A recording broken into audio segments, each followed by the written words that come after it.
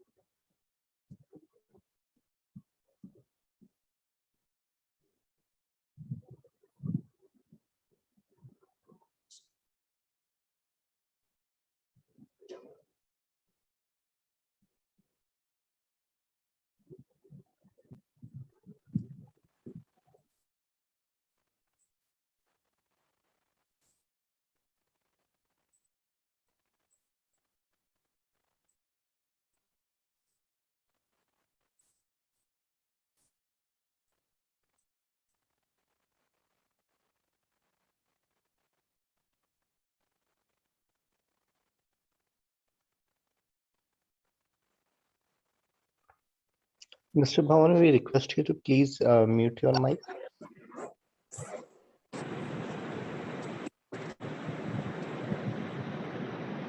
Hello, good morning, sir. Good morning, Kesri ma'am. Okay, sir. Okay, sir. Okay, sir. Thank you. Thank you so much, sir. Yeah. Yes, sir. Yes, sir. Thank you, sir.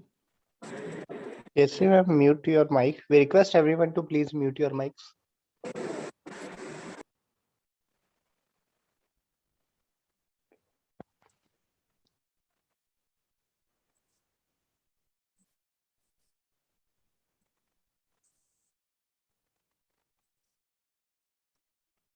Sir, is Rakesh sir available, sir? Yes, ma'am, he is in the meeting. Okay. Just to inform him that I already called for the keynote speaker. He will be joining in 5 to 10 minutes. All right, ma'am.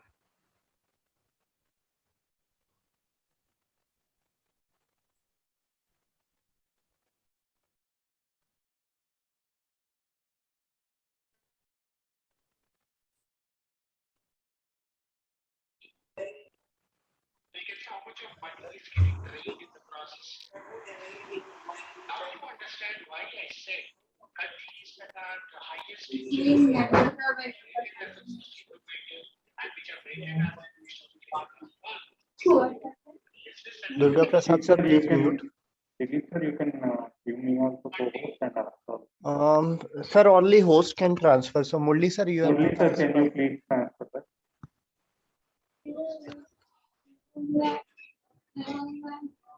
Murli sir, please give the rights to Rakesh sir and Asta. It will never happen because the routing itself is a it makes it so Sir, could you give the right to me and time consuming that the intent to be creative and innovative also goes for a loss.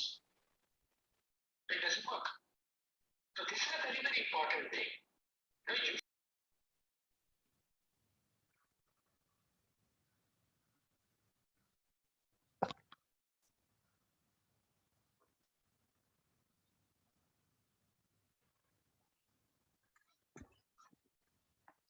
Asta, check. I hope you can share the screen now.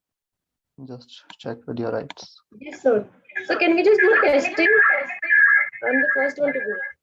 Yes, okay, you can do so. sir, I'm not the host right Yes, right but now. you have the sharing rights. Oh, okay, sir.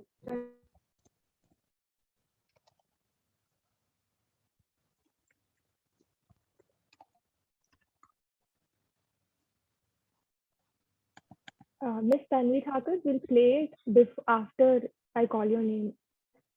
Can you please stop sharing your screen?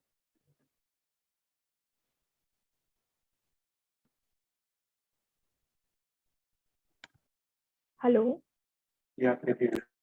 Thank you. I've closed. No, I was just testing. Thank you. Yeah, okay. So, is the PPT visible? Yes, Asta, you just move it to slideshow view, okay, when you're presenting. Okay, sir. Sure. Perfect. So Murli sir, sorry, Rakesh sir, till the session is starting, I'm here. After that, I will leave for the class.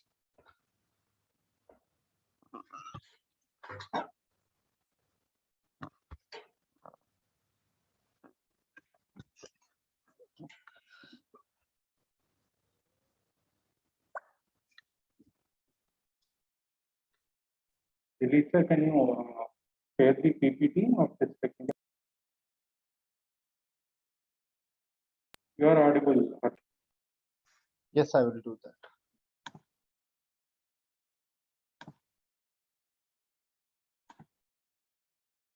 Rasta, do you have the PPT of technical session 1?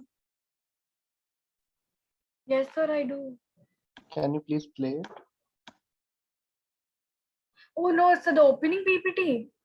Yes, wait, I'll No, send. no, sir, I don't have it. Wait, I'm sending you. Good morning, Mamoon sir.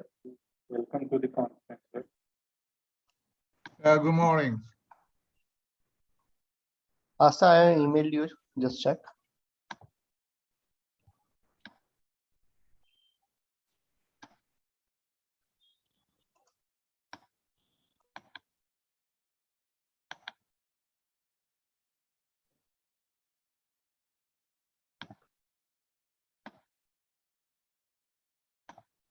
Yes, sir, just a second.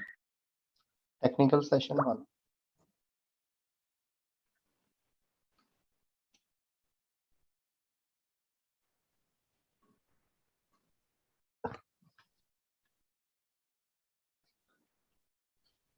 Good morning, Mahmood sir.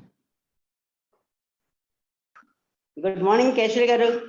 Good morning, Hemlata madam. Congrats. All the best. Thank you, madam.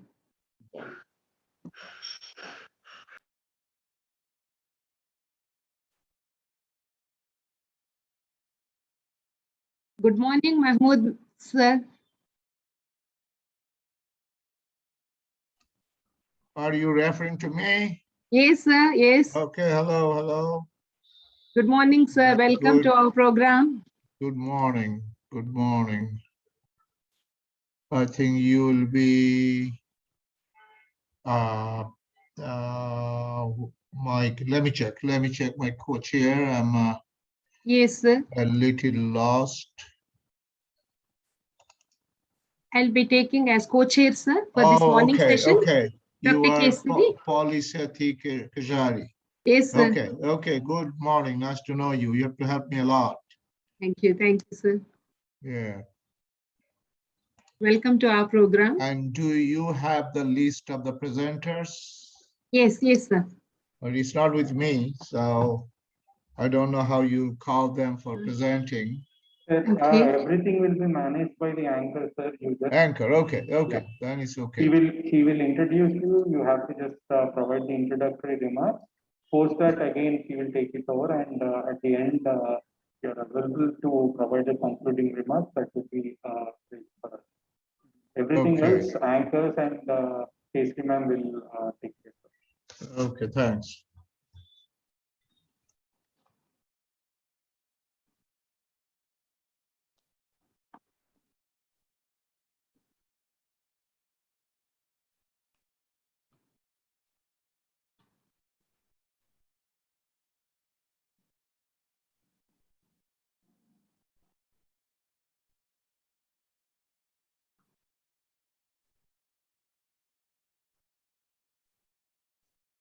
Sir, can you please just change the timing to 11:30 a.m.? Go back. Okay, yeah, you can open this one. Second slide, you can open that. Okay, that's fine.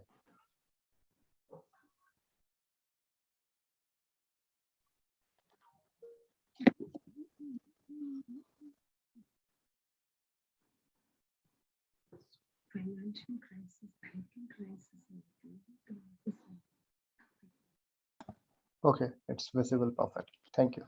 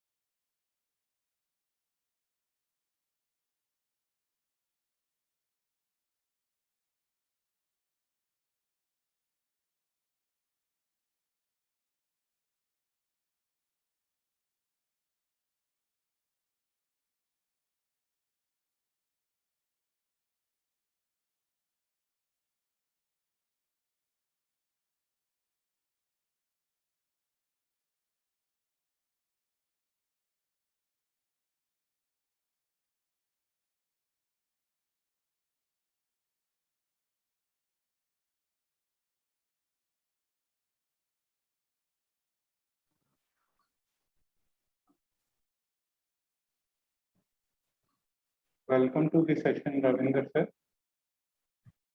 Good morning, colleagues. Good morning, Can you hear Ravinder me and sir. see, can you hear me and see, ma'am? Yes, sir. Yes, sir. Welcome to our session. Thank you. Thank you very much. I'll be chairing this session. I'm Dr. Mamun from Bangladesh.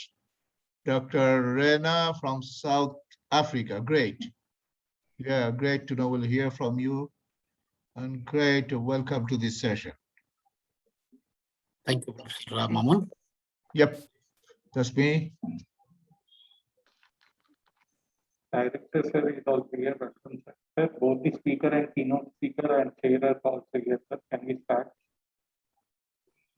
Yes, sir. I think we can. Good morning, Maimun sir. Thank you very much. Good morning, Maimun sir. How are you? Hope you are doing well. Oh, yeah, Dr. Kumar. Yeah, you are my contact. Yeah. Yeah. Yeah. Nice to see you. Yep. Once again here. Unfortunately, though, online. Yeah. Yes, sir. Same here. I'm very happy to see you, sir, once again. No, thank you very much. Yeah. I was there all through your inaugural session. Yeah, I enjoyed it. Yeah. Challenge you have taken. Yep. Yeah. So shall we go on the air? Yes, sir. Director sir, can we start? Will sir? be.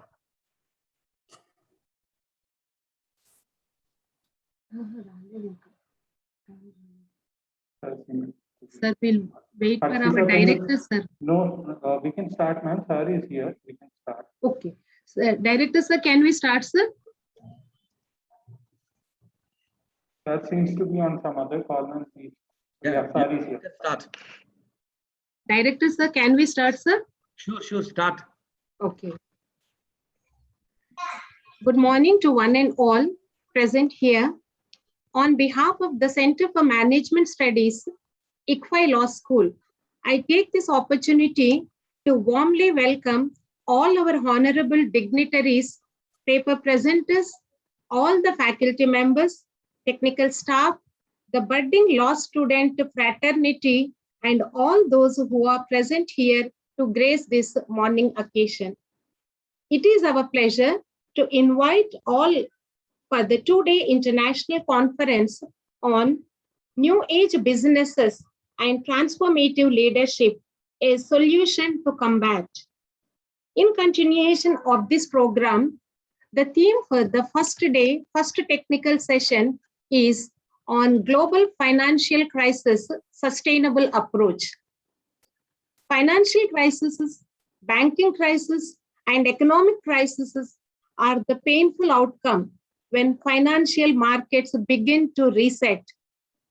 As it has been rightly enlightened in our morning inaugural session by our Honorable Vice Chancellor, Professor Mahendra Reddy, who enlightened the need for doing ease of business by creating tremendous employment opportunities, income generation, consumption, and so on. But the global financial crisis is still going on. The intensification of the global financial crisis has made economic, financial environment very difficult for the world economy, thereby necessitating a new financial architecture, a key innovation in the financial and real sectors of the economy. The magnitude of the current global crisis requires bold objectives and the strengthening of the domestic and international financial architecture. With these few words, I once again welcome you all, and I will hand over the platform to Harshita Kotari. Over to Harshita. Thank you, Mom. As Bern Bernanke says, the former US chairman of Federal Reserve, the lesson of history is that you do not get sustained economic recovery as long as the financial system is in crisis. A very good morning, everyone. I, Harshita Kothari, on behalf of the Center of Management Studies, ICFAI Law School, Hyderabad, welcomes you to the technical session 1 of two-day international e-conference on New Age Businesses and Transformative Leadership, a solution to combat. We welcome our distinguished dignitaries, Dr. Mohammad Mamun, Institute of Business Administration, University of Dhaka, Bangladesh. Keynote speaker, Professor Ravinder Rena, Northwest University Business School, South Africa. Our co-chair for the session, Dr. Polishetty Kesari, Associate Professor, ICFAI Law School, Hyderabad. It's a pleasure to have you with us today. We also welcome our participants, faculties, students who are joining us this morning. It is now my privilege to introduce Dr. Mohammad Zahalak Mamun, Institute of Business Administration, University of Dhaka, Bangladesh, and our chair for this session. He did his PhD in Urban Development Management from Asian University of Technology, Bangkok, where he also served as a postdoctoral fellow. With more than 35 years of teaching research experience both at home and abroad, he has specializations in areas of risk, disaster, technology, quality, and operation management. He has authored 4 books, edited 1, and contributed in 11 sections. Dr. Mamun has over 160 publications in national and international journals, proceedings in planning and management related areas. He was awarded the most prestigious award, UGC Award, for his academic excellence in area of economics and business studies twice, and University of Dhaka Ibrahim Memorial Gold Medal thrice for his outstanding research work.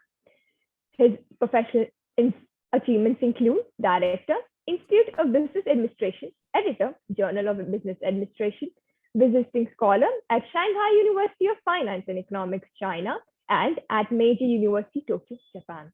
Vice President, Secretary, a member of Board of Governors at Asia Pacific Risk and Insurance Association, Singapore. Member of Board of Directors, the International Academy of Financial Consumers, South Korea. Dr. Mamun is a Fellow of International Center for Asian Studies, Hong Kong, Computer Society of Bangladesh, and Institute of Engineers, Bangladesh. It's an honor to have you with us today, sir. We welcome you for your address and the introduction of the team. Sir. Thank you, Harshita, for this very humble, honoring me. Let me start this way. I'm really thrilled to see 61 participants right now in this technical session. Normally in a brick and mortar session, we do not see so many participants. So whether we like it or not,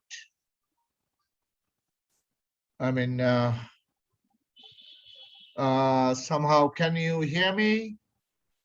Somebody please respond. Yes, sir, you're audible. Yes, sir, you're audible. Okay. So when I was looking at the title of this particular conference, New Age and Transformation of Leadership, actually, I don't know what is the mind of the organizers, but to me, immediately I thought of COVID-19, which totally changed this world.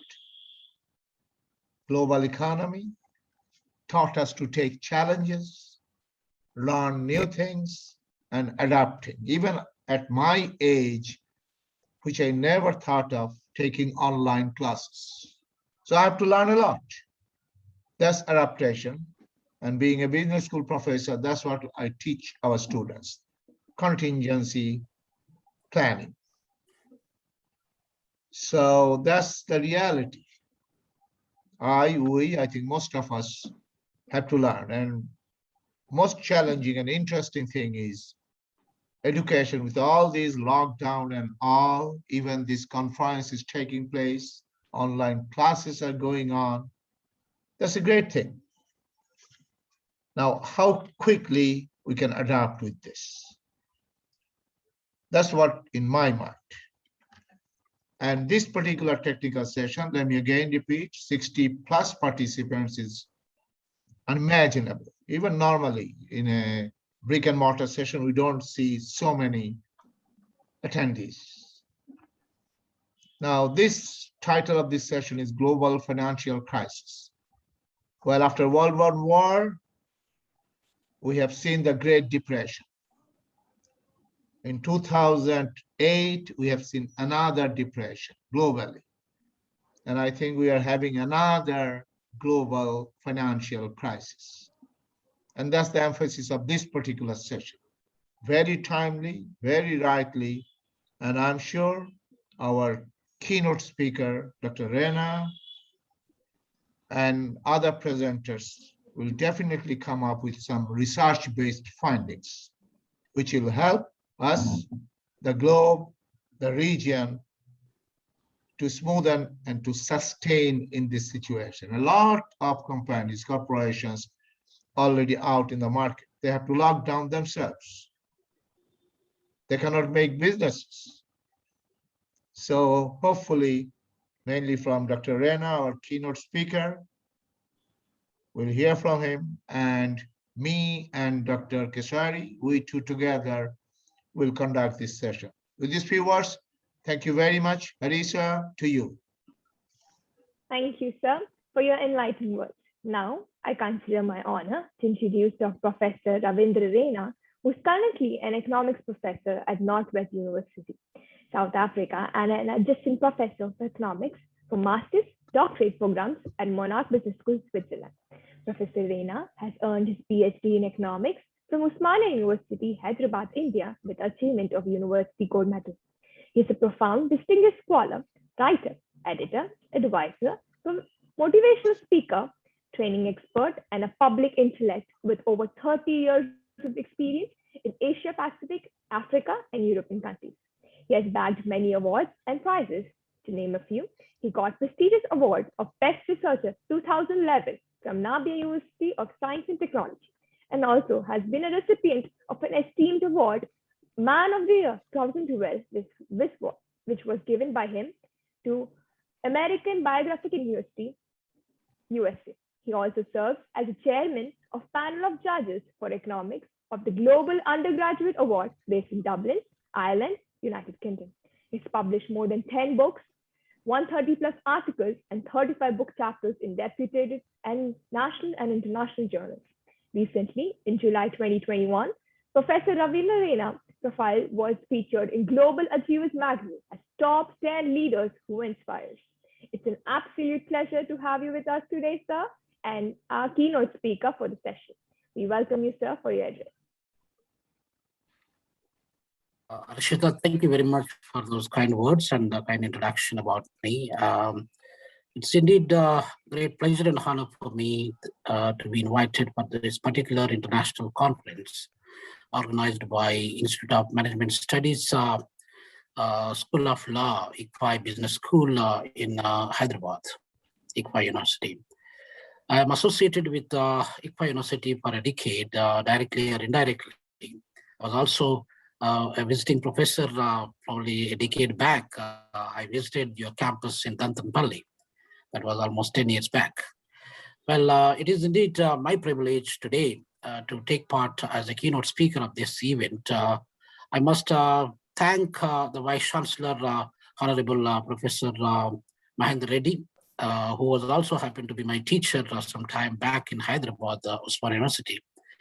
And also my colleague and a long-term friend, Dr. Kesari Polishetty, and the other colleagues from the Institute, Arun Kumar and Narasimha Rao, and many others who put efforts to make this conference, to bring us together on this platform. So ladies and gentlemen, today's topic is that a global economic crisis, a global financial crisis, a sustainable approach. That is the topic of this particular technical session number one. I would like to touch upon, because in the interest of time, I would like to touch upon some of the key issues of this financial crisis. The financial crisis that we've been experiencing today because of the pandemic, and before the pandemic also we have experienced quite a number of times the financial crisis. The financial crisis is not new to us. It is dates back, if you look at the credit crisis that we experienced around 1772, when the British and probably many West European countries are colonizing India and Africa, many countries in Asia. So there was a credit crisis in probably about 1772. So that was also one of the crises that the world has experienced. And thereafter, the crises keep coming now and then, just like flu. the flu that we are also experiencing, the COVID-19 flu. And in a similar fashion, the global economy and global finance also being badly hurt or badly hit by the kind of crisis. So let me touch upon those crises and also take you the kind of crisis that we are having because of the pandemic. So now that is the crisis that we experienced, the world economy has experienced around 230, 250 years ago. And thereafter, we all know that the Great Economic Depression. A Great Economic Depression started in 1929, and it goes probably about 10 years period, although we economists believe that it went between 1929 to 1934, about 5 years period, but it is beyond that, ladies and gentlemen. It went up to 1939. That was the key time because the world has been, engaged in the World War II, and eventually we are coupled, and we are also, probably sandwiched between the war one side and the economic crisis or the financial crisis on the other side. So what happened in Great Economic Depression? It became Great Economic Depression because of the fact that it not only hit America, which has where it has started originally, but also the rest of the world. In America alone, ladies and gentlemen, we know that 30% of the output, the national output in America, has declined. And 25% unemployment is increased. And it goes in a number of ways that probably the crisis has hit very badly the economy of the world. So in the World War II, which was started by and large 1934, 1935, and it went up to 10 years period, about 1944, 45. So one side the war and other side the crisis. And that literally hit the finances of the world and the economy of the world very, very badly. That is why we don't forget the economic crisis that we experienced in 1930s. And until today, we say it is GED. GED became like an abbreviation for Great Economic Depression. Now, we look at the other crises that we experienced. So there are other crises also we experienced in between. And particularly to name a few other crises that we experienced was 1972. 1972, we got an oil shock. And eventually, OPEC countries, Organization of Petroleum Exporting Countries, they had some rivalry, some kind of dispute with America and few other Western European countries because of the Israeli and then kind of probably Palestine issues. So eventually, there was some kind of ban on the oil, and that also created a crisis for us. So the oil prices shoot up tremendously in less than a few days' time.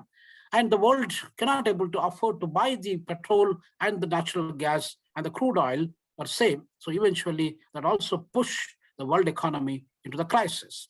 Now thereafter, also in 1982, we got a debt crisis. And the globe in general also plunged into debt, and they couldn't able to pay the interest rates.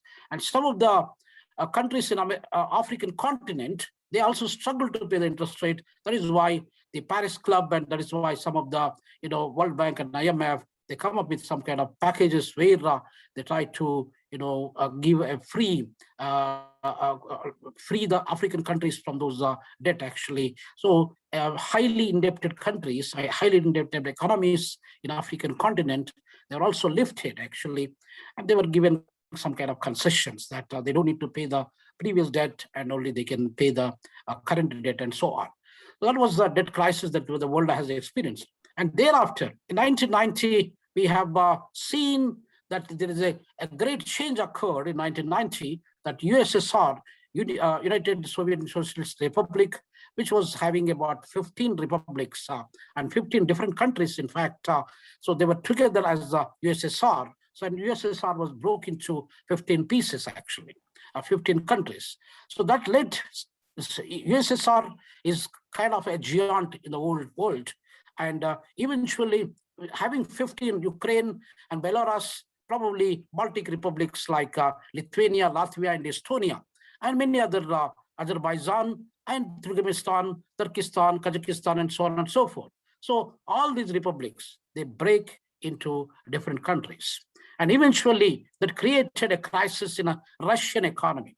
Now, Russia is still the largest economy, largest country in the world in terms of the area size. Probably it is the only country in the world which has got about 17.2 trillion, 17.2 million square kilometers land. That means that African continent, where I'm sitting in South Africa, and the African continent is about 31 million square kilometers land, making Africa as the second largest continent in the world.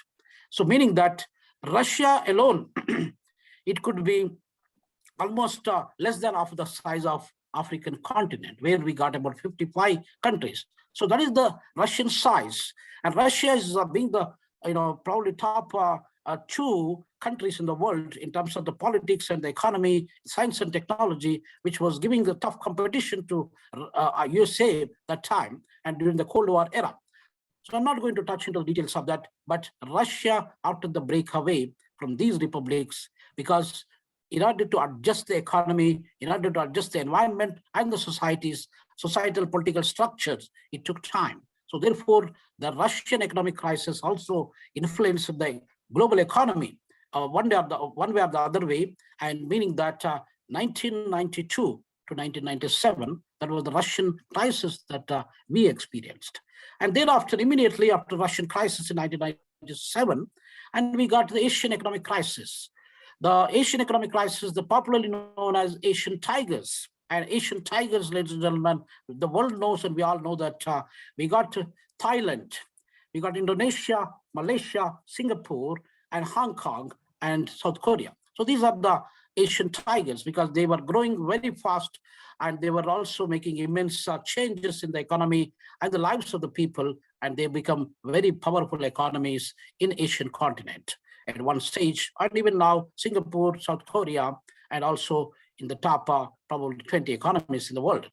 So the Asian economic crisis also created a lot of turbulences and turmoil in the global economy because of the fact that if somebody is getting a cold, and the cold symptoms can be easily transmitted or transferred to different other people in no time. The same thing has happened. I'm going to touch upon the COVID crisis a little bit later. So now the Asian economic crisis also got an impact, a greater impact on the global economy one way or the other way. So therefore, ladies and gentlemen, that we have got the crisis that we have experienced with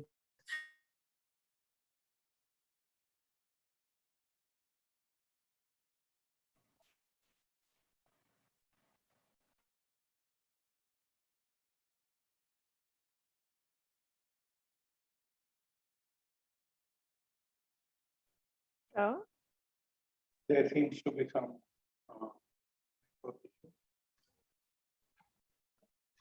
Harsita, if you please check what happened. Yes, sir, I will check.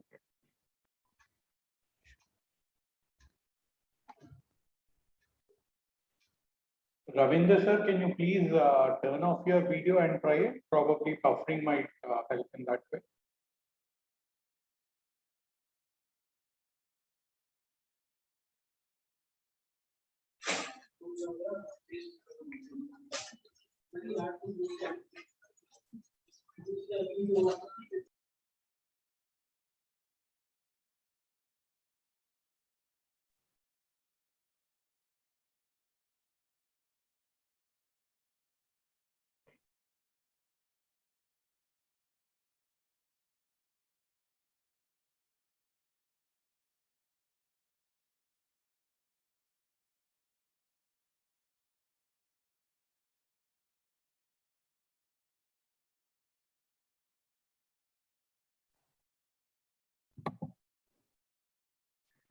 Sir, I have spoken. Sorry for the technical errors, ladies and gentlemen. Can you hear me now? Yes, sir. Yes, sir. Yeah, sorry about that. I got the technical problems. Yeah, so I was telling about the economic crisis and Asian economic crisis, which was taking place sometime around 1997, that also got a greater influence on the global economy.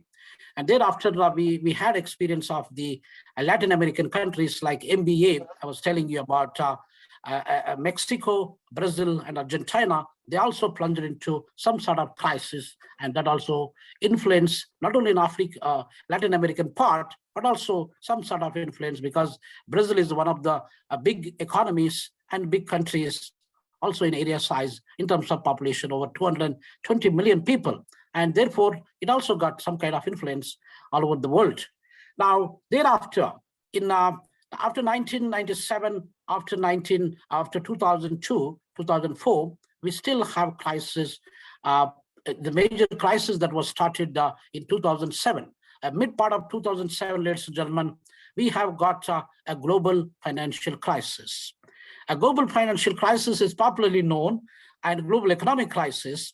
And eventually, the Lehman Brothers and Lehman Investment Bank, which is considered to be the biggest bank in the world, and that biggest bank was collapsed over time. And eventually, in mid 2007 to probably early part of 2009, the crisis has occurred about 1.5 years period. And therefore, it is known as global financial crisis. Now, global financial crisis, what had happened there?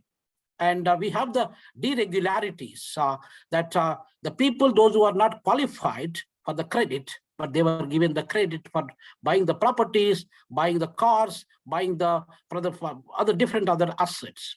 So eventually there was a risk, and the risk was not assessed properly by the banking institutions in America, and eventually the Lehman Brothers. And it is also one of the impactful bank, not only in America, but also in the rest of the world, one way or the other way, directly or indirectly. There are so many other banks that used to take a significant amount of loans from the Lehman Brothers because it's an investment bank. So the bank is collapsed, and people were unable to pay the loans that they have taken. The mortgages that people bought the houses, they couldn't able to pay the mortgage, the EMIs.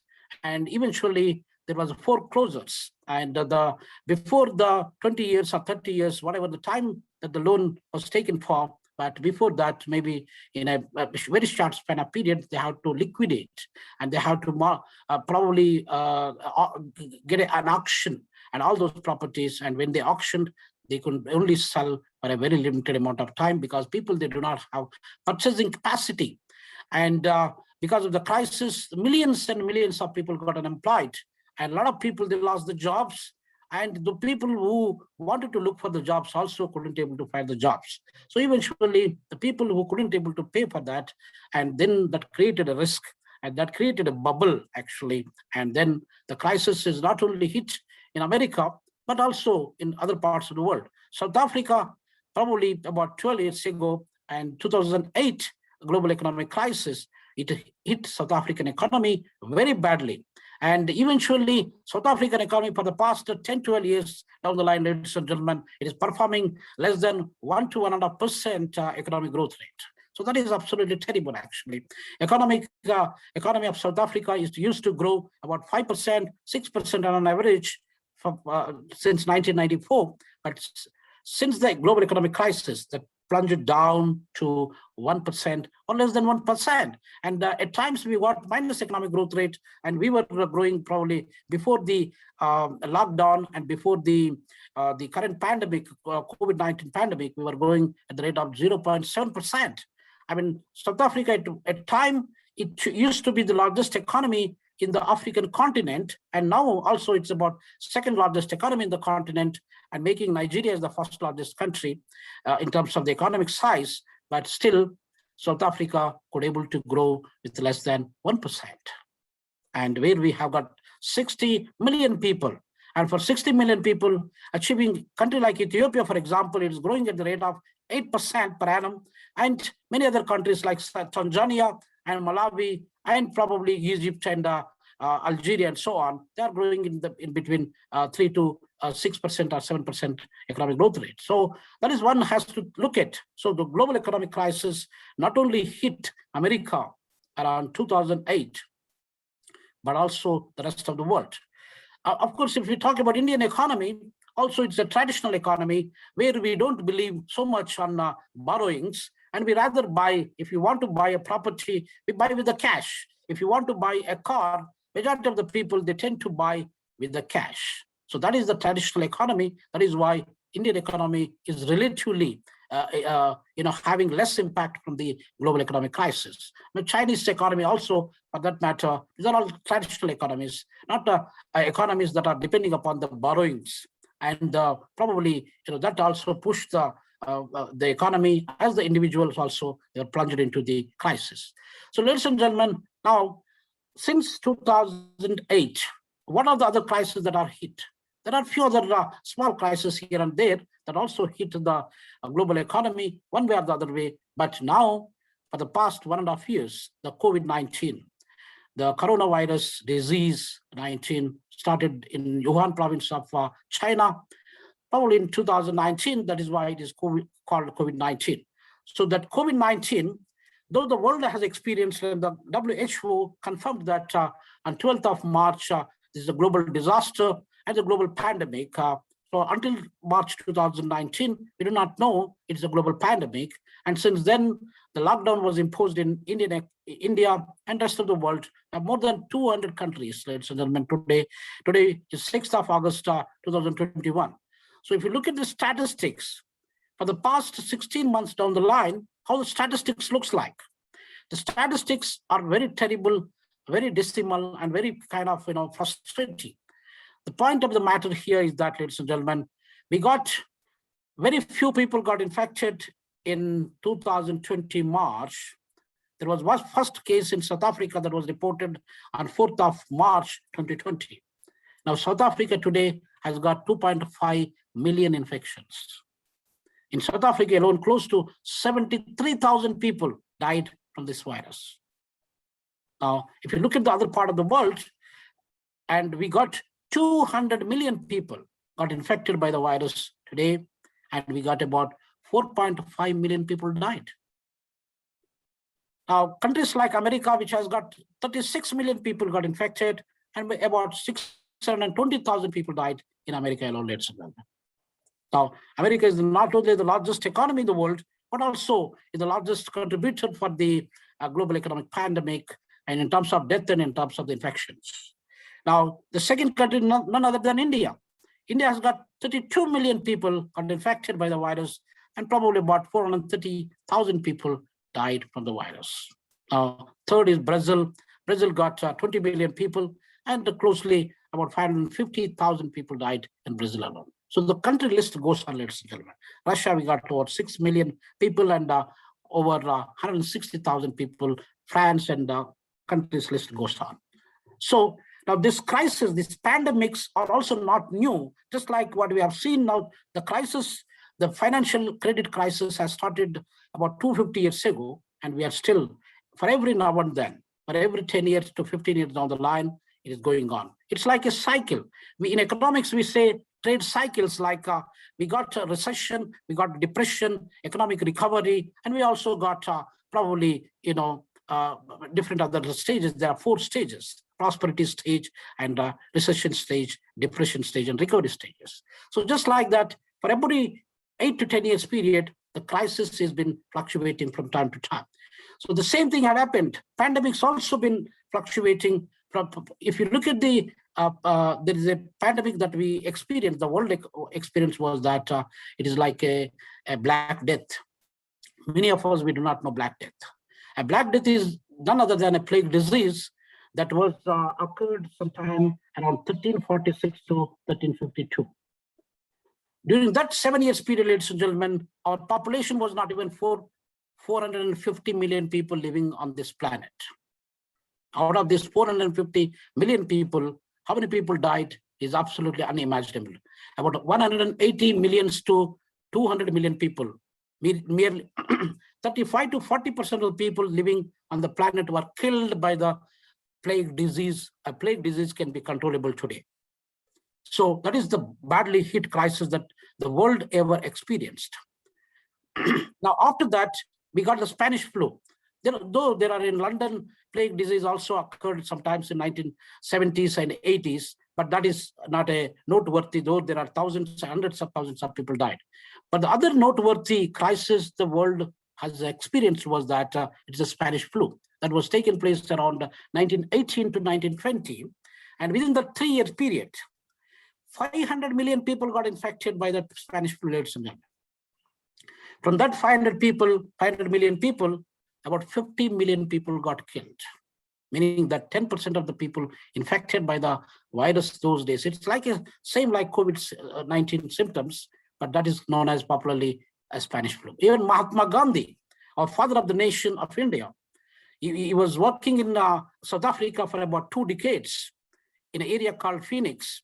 And South Africa, he came to India by and large at the same time, around 1917, 1918, sometime there. He also got infected by the Spanish flu, but he survived. But in India alone, ladies and gentlemen, about 17 to 18 million people died with the Spanish flu 100 years ago. So now this crisis is also hitting. Now, it's not only hitting the people, it's not only creating the human catastrophe, taking lots of innocent lives, and it is not even seeing anybody as a politicians or the top popular figures or the prime ministers and the presidents and the common man. Everybody is equal to the disease. So now this disease, what has created? It created a bigger economic crisis, a bigger financial crisis. If you look at the crisis that we experienced for the past 1.5 years, it's absolutely worse than the Great Economic Depression, as I told you a few minutes ago. So we cannot able to recover from this crisis. Now, largest economy, America, if you look at the global economy today, or probably before the pandemic, it looks like we have about $85 trillion worth of money that was generated by more than 200 countries in the world. That is our global income plus minus. So out of 85 trillions, we got 23 to 25 trillions contributed, which is about 25% of the total global economy was contributed by America alone. So America is not only the largest economy in the world today, but it has been the largest economy for the past 150 years, starting from 1870. And since then, America remains the largest economy in the whole world. Now look at that. Before 1870, which was the largest economy? It's none other than India, ladies and gentlemen. India has been the largest economy in the whole world for almost about 1,800 years. So India was contributing at one stage about 40% of the total income of this world, ladies and gentlemen. From 40%, we declined to 28%. From 28%, we declined to 25%. From 25%, even when World War I taken place between 1914 to 1918, during that period, around 1916, our economy, Indian economy was contributing about 14 to 15% to the global economy. Now, when India got independence in 1947, in 1950, we were still contributing about 4 to 4.5% to the global income. And today, we are contributing only 2.8 trillions. Now, meaning that we are contributing less than 3% of the global income. So you can imagine we were at 40% one stage, now we got less than 3% today. So that is unfortunate situation, ladies and gentlemen. Now, the economies such as, if you look at in the interest of time, I don't know how much time that I have, in the interest of time that we have countries like Japan. Japan was badly hit by the World War II, and Hiroshima and Nagasaki were bombed, and probably more than 300,000 people got killed by those 2 bombs. Japanese economy was absolutely ran into ashes of destruction. Now, after that, what happened?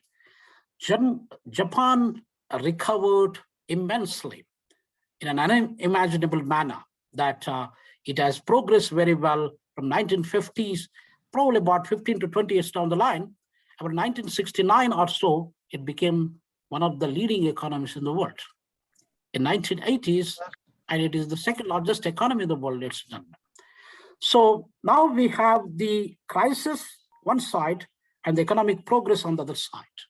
So that is the Japan story for us. And Japanese people, when they're producing the commodities in the 1950s, they are unable to produce quality commodities, ladies and gentlemen, but still they never give up and they keep on working harder and they keep on believing among themselves. That is why Japan could raise from ashes of destruction to the second largest economy in the world. Now today, even out to China, China was nowhere. China and India, they Sorry were. for the interruption, sir. Sorry for the Uh, interruption. Can you yes. wind up, sir? Due to time shortage, can That's you fine. please make it short, sir? I'll do that. Thank you. Well, I've got so much to talk about, but in the interest of time, yes. I was trying to tell you that China and India, they were parallel to each other at one stage in 1990, 30 years ago. And just to tell you the fact that the Indian economy was contributing about $297 billion. That is the total income of India 30 years back. And 30 years ago, Chinese economy was about $313 billion. So meaning that there is only 16 billion difference between China and India. Now look at China today, it raised up to $14.6 trillion and made China as the second largest economy. So ladies and gentlemen, the global economy also having lots of challenges, lots of turbulences because of the pandemic. The global economic crisis is much worse the whole world never ever experienced.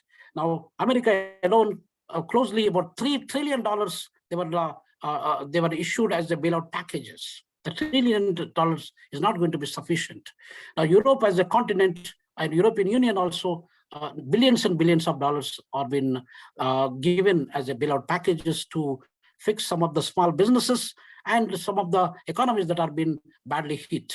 So therefore, the crisis will be remained for some time. It cannot be fixed in the coming 3 to 4 years time. It may take even 10 years. Country like India, it was badly hit. About 25% of the economy was gone back, probably. So in order to bring that 25% of the economy back to the track, it takes time for us. Although the IMF forecast that we have maybe by 2022, 2023, Indian economy is going to grow at the rate of 12%. Now we are going to go. We are growing today. We are growing at the rate of about 3.5% actually. So in the coming 1.5 years time, growing at the rate of 12% will also be very difficult scenario for us, where probably more than 150 million people got unemployed in the country itself. So ladies and gentlemen, with the interest of time, we got the debt crisis, we got even the share market, stock markets and banking sector, all those banking finances, they're also been strained so much. And on 23rd of March 2020, the whole world never experienced the crash of the financial markets. So that is what the pandemic also created. Pandemic also impacted on the global economy and the global financial crisis. But despite of the challenges that we experienced, hope is considered to be the poor man's bread. Let us not lose the hope. And if we keep the hope, and every human being has to work hard. If Prime Minister Narendra Modi or probably President Biden cannot do anything for the people, but people themselves, they can always do something for themselves and for the countries and for the world in general. So with these few words, ladies and gentlemen, I'd like to conclude by saying thanks to Dr. Kesari for inviting me and the ICFAI Law Business School or Law School, ICFAI University, Hyderabad, India, and the chairperson, Professor Mahmood from University of Dhaka, and colleagues sitting here, and all the fellow students and participants from different corners of India and different corners of the world. Thank you very much. Thank you, sir, for your thoughtful and enlightening words. I request Dr. Polishetty Kesari, Associate Professor, ICFAI Law School, Hyderabad, co-chair for this session, to explain few basic guidelines for the present. We welcome you, ma'am. Thank you.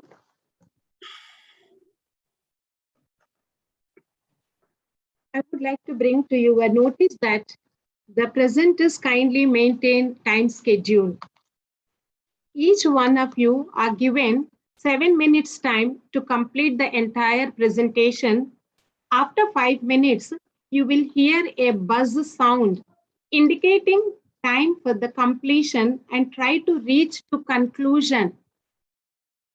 Even after 7 minutes, if it is still continuing, we will request you to wind up as soon as possible. Open your videos while you are presenting your paper.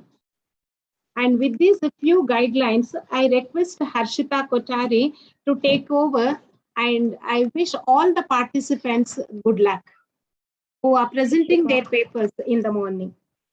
Thank you, If I ma'am. add a little with Dr. Kesari, I mean, Yes, as sir. time is very tight, so mainly a little introduction, objective, methodology, and findings. Don't go for tables or graphs. Thank Yes, you. sir. Surely, sir. Surely. Thank you, sir. Thank you, sir. Thank you, ma'am. And I hope everyone takes this under consideration during the presentation.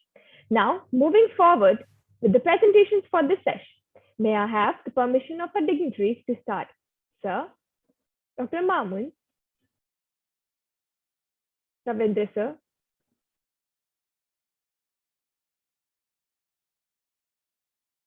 I think we Ma'am, can should go I ahead. proceed? Yeah, go ahead. In this session, we have 12 participants presenting their paper. Please post the questions in our chat box regarding the presentations presented today. We'll also be open to the same at the end of all the presentations that will be taken up by our co-chair, Dr. Polishetty Kesari. So for our first presentation, we have Ms. Tanvi Thakur and Ms. Sabina with their presentation on transformation in businesses in specialization to the importance of IPR and MSc. They hail from Manager of Legal and Compliance Nutrition International Private Limited, part of Dewan Group. We welcome you, ma'am. Thank you, Ms. Harshita Kothari. I will just share my screen and just take a second to share, and then we'll start. Yeah.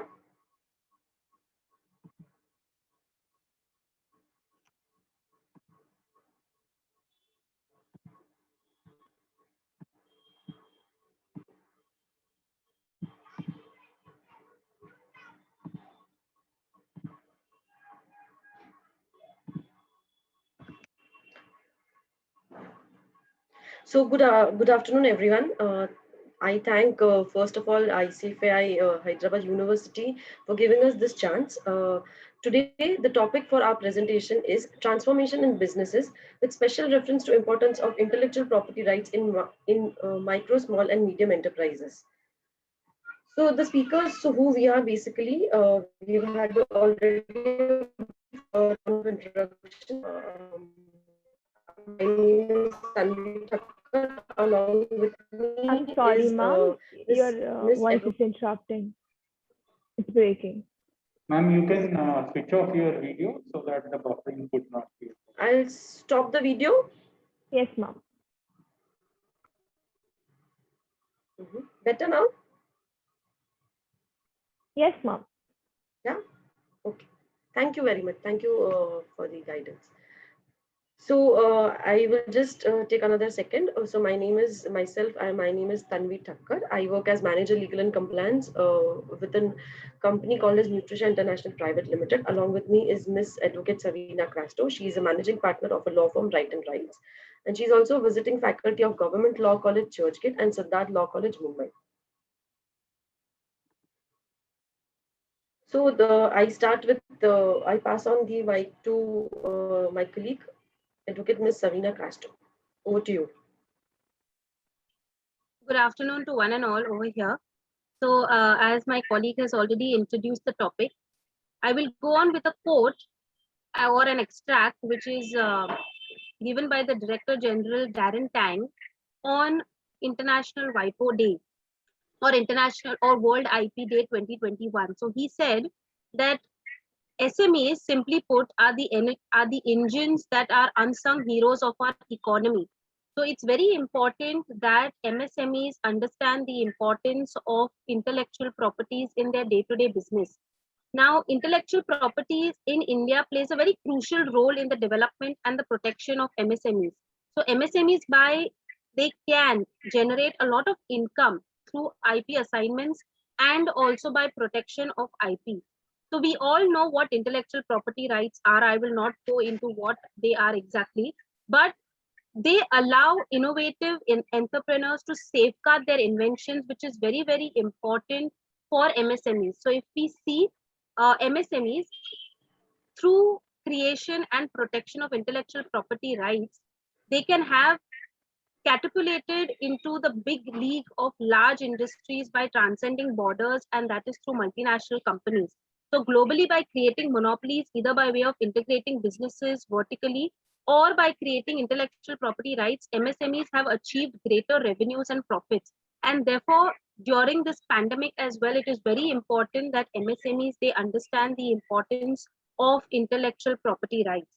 And therefore, even on the World IP Day, we had this topic, or the theme for this year's World IP Day was taking your ideas to the market, which basically was a guiding factor for MSMEs.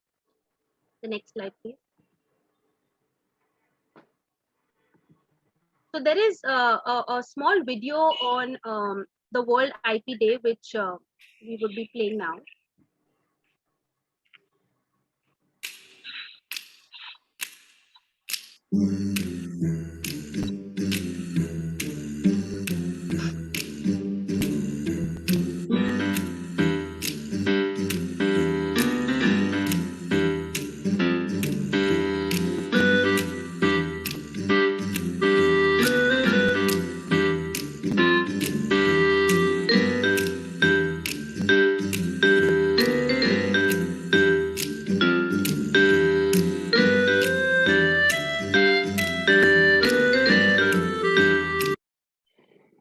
Yeah, so from this video, we have seen that how the WIPO has exactly brought out this entire factor, that it's very important that people understand the role of intellectual property and use it for their businesses.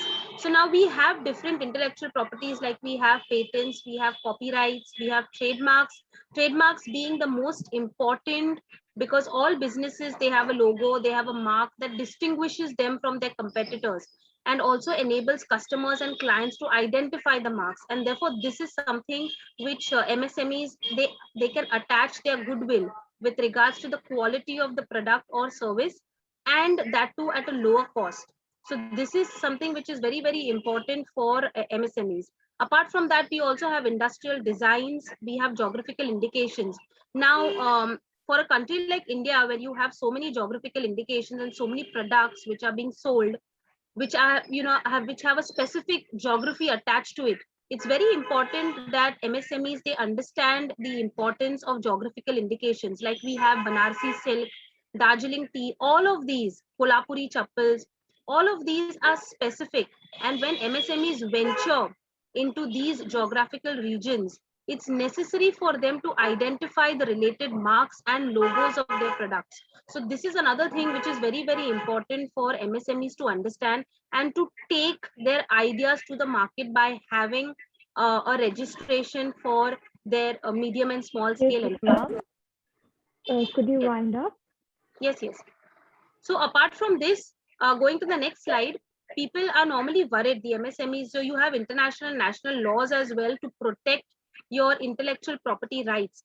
Now, MSMEs, they feel that it is quite expensive for them to get into a registration. But however, if we see, the government has done a lot of important benefits by reducing the costs for registration of specifically trademarks and copyrights. Of course, we know that it's optional, but trademarks registration also is quite inexpensive now, and it has been reduced to 50% of the value that it was originally.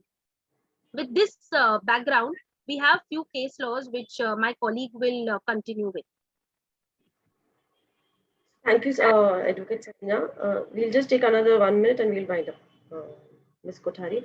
So we just have this one Nodoka organic Japanese tea, which through its registration of trademarks and the patents for its organic tea, Mr. Hong, the Korean-based citizens protected its intangible assets and brought this Japanese tea throughout the world. Another is the Panama Blue Waters, belonging to the Panama geography, which is in the continent of America. The unique design and its unique clean water, the small and medium enterprise, Panama Springs, has been successful to bring this again another example, which is worldwide, a local based company through its Panama Blue has made it a global player. Last 30 seconds and we close.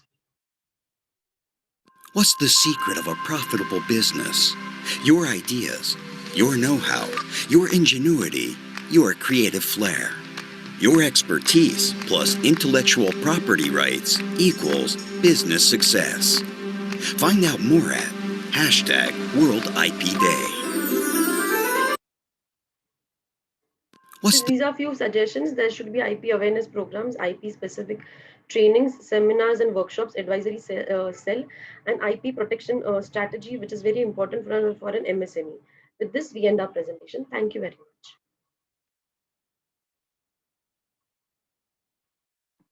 Thank you, ma'am. It was a wonderful presentation. Now, we would like to call upon Dr. Narendra Melai and Dr. A. Saikran with their presentation on performance comparison of machine learning and algorithms on financial data. He's a professor at CBIT. Sir? Dr. Narendra?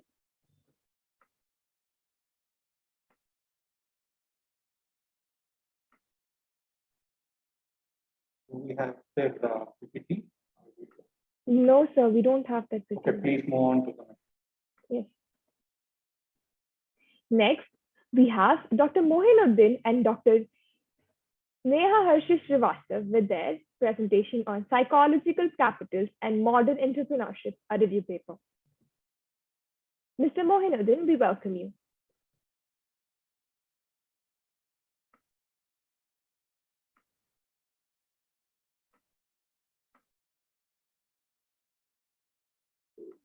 Should I move on?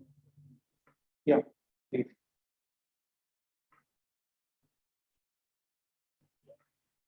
Next,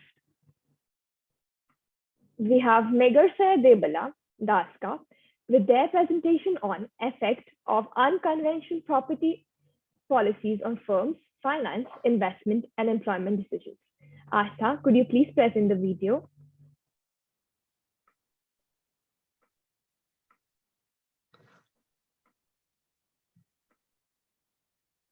I'm trying to share my from Western. Hello, this is Megarsaya Daxa from Western Michigan University. Actually, I'm ready to present from here within 7 minutes. Okay, sir. Okay, sir. Asta, can you please stop the sharing? Presenter would like to do it live. Okay, thank you.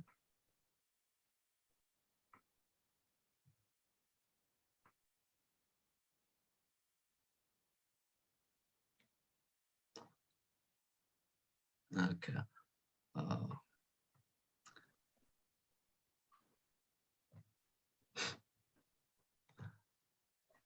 I'm trying to share my screen.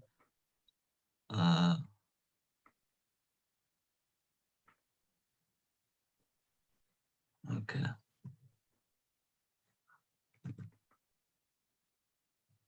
Can you see my PowerPoint now? Yes, sir. Can you hear me? Yes. Okay.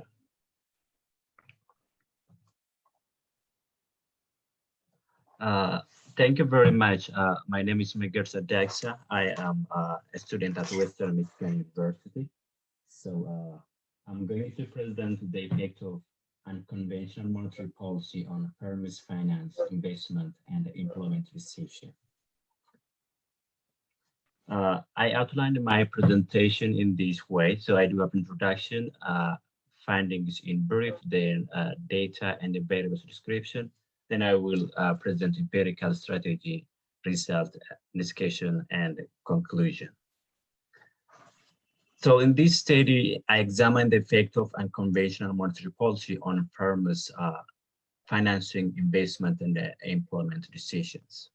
So we see that there is the empirical link between unconventional monetary policy and the firm's decisions are not well documented. Studies also show that unconventional monetary policy alters corporate financial decisions. Further, we see that the effect of unconventional monetary policy on firms' investment is not clear. Studies also show that there is no clear firm-level employment effects of unconventional monetary policy. And that these unstable and unclear relationships between unconventional monetary policy and a firm's financing, investment, and employment decision call for further investigations. So in general, we see that there is no developed, stable, and a clear empirical link between unconventional monetary policy, firms' financing, investment, and employment decisions.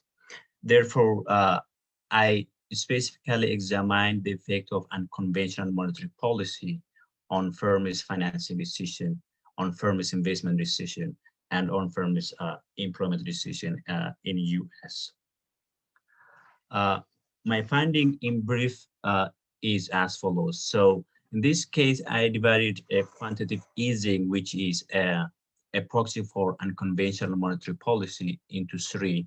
The first, the second, and the third quantitative easing. So in this case, quantitative easing 1 and the quantitative easing 2 increases firms' dividend payments.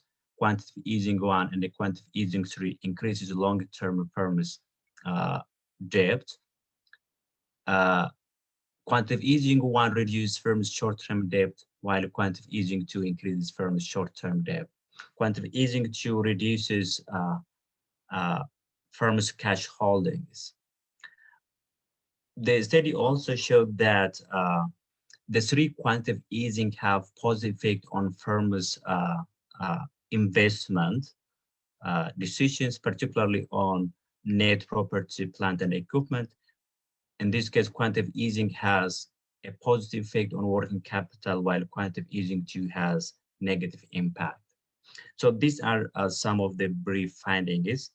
I collect data from the Composite Capital IQ, which is published by the Standard and Poor. For financial and investment decision, I use quarterly data because the quarterly data are available for these financial and investment decisions. But for employment, I use annual fundamental data because I don't have quarterly employment data for these companies. And the time period spans from the 2007 quarter 1 to 2014 quarter 4. So in this case, I split the time periods into 3 because I do have 3 quantitative easing, which is unconventional monetary policy during 2007 to 2014. So in this case, my dependent variables are divided into 3. The first one is financial decisions. In this case, I do have dividend, long-term debt, equity issuance, short-term debt, cash holdings. And for investment and employment, I do have property, plant, and equipment, working capital, capital expenditure, and employment. The other independent variables are quantitative easing, which is my interest variable, which measures the unconventional monetary policy.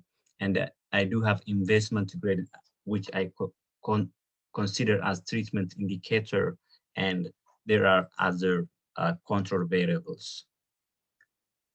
So to analyze the study, I use difference in difference equation. So I start the analysis from the basic difference equation. I am interested in this coefficient, which captures the effect of quantitative easing and whether the companies are investment grade rated or not. Sorry to interrupt, sir, but you have last 1 minute left. Okay. So given this, I use the I included control variables, and also I interacted the quantitative easing with the investment grade so that I can have robust result for these findings. So results and distribution. So first, I will consider the quantitative easing 1. So in this case, I showed that quantitative easing 1 increases firms' dividend, long-term debt, and it reduces short-term debt when the estimates are not precise. And the quantitative easing 1 increases equity issuance of the firms.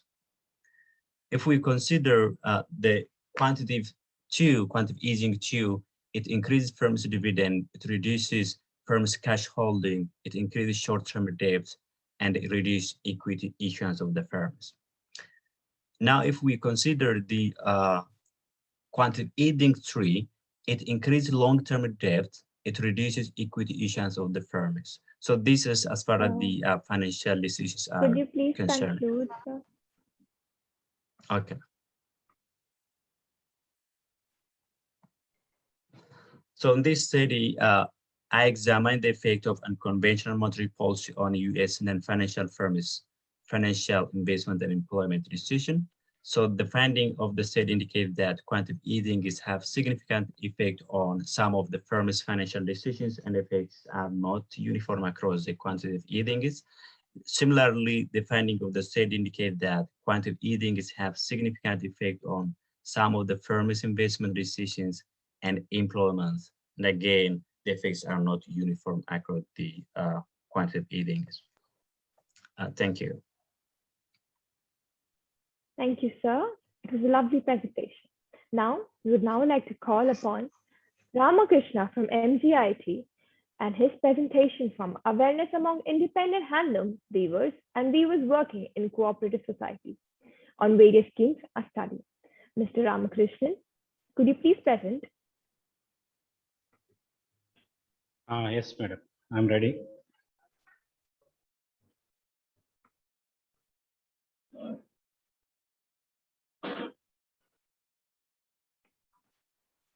Yes, now I'm going to share that presentation. Yes. May I know, is it visible to you? Yes. Hello, ma'am. Yes, ma'am, you're visible. Yeah. So I'm S. Ramakrishnachari, Senior Research Fellow, Department of Commerce, Usmania University, Hyderabad, Telangana. I'm working in MGIT as Assistant Professor, Department of Management and Mathematics and Humanities. So my topic is completely research related, awareness among independent handloom weavers and working in cooperative society on various schemes. It is a completely primary data, and these particularly the topic discuss about the development agenda of poverty alleviation among these handloom sector. Especially for developing countries, which can be achieved by economic growth and distribution of income, and eradicating the poverty, and to improve the sustainability of the people. So this research paper entirely focused on the, so what are the various schemes and how it is impact their livelihood, and at the same time that governmental schemes also they're providing to improve their sustainability. And particularly these handloom sector in India, particularly most employment is generating, labor intensive and export oriented industry, especially in rural and semi-urban areas. In my research study, I took that 450 as samples, and I collected individually from each and every handloom weaver.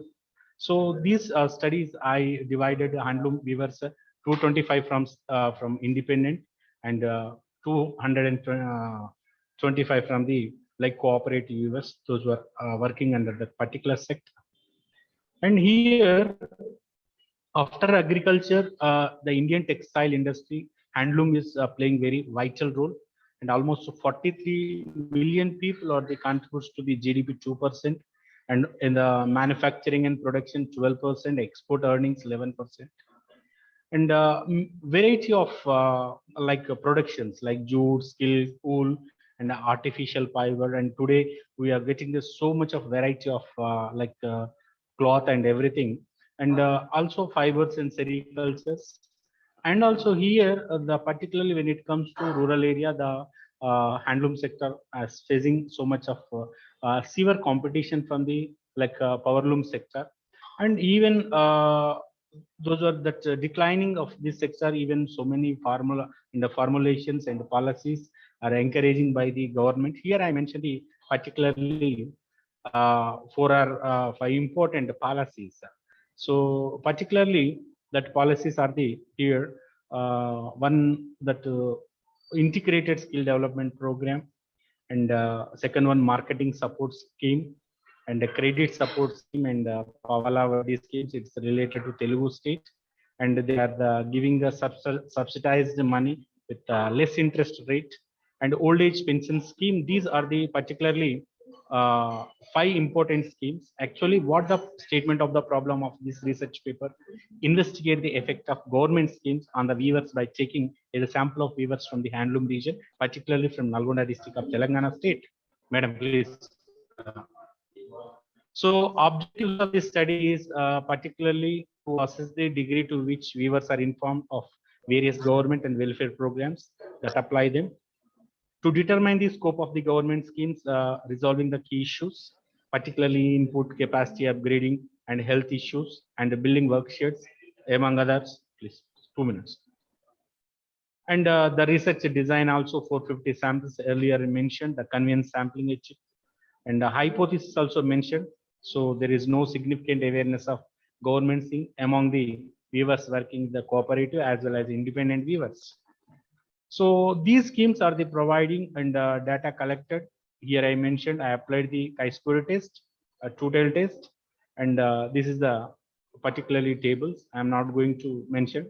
So when it comes to the table 1, it is going to the hypothesis accepted, null hypothesis accepted, and various 5 types of schemes I mentioned here in the diagrams.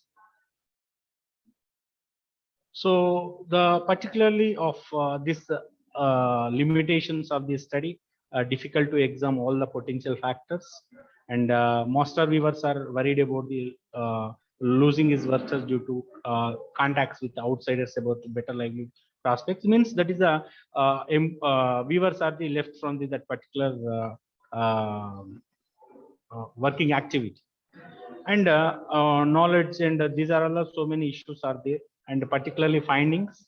So ISDB program, the improve the cooperative society 51%, and here also You have one minute left. Could you please wind up? Yes. So these are all the findings, particularly about the credit support scheme and as well as these schemes.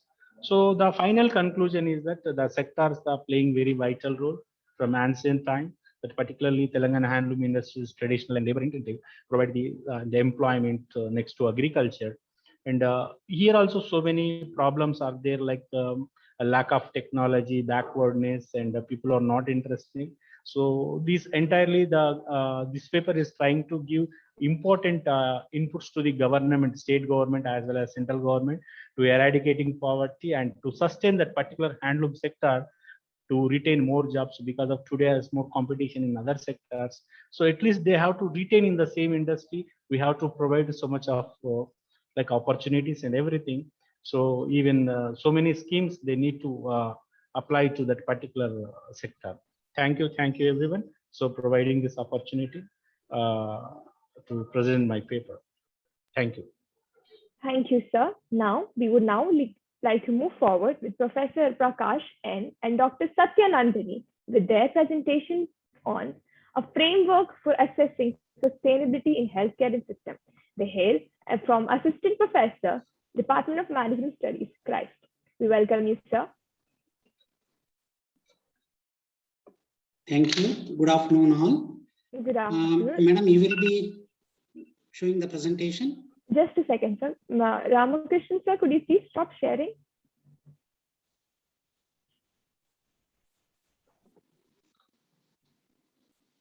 Sir, could you please stop sharing?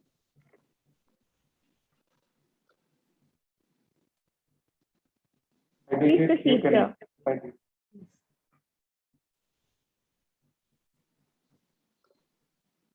Is it okay, no? Yes, sir. Prakash, sir, you could please proceed. Yeah. Can you share the presentation, or you want me to share the presentation? As per your convenience, sir. You can.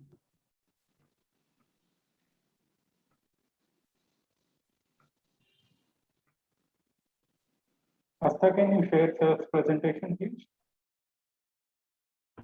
Yes, sir. Just a second.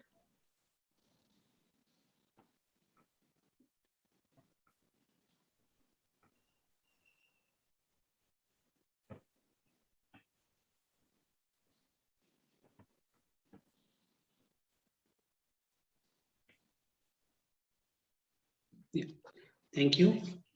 So my research topic is a framework for assessing sustainability in the healthcare system. Hope I am audible. Yes, sir, you're audible. So I'm working as an assistant professor at Christ University, Bangalore, and I'm pursuing my PhD under Dr. A. Satyanandini, who is a professor at BMS Engineering College, Bangalore. Next slide. No, it's a presentation. Should I share the PPT?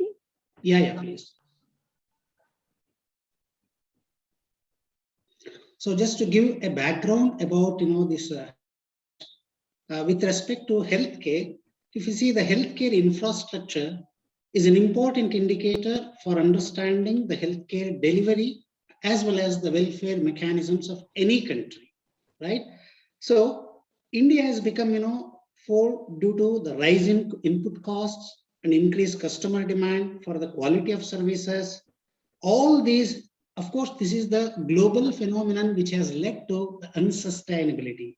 So there is a need to study the factors which can lead to sustainability for the healthcare providers.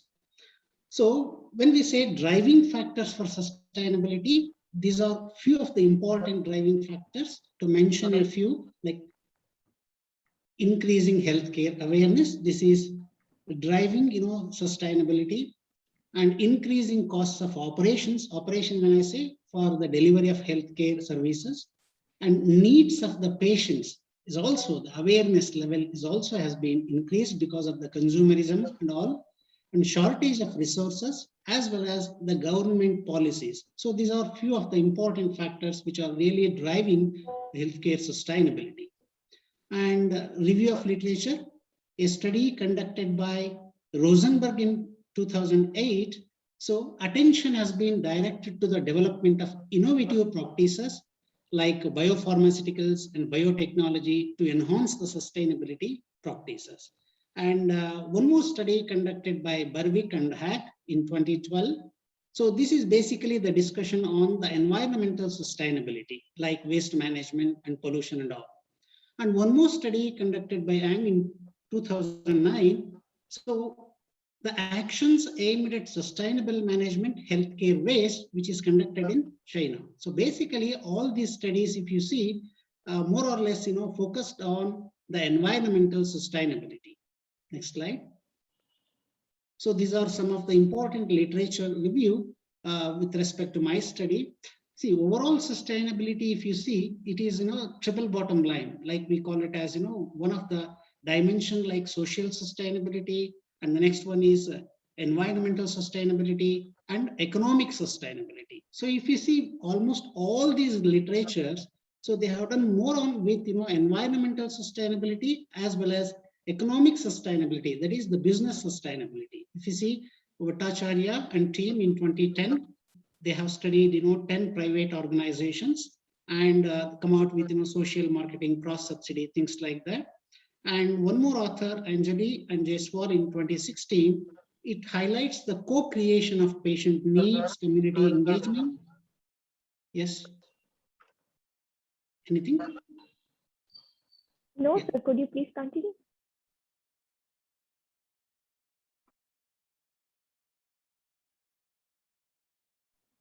Continue, sir.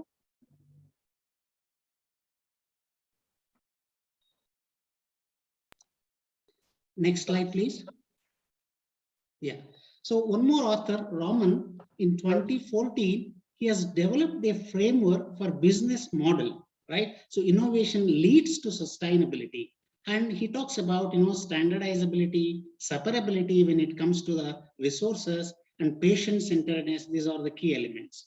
And one more author, Annapolos, in 2015, they came out with, the emergence of sustainability based on different approaches in healthcare. So my study, is related to the social dimension of sustainability. Next slide. So while I was looking, the literatures related to sustainability in healthcare, more of, the studies has been done only in terms of environmental and economic feasibility dimensions, and social dimension, very minimal study has been done. So that's as for continued the research with respect to the social dimension of sustainability. Next slide.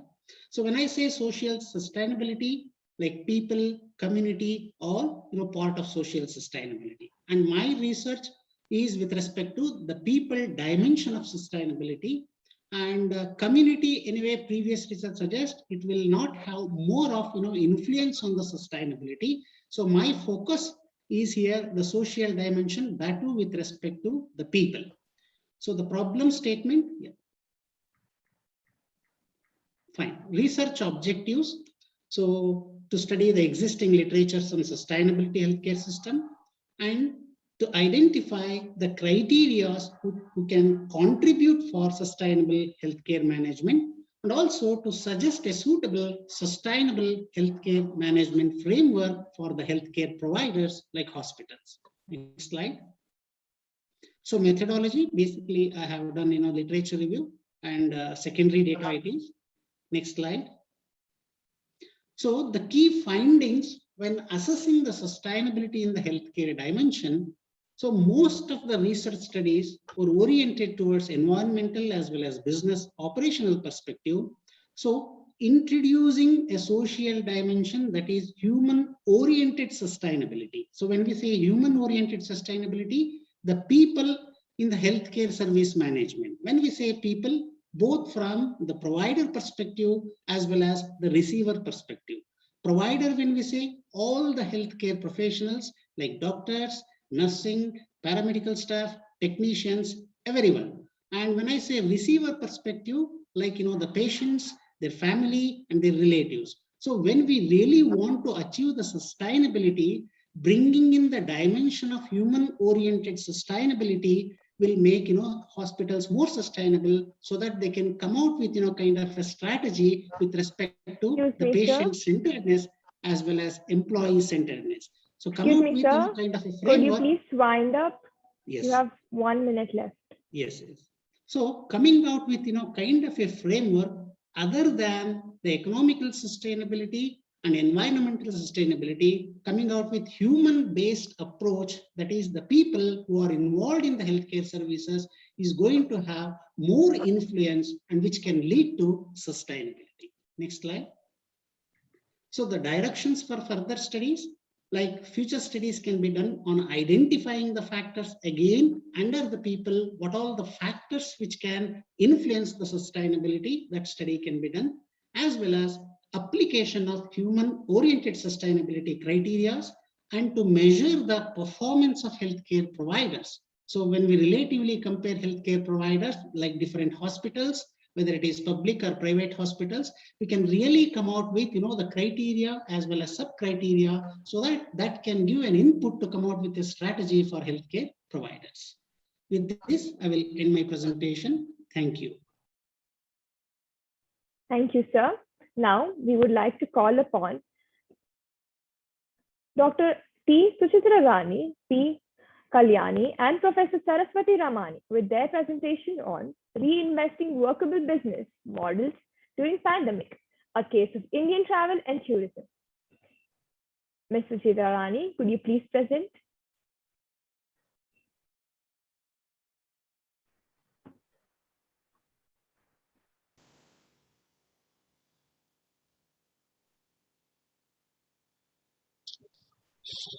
Good morning. Am I audible? Yes, ma'am, you're audible. Thank you. 1 second. Yeah.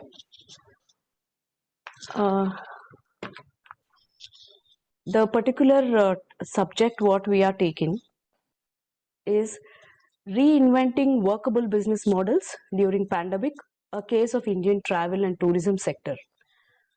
All three of us are from Amity Global Business School, Hyderabad.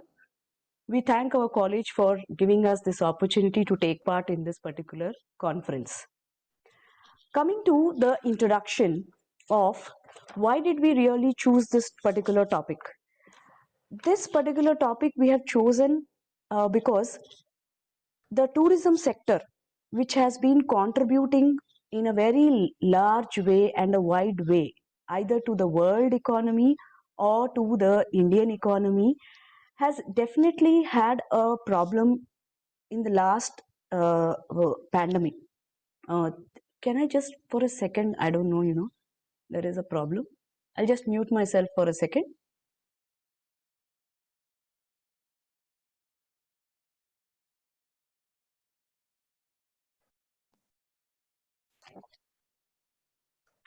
I'm sorry for the disturbance. So this particular sector has been contributing a lot. And as per the findings of Indian Brand Equity Foundation 2029, the sector has been contributing to 9.2% of the total economy. When it comes to India, this has been contributing at rupees 15 trillion in the year 2020 alone. 20 trillion in the year 2020 alone. But the sector was crippled with a huge losses of nearly rupees 15 trillion. Tourism was the worst hit and the first sector that was deeply impacted by COVID-19 after WHO declared it as pandemic in the month of March 2020. Now, why did we do this study? We did this study because it was found during various other studies that we were doing that the pandemic has led to unprecedented job cuts, reduced tourism events, and many company-related training programs have also got postponed. So in this backdrop, the current paper tried or attempted to study the expected spending with regard to travel, transport, and stay category in the post-lockdown period. In the similar way, an attempt was also made to develop a conceptual framework for workable new business model for travel and tourism sector, especially with reference to India. Now, how did we go about with the review of literature? We have taken especially all the recent ones and the most important ones highlighted about the special interest towards sustainability, the special interest towards local travel, small towns, rather than the bigger historic cities, following all the safety norms, tourism towards domestic travel, tourism towards self-driven travels, and preference of online sources for booking rather than the physical travel agents. Then the shift towards the relaxation travel, the shift towards traveling in a way where people are following a lot of norms. My PPT is not moving. I'm sorry. I don't know. Am I audible? Yes, ma'am, you're audible perfectly. Okay. Ma'am, Okay, if you would like, we can also share your PPT. Yeah, I think I have to go for a double click. I have understood now. Okay. I got it. Thank you. The objectives of the study. The first three objectives are mostly primary in nature. So to compare the expected spending of urban and rural population towards different travel category, transport category, and stay category. The fourth objective was to develop a framework for workable business models for travel and tourism sector. Now, for these objectives, we have three hypotheses, and I'm going to show how the findings are rather than going through the hypothesis because of the shortage of the time. I would directly go to research methodology. The study used a mixed method, that is both primary and secondary data, because primary data was basically for our first three hypotheses, and secondary data was to go for the framework for the workable business model. We have taken 120 individuals and the questionnaire were administered to them. 92 of the respondents have filled the questionnaire in the proper order, so only those were considered. Of course, these were within the area of Telangana, and the t-test was used to understand the hypothesis or to prove the hypothesis. So the and the conceptual framework was formed. Now coming to the data analysis and the findings. Ma'am, you I'm have sorry. 1 minute, 20 seconds Yes. left, ma'am. Could you wind up? Yes, sure. So I'll skip the findings part because I feel, rather than this, I want to really get into the framework part. The framework part is something what is more interesting for me at least. So we have divided the framework into why new business models, prospective workable business models, target segment, extra amenities, and safety measures. So coming to the fourth and the fifth, those are something which mostly we are aware of. But why new business model? So basically, in our secondary research, we have understood that why we should go for this business model.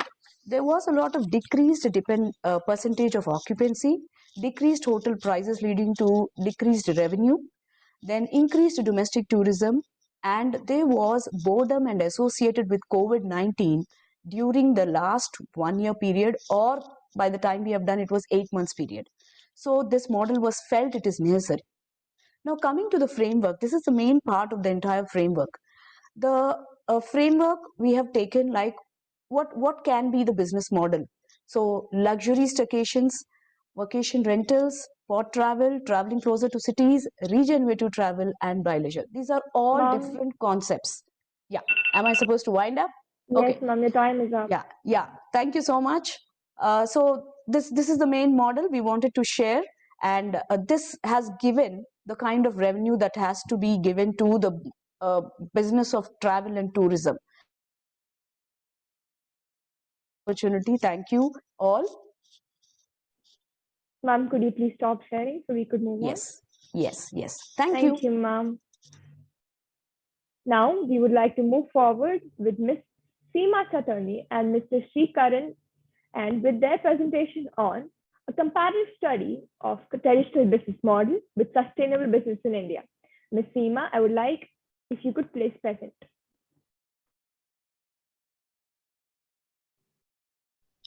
Good afternoon, everybody. Am I audible, Arshita? Yes, ma'am, you're audible. Okay, so I can go ahead with my presentation. Yes, ma'am.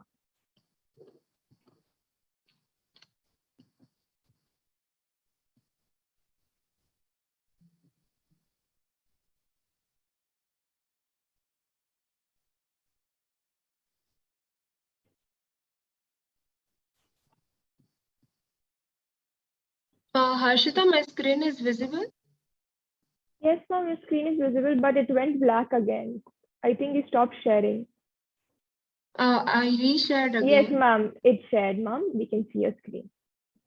Okay. So today I'll be discussing about my topic, which is on the comparative study of traditional business model with this sustainable business approach.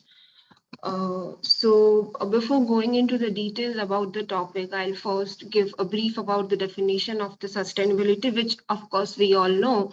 So sustainability refers to the business without negatively impacting upon our society, our environment, and our community.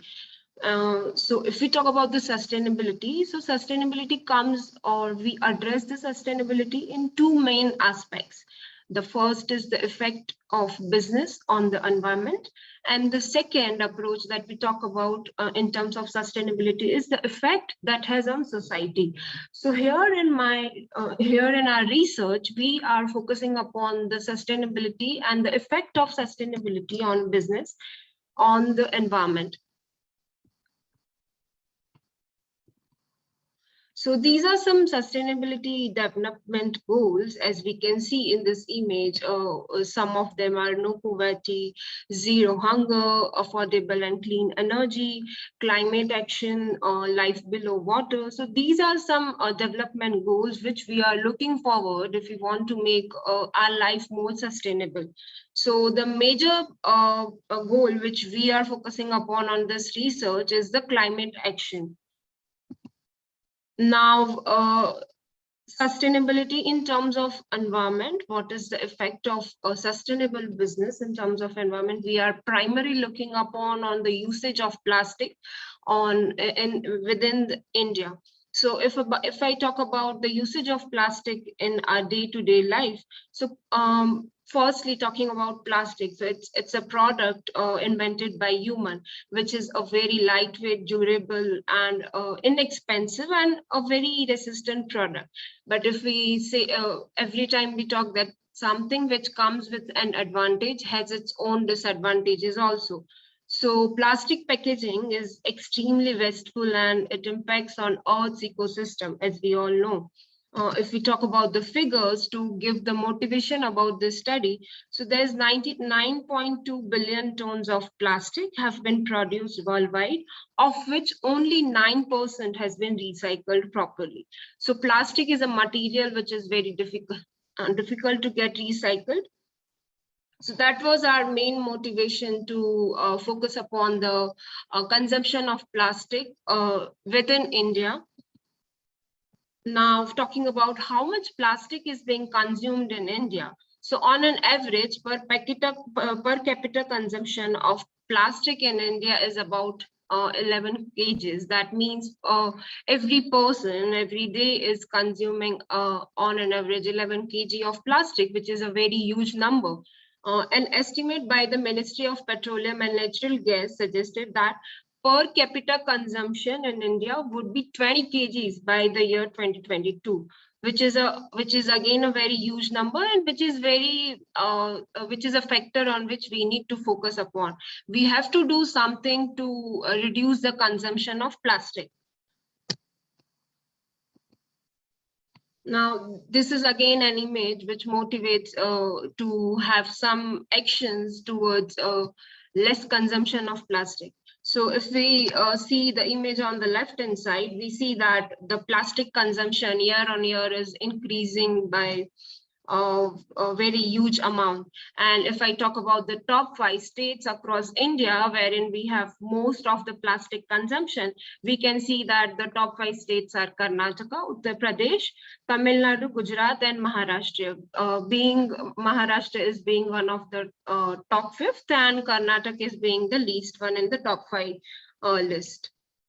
Now, talking about the sustainability approach, we basically have done the comparison on the traditional business model with the sustainable business approach. Now, talking about the business model, we have focused upon the grocery stores, basically in India. So first, I'll talk about the plastic consumption in grocery store. Then we all know what is the traditional pattern which is being followed in the grocery store. And then I'll switch to the sustainable business model, which is being followed by some of the store owners in some states within India. So a grocery store is a shop where we can, just go and the store is selling some primary food. So what is the main motivation? Again, I'll talk about the number to study more about the grocery store is. In 2013, grocery stores accounted for 90% of country's food and beverage store sales, while supermarkets are accounted for 95% of the total grocery store sales. This shows that grocery shopping is an integral part of human life, and any such business that appeals to life sustenance is sure to become profitable if it is handled properly. So there is something that we need to do. If the grocery business is handled properly, we can make it more profitable and more sustainable as well, as we are living in an era where we are looking for a sustainable life and sustainable future. So need for zero waste plastic. So again, there are two different images with the comparison. If you see the image on the left-hand side, this is cool for 20+ years. And if we still are using plastic, so this is very uncool for next. Yes. Could you please wind up? You have 50 seconds left. Yes, this is uncool for 500+ years. So this is a traditional model wherein in groceries we go and these are the plastic packaging food where we get. Now, the concept of green store, I'll just quickly wind up. So in green store, there are different regions in India wherein the green stores have been established. And the concept is they have this glass jars placed. So you have to take your own containers, refill the grocery items, and you can go back. So bring your own containers, refill your items, and shop your grocery. So here, there's no need for plastic packaging, and the stores are saving a big amount of plastic in this. There are two different stores of which we have got the perfect data of. One store, as we have seen that Maharashtra is contributing very much in the plastic consumption. So Ma'am, your time is up, ma'am. Okay. Could I'll you give just a concluding remark? Yeah, I'll just give a concluding remark. So the green stores which we have seen are saving more of a plastic consumption. So these were just the two stores about which I wanted to talk about. So if we implement this thing nationwide, it would be a great advantage and a great sustainable future in a retail grocery business. So thank you so much for your time, and thank you for being with me. Thank you. Thank you, ma'am. Could you please stop sharing so we could move on to the next presentation? Yeah. Next, we have E. Saraswati Ramani, Dr. P. Kamaveshwari, and Dr. P. Prabhukumar with their presentation on optionalizing sustainable supply chain innovation models. We welcome you, ma'am. If you could please start sharing, we could proceed.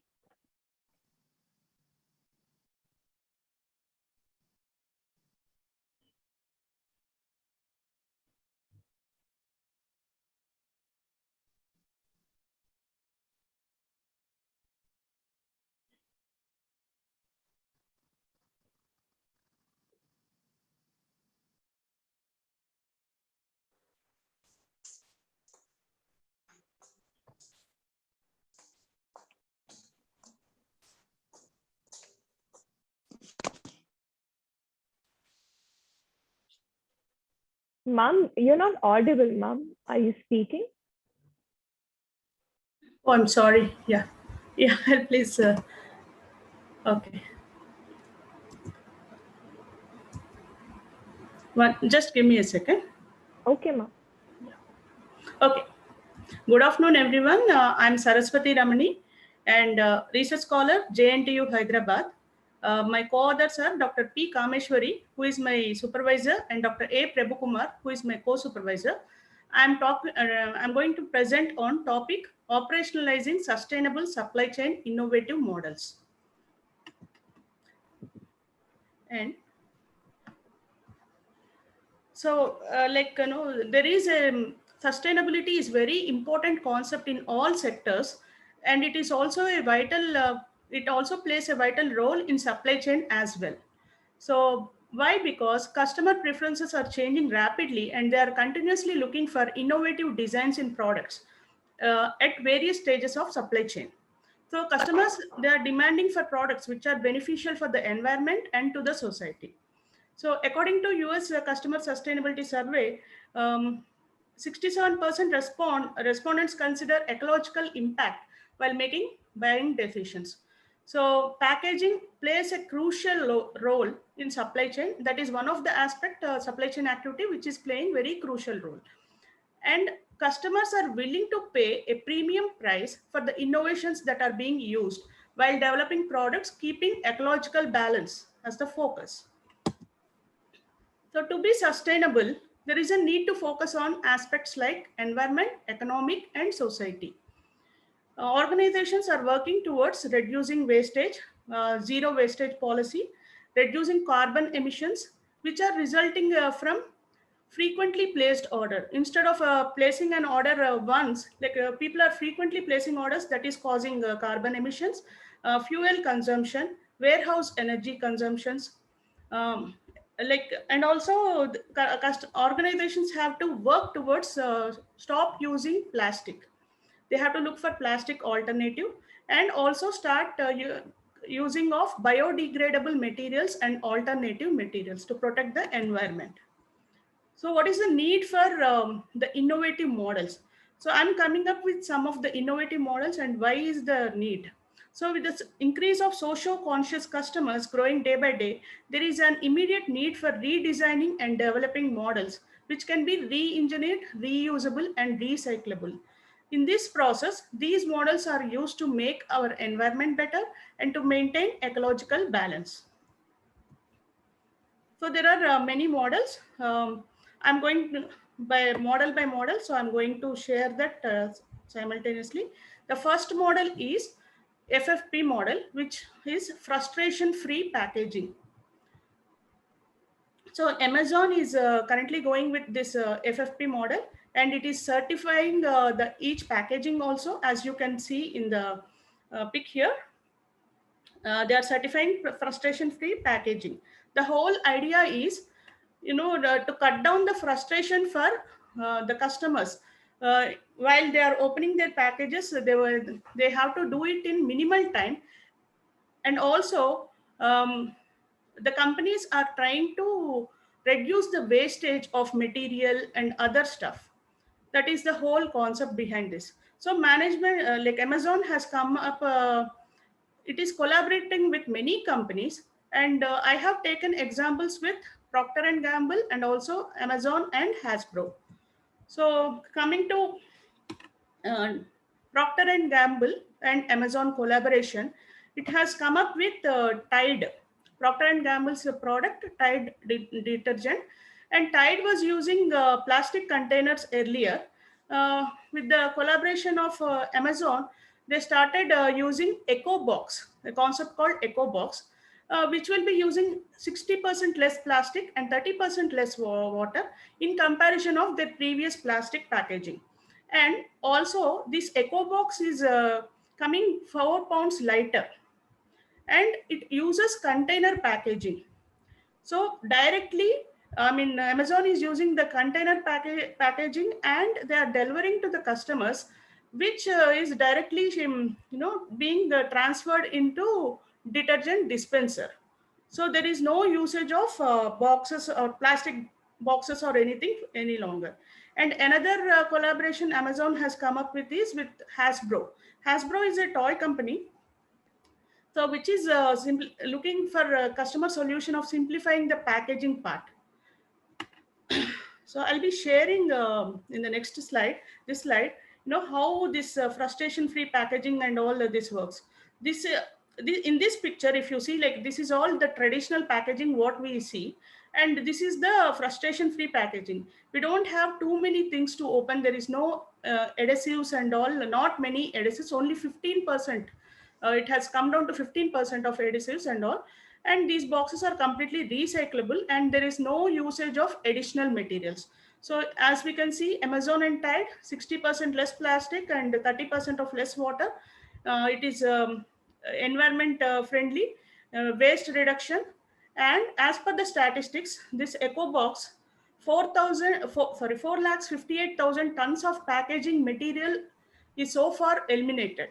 So this is only, we are still, this process is being continued, and more tons of packaging material will be saved. And coming to Amazon and Hasbro, they have reinvented the packaging design, and 50% less packaging material.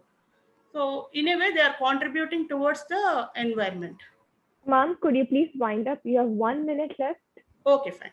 So the second model that is very helpful is eco-friendly products. And I have taken few examples from India. In this case, like all of you have seen edible cutlery, which like all these things, sustainable benefits are like, biodegradable, no plastic usage and all that. So we have edible cutleries, and then suck-in straws and other products, like which would be helping with eco-friendly products. Coming to the next model, plastic alternative models, we have, like, as you can see in the images, like paper bottle project, and also mushroom packing. Here you can see that, and this is a shrink wrap. These are some of the alternatives which for which plastic can be avoided, and these are 100% biodegradable. Coming to next one, unprinted packaging. We are not seeing any kind of printed material here, and this is completely recyclable. And this model has Cradle to Cradle has come up with this model, and this helps in renewable energy, carbon management, and all that. And closed loop model. This If you could please proceed to the conclusion. The time is up. Yes, just 30 seconds more, please. So this model is like very effective near oceans. It eliminates ocean plastic and all. As you can see over here, like, this is how plastic and other material is collected, and it is also trying to protect the marine life. So it is reducing the carbon emissions, and the recycled water has been used for irrigational purposes. And a very important model we are seeing nowadays is circular economy model. So plastic banks, like there is a collection centers where plastic and other tins and other thing would be collected, and they are being recycled, and they are used for various other purposes. And there are many other models like re-engineered packaging models, reusable container models, and all, like we can see all the examples here. So these are all the models that are helping us to uh, be sustainable and to reduce the wastage and all that. Thank you. Thank you, ma'am. It was a lovely presentation. Now, we would like to go ahead with Dr. Seema, Dr. Satish Kumar, and Dr. Swadwani's presentation on the influence of psychological capital submission norms on entrepreneurial intention of undergraduate hospitality students, a proposed model. Asta, if you could please share the screen.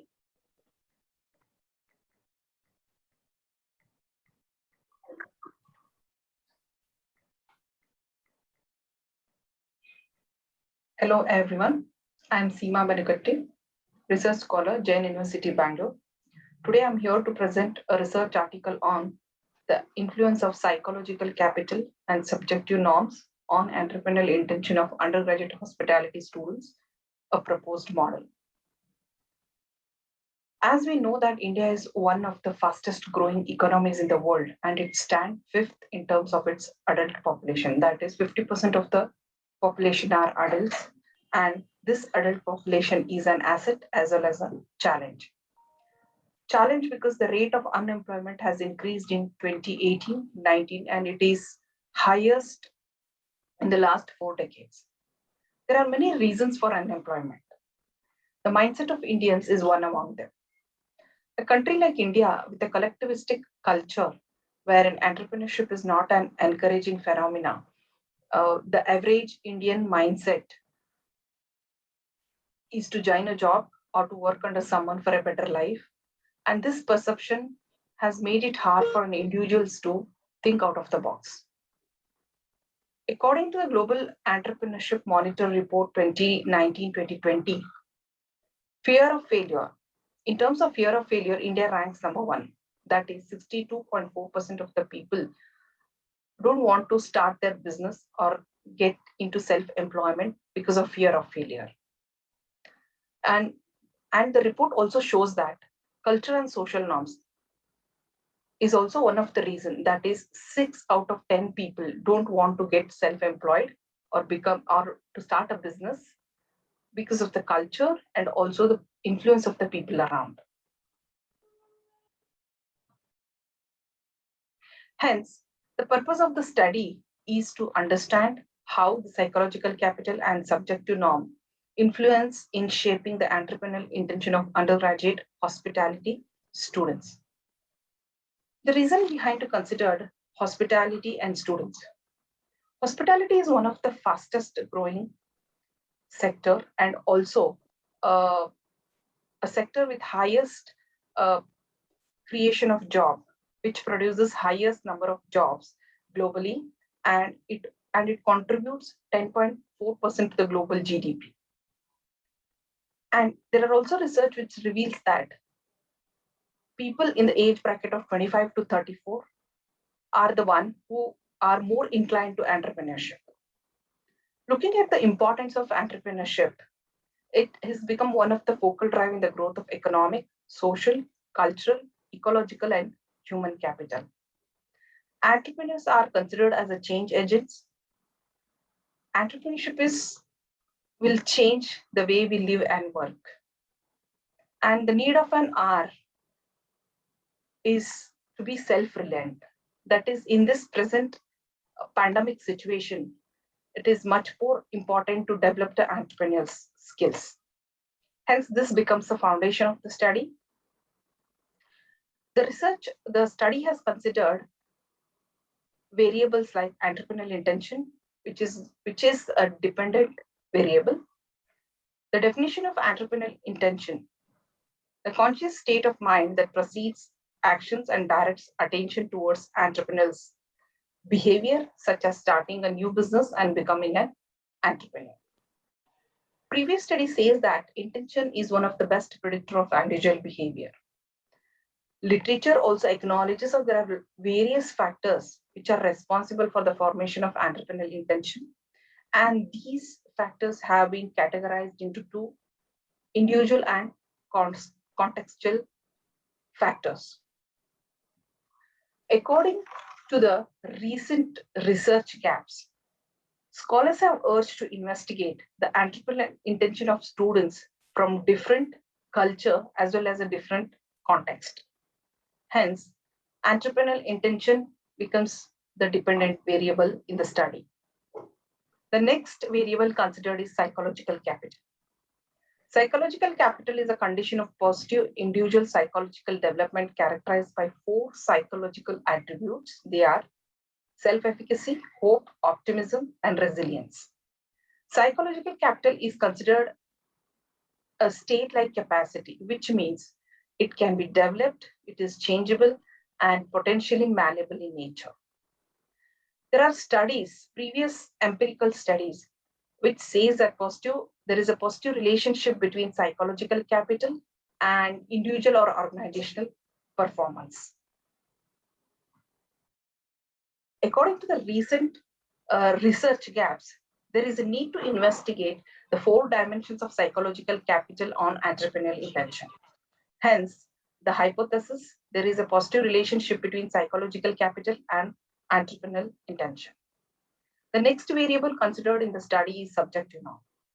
Subjective norm refers to the person's perception that may or may not reflect what the important others actually think they should do. When you say subjective norm, it is the influence of the people around an individual. It could be the family, it could be friends, it could be lecturers and the role models, etc. According to the recent research gap, there is a need to investigate the influence of other people to uncover these influences and their impact on students' entrepreneurial intention. Hence, the hypothesis, subjective norm, there is a positive relationship between subjective norm and entrepreneurial intention. The proposed model, there is a positive relationship between psychological capital and entrepreneurial intention, and there is a positive relationship between subjective norm and entrepreneurial intention. Research question. Which dimensions of psychological capital helps in the formation of hospitality students' entrepreneurial intentions? How the personal and social factors of students impact their decision to engage in an entrepreneurial activity. The objectives of the studies are to identify the factors which influence the students in the process of entrepreneurship and to understand the contributing effect of dimensions of psychological capital on hospitality students' entrepreneurial intention. Thank you.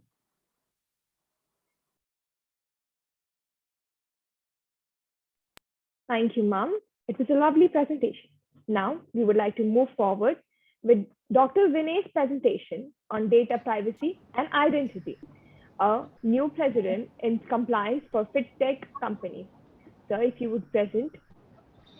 Yeah, a very good afternoon, everyone. Let me just share my screen. Am I audible, please? Yes, sir, you're audible, sir. Yeah, just give me 1 second. I'm just sharing my screen.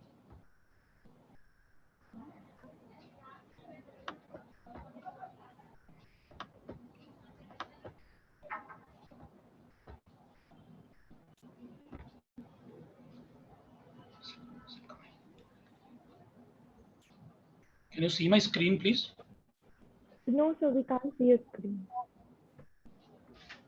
Is it now visible? No, sir. I'm sorry. Just give me 1 second, please. I'm sorry for the delay.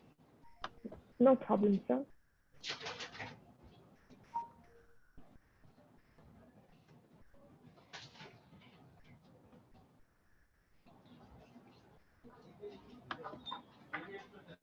Share the screen. Yeah.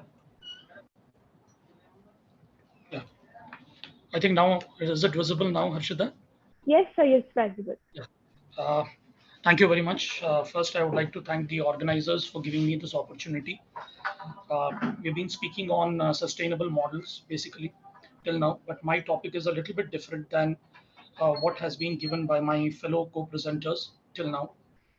I'm looking out at two main aspects of my study, which is basically going to be on data privacy and identity. And I want to base this on a particular compliance of fintech companies. It has been seen in India that entrepreneurial skills are there with individuals, but the main point being that individuals are unable to get their working capital, nor are they able to get funds to finance their resources. During COVID-19, there has been a huge number of companies that have closed down. Small startups to biggest fintech companies have closed down. And there is a new concept now in the market, which is with regard to apps.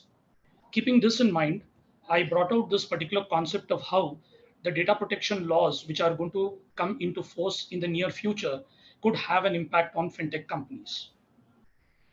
The new government has always been that it wants to develop new ideas, but always whenever you bring in a big idea, there's always been loud critics for it, and you cannot bring them down by saying that somebody criticizes me, so I should shut down that particular thing. So in the present area of fintech, it has been seen that there is a lot of scope for innovation. There's a lot of scope for disruption of the traditional things and also transformation. So in the present area today, financial services, as in other countries of the world, have to reach the entrepreneur to his household. That is what I believe in. Because if you bring everything to the entrepreneur to his household, he doesn't have to run from pillar to post. With this in mind, I basically went into three main things that were there, please.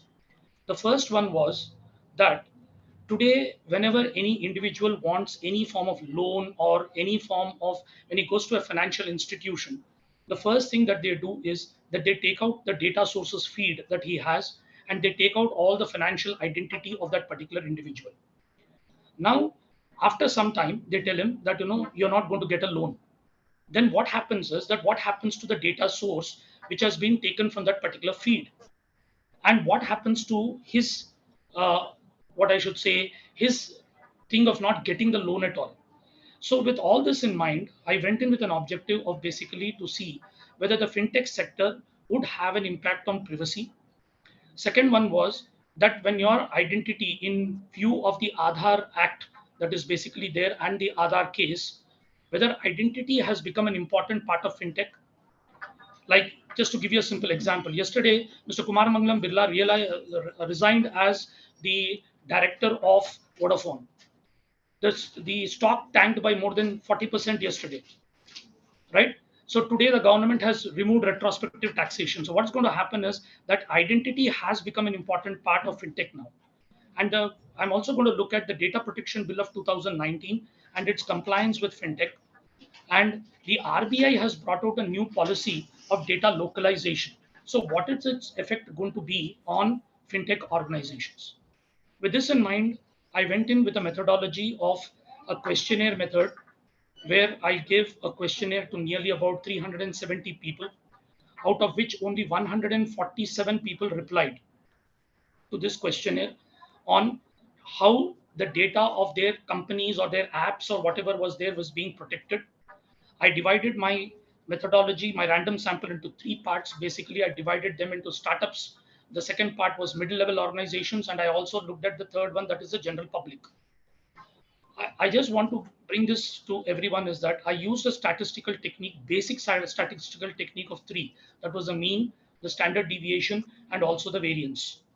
When I finished with this, then I came to know that when I went in with the questionnaire, many of them were not ready to answer that particular questionnaire because most of them did not have the basic idea. Then I went into the fintech and regulations that were there to see that. I asked them, sir, do you know that where is your data being stored? They said, I don't know. How do you get that particular data that is there? Do you know that the data that is being kept, is it being used for the right purpose or not? They had no idea.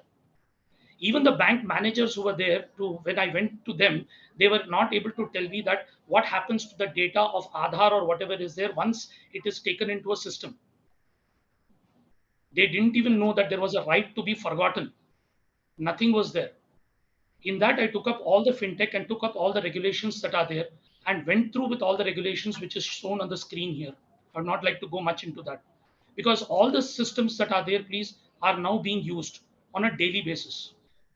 And the last thing which we came up with was that in the fintech data that was basically there, we basically looked into three main aspects of GDPR which could be brought here. The first one was that consent should be made mandatory to people.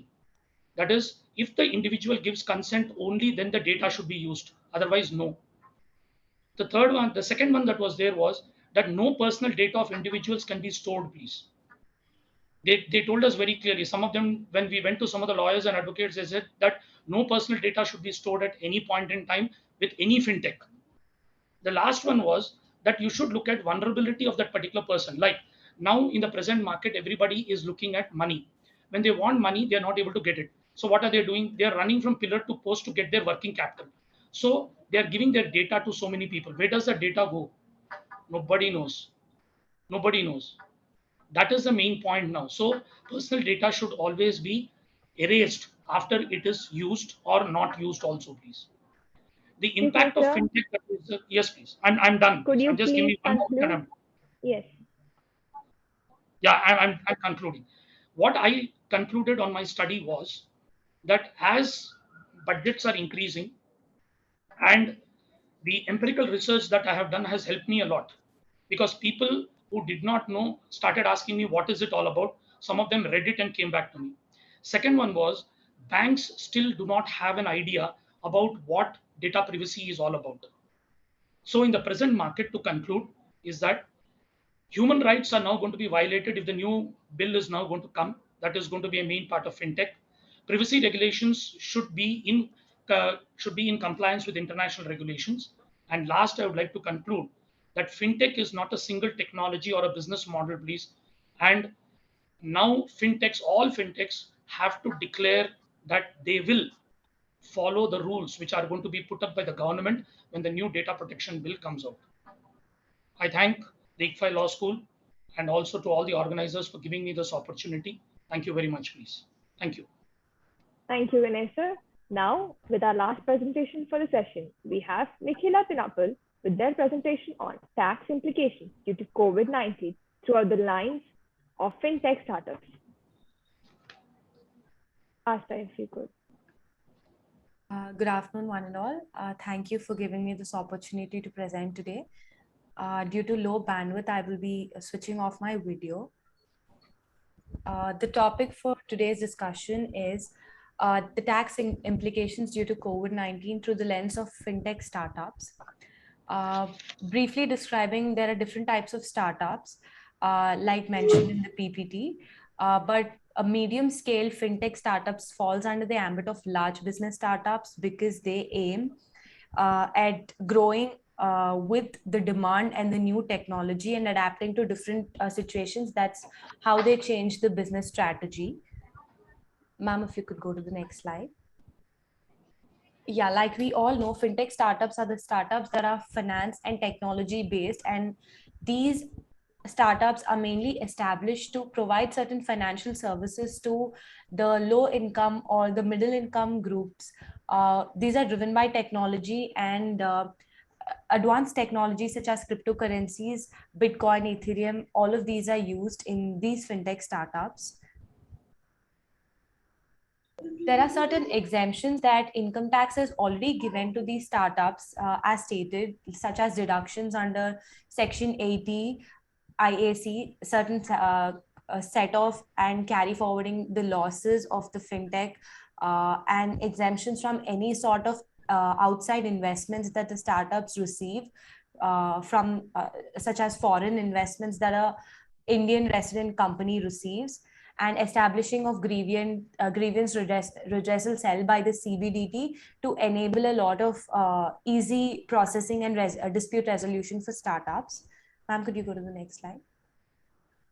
Prime Minister Narendra Modi has initiated the Startup Initiative campaign, in which there were several tax exemptions that were given for startups.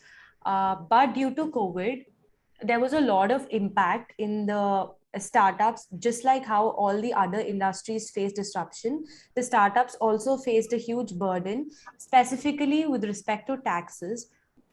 Due to COVID, the startups not only have digitally, not only the increase in the digital market has increased, but there was also a con that due to these regulatory framework and the low movement of public interaction and government restriction, government has not only impacted the product. Due to this COVID, there was a lot of liquidation of funds that impacted the organizational structure and the business model of a startup.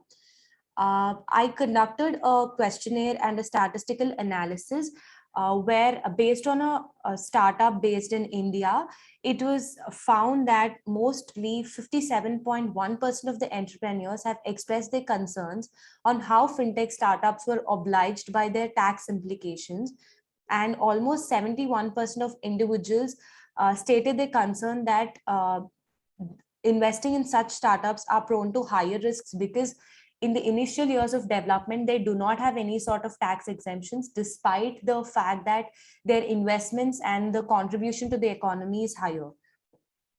There are certain sort of tax exemptions that I believe would be favorable to all these fintech startups and would help them grow in the economy and manage their working capital. Generally, right now, ma'am, could you go to the next slide? The next one. Yeah, thank you. So generally, startups attract 30% of the tax rate on the total income, but this is prescribed by the government irrespective of the turnover of that particular startup. So according to me, the suggestion I would like to put forward is that if you regularize the tax slabs for corporate entities, depending on the structure and depending on their working capital, if any exemption can be given to the working capital of that company, and the eligibility criteria under the Startup India campaign has been strictly mentioned as to, like, the startup's turnover should not exceed 25 crores or the paid up share capital has to be a certain amount. If the eligibility criteria is slightly flexible, there might be many other startups that would avail such benefits. And like I stated earlier, exemption on the paid up share capital should not be limited to 25 crore. And if it could be exceeded a little more, a lot more startups can avail such benefits. And every startup is in its initial stage trying to innovate a lot of products, and any kind of rebate or benefits on such startup innovations, or to seek any kind of IPR rights over it or certain licenses over it, would definitely help startups to in the long run to attain the long-term goals. And the taxes that are generally charged on these startups should be uniform irrespective of the profit. In case the profit incurred by one startup is 100 crore and the profit incurred by another startup is 150 crore, the level of taxes should be uniform and it should not be beyond the capacity of that particular startup.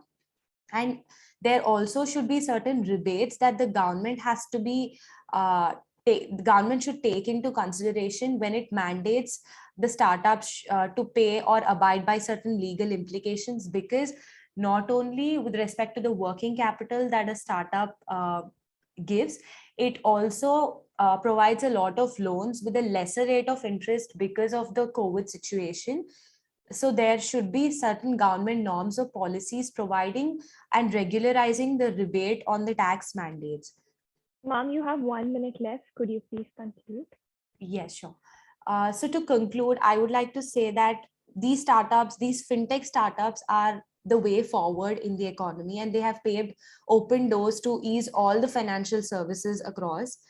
And in kind of emergencies, especially in this COVID time when one individual cannot reach and go about the traditional bank norms, this digital transactions have made things easier.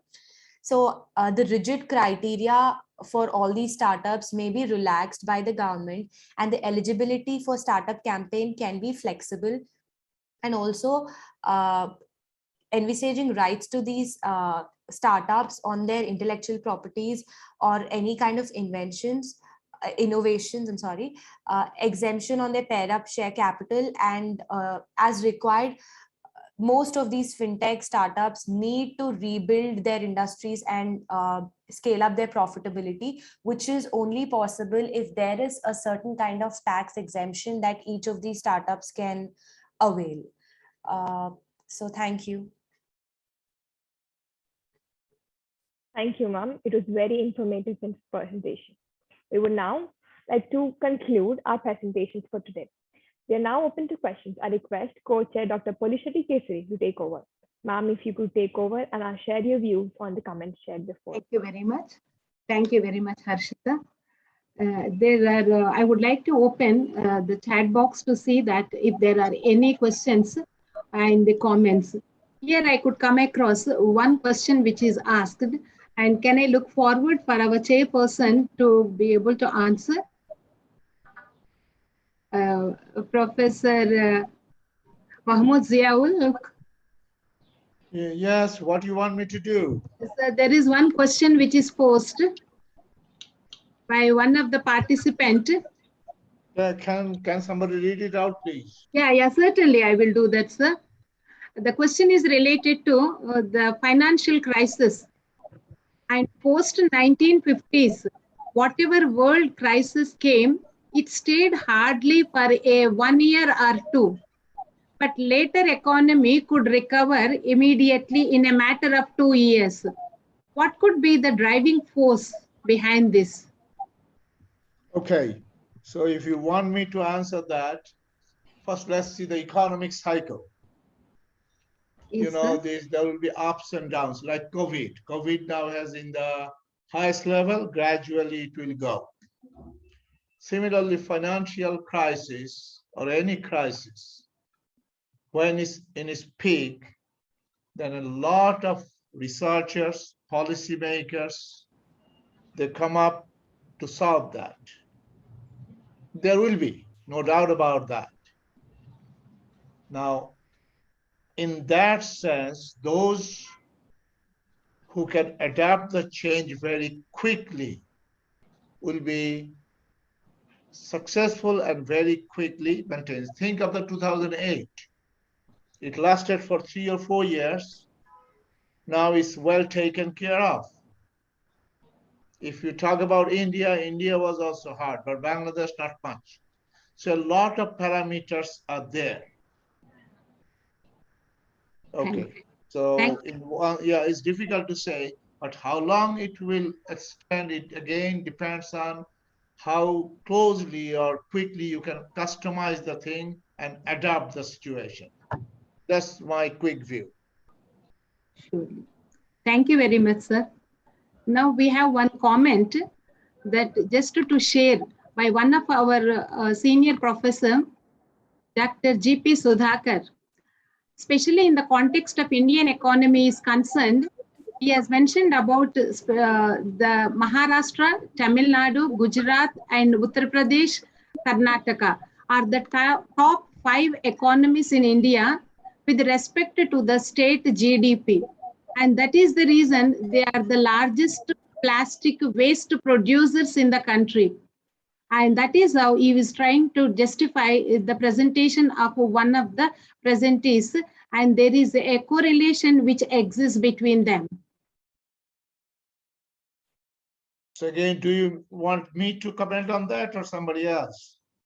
Certainly, it will be nicer if you can comment on that. Okay, so to me, development, waste, these are related. At the growth stage for development, a lot of economic activities, especially industrialization, you have to take.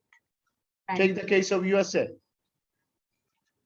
They were also like us once upon a time, but gradually they developed quickly with the industrialization mainly. At that process, there will be not only waste, there also will be disparity among the people.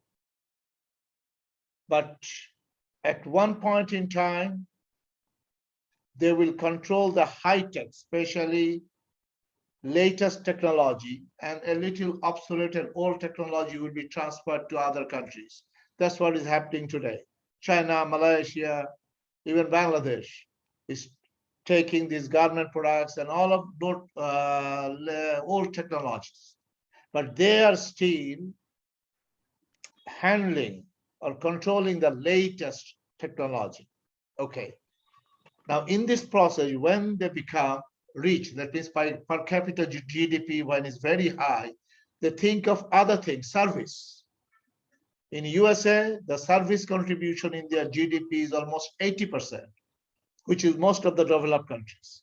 So they think of other luxuries at that point in time. So initially, there's no doubt when at the growth stage of development, this wastage will be there and the refinement will take time. Yes. Thank you very much, sir. With this, we have completed our question answer session. Now I will look forward for Harshita to give. Thank you, ma'am. I would now like to invite our chair, Professor Mohammed Mahamoon, for his concluding remarks on the session. Sir, if you would like to add a few words for the presentations today, please continue. Okay, thank you, Harshita. Thank It's you, very sir. quick because already 2 hours has gone, too long for a session, especially for my young colleagues, young researchers. This also happened in me. I'm not going in their in-depth analysis or presentation because I haven't read those. But my comment, 2 things. One is slide presentation, and second one is time management. These are 2 very important things, especially in conference presentations. I've seen some of the slide presentations are quite good, but some of them is just copying from the main body and reading it out. I think at even graduate level, PhD students also, there should be at least 1 credit or 2 credit course on slide presentation, how to make it more effective and attractive. This is very important. There are rules for that. Time management, already we set time, 5 minutes plus 2, 7 minutes. And within this time, what are the most important thing to bring to the audience? There's no doubt is an art. It's not that easy. It's an art. And that also should be trained. Okay. And finally, initially, I have started with 60 plus participants. I was very happy. Gradually, I have seen almost it has reached 70 plus. This is very encouraging. Now I know the session is over. Many people are leaving, but still it's almost 60 participants are there. So it's a big success for you, the organizers, and ICFAI Law School and the business department. With this, I conclude. Thank you very much. It's very impressive. Thank you, sir. I would now like to invite Dr. Polisheti Kesari, Associate Professor, ICFAI Law School, Hyderabad, for the co-chair of the session to propose the vote of thanks. Ma'am, if you could please continue. Thank you. Thank you, Harshita. Before proposing vote of thanks, Director sir, would you like to give any concluding remarks?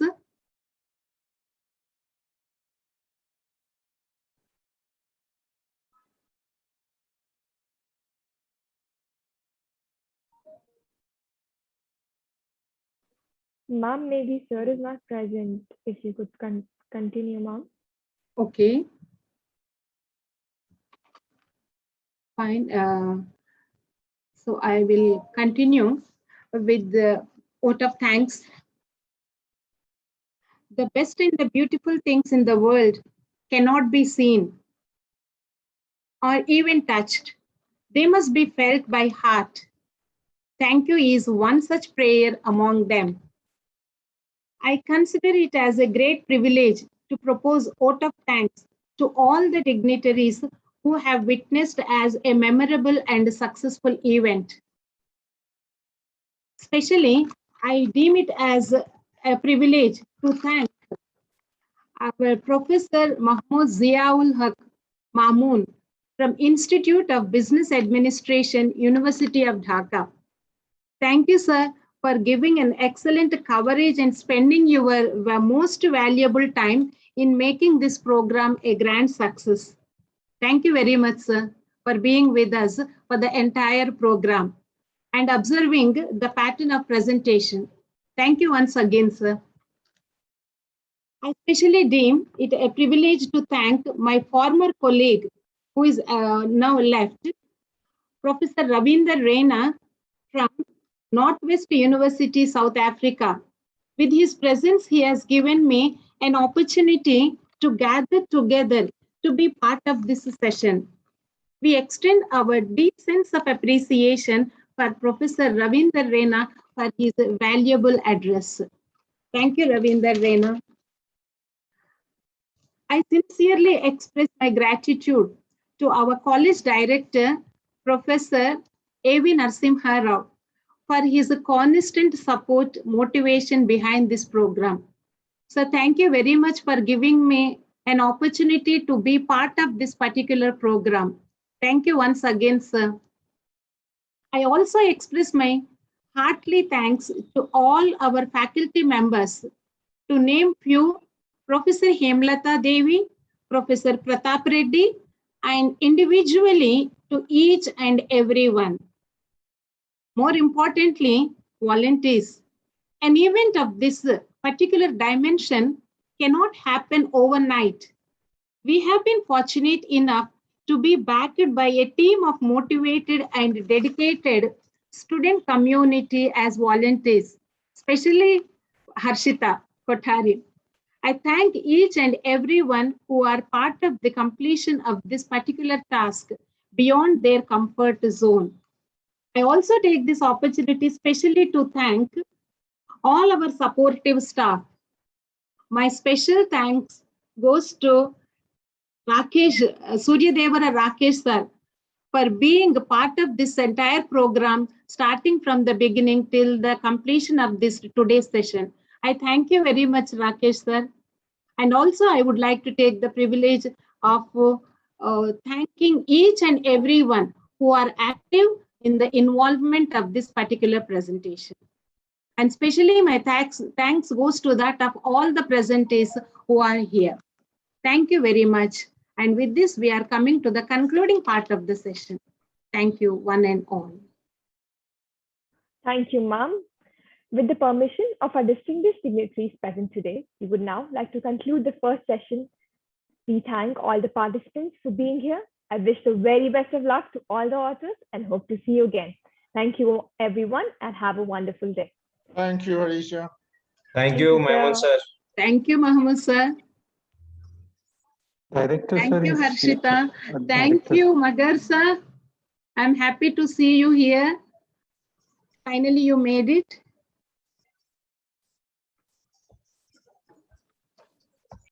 Thank you very much. Thank you very much, Dr. Kesari. Thank you. Thank you, all of you.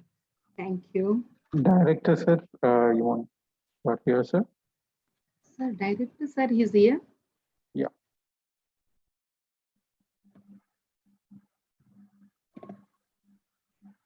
I would suggest all the participants to please leave the session and start joining the session exactly by 2:55 so that we can start the next session on time. The link would be remaining the same. Thank you.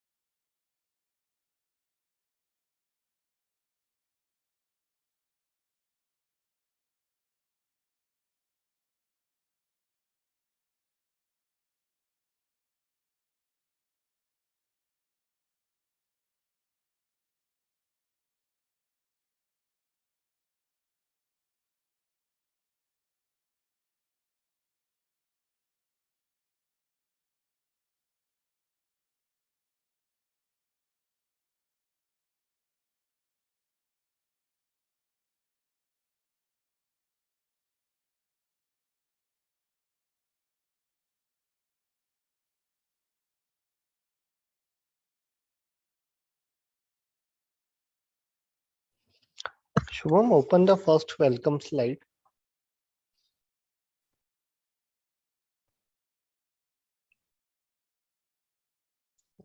Keep it open.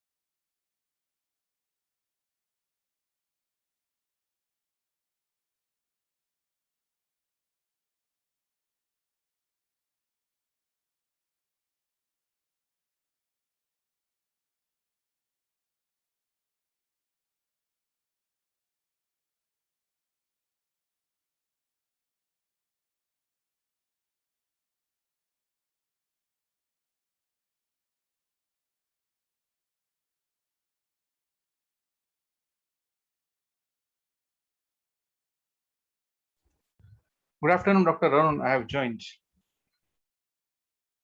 Yeah, good afternoon, sir. Good to see you. Yes. Same here, sir. Yeah.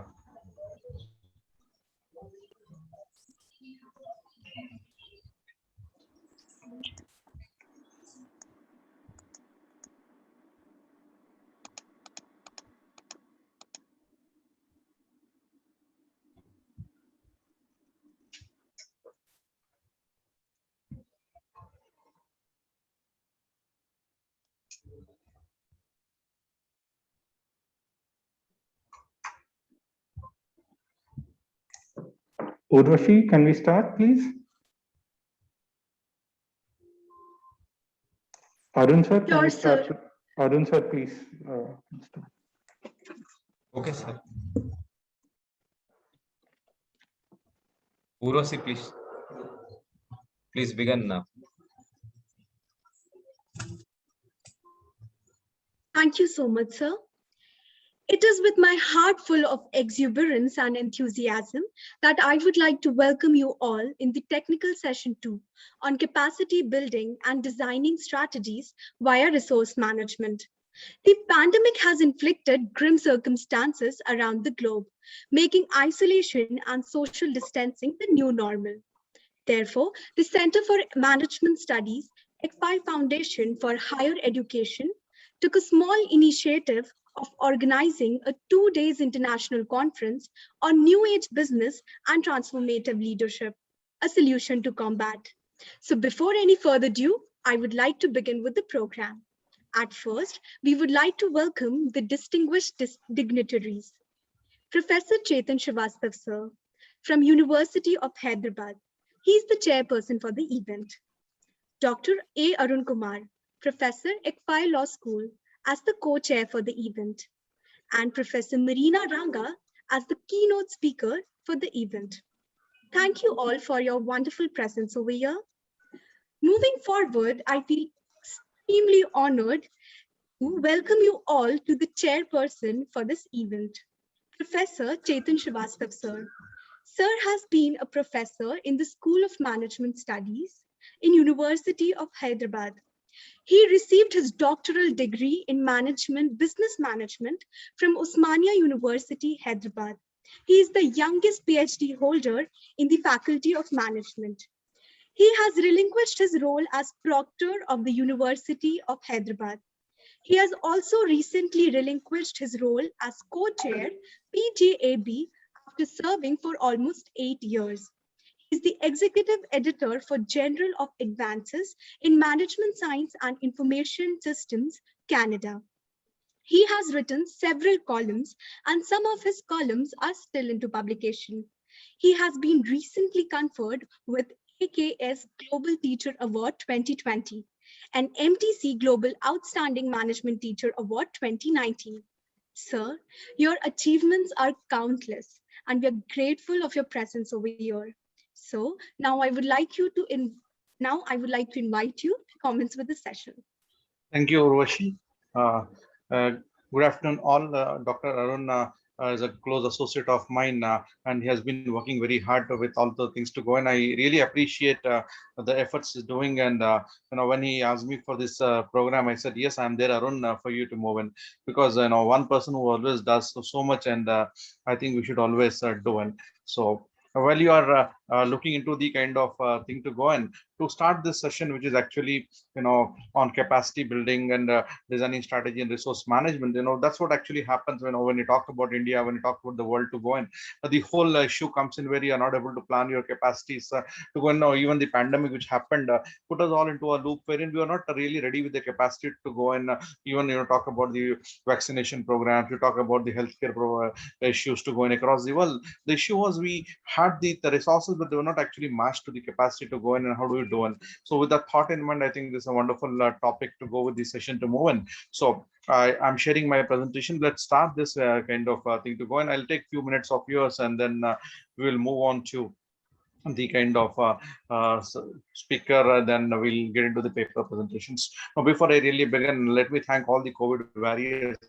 They are the ones who have been doing wonderful for all of us, and the doctors, the healthcare workers, the sanitation workers, the police, the military, anybody who is involved, the teachers, and everybody who's involved and helping us with the COVID kind of thing. That is something which is there today. We are able to have this session and all to go in and staying in our homes is basically thanks to them, because everything is done by them to move in.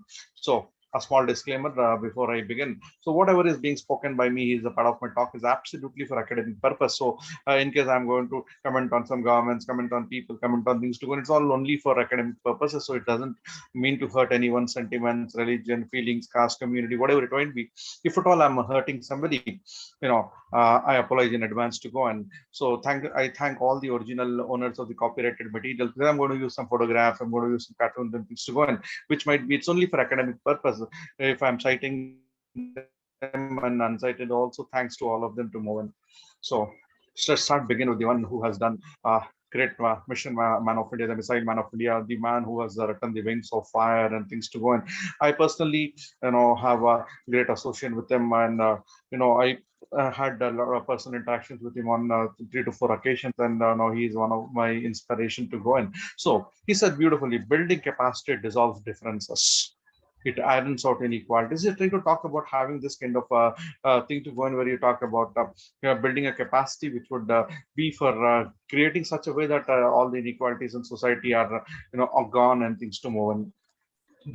Well, actually, look in the capacity building originally meant, you know, uh, helping people to help themselves. That's what is all about capacity building. When we are trying to talk about originally, we should be able to put that particular thing to go on. This is an, the curtain raiser for the session. So I thought I'll do that. So capacity building originally meant to helping the people to help themselves. Now it means it required training to deliver the imposed policies. So whatever is the policy of the organization, of the government and things to go in, you are basically trying to do that particular thing to move in and go across. So capacity building is all about helping everybody and also giving the requisite training so that all the policies that we have planned it move in.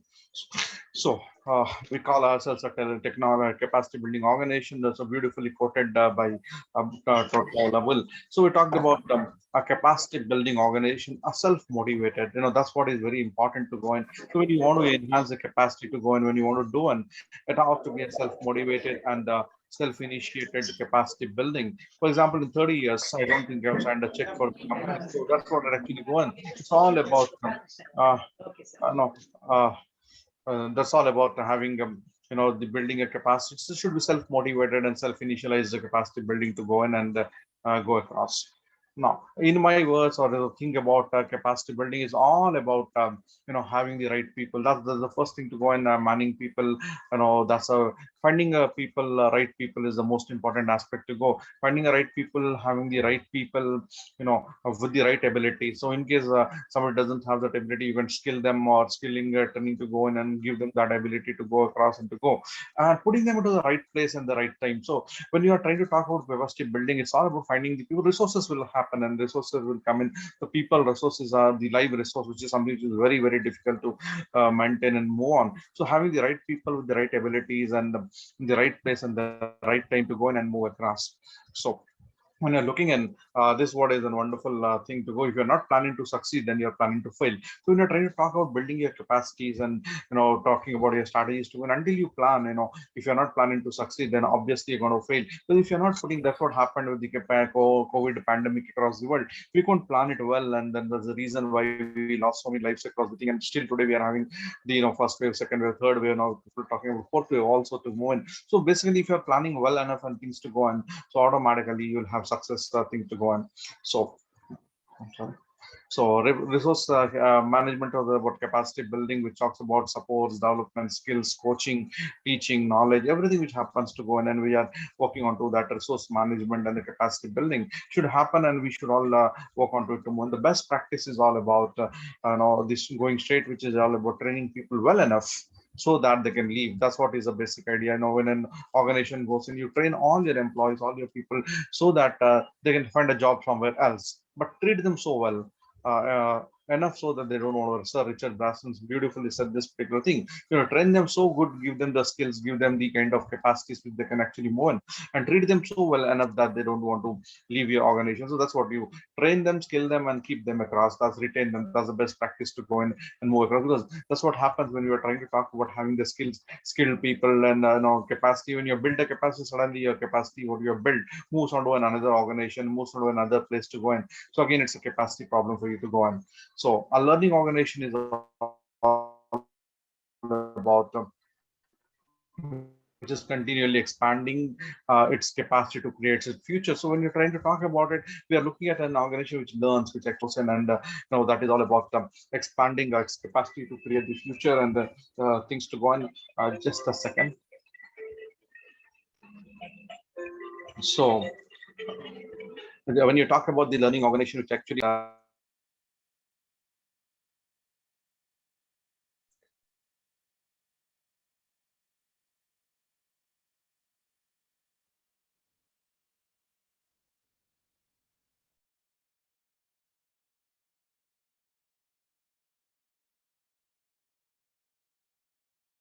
when you're trying to talk about having a learning organization, it's about I'm sorry for that, I need to pick up a call in between. So no, it's a learning organization which actually happens thing to go and move. And when you are trying to talk about having this, just a second.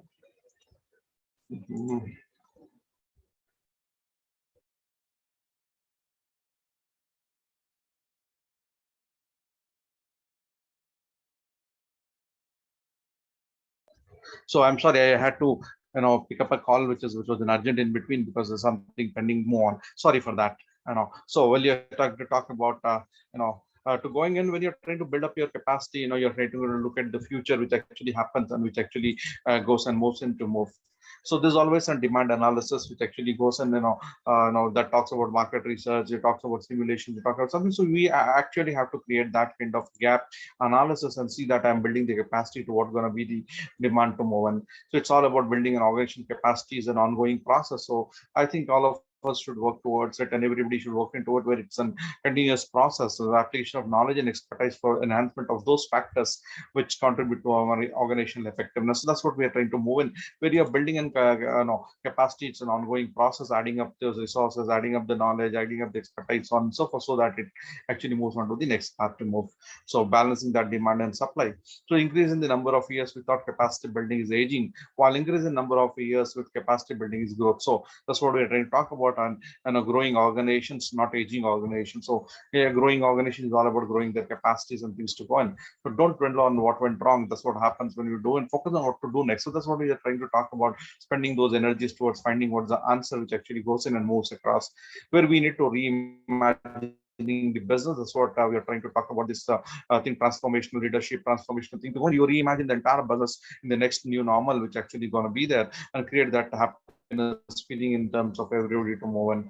So workplaces in many ways a microcosm of a nation, representing multiple kinds of people based on everything to go, and it would be race, gender, ethnicity, culture, religion, sexual orientation, and everything, all under one banner, working towards the same goal. So that's what has happened, which actually goes in. So we are building an organization workplace which actually go in, because we need to build to win a marketplace, we need to win a workplace to go in. So we create that place where we're filled with employees with the positive attitude, build that capacity to go and vibrate continuously. changes so that you are trying to tune in service excellence and a passionate team to success to move on. So you're not alone. So capacity building, the team effort. So you need to do one. So bring that with the big bucket of thing going. So when you're trying to talk about capacity building, pass on that moral of people should do and move across. It's all about managing risk in turbulent times. So look at the opportunity, look at kind of thing, build for an opportunity which is going to go there and see that you are going to do. And this is a beautiful quote. I thought I'd surely share this. When you go in this office, we do teamwork, we do help,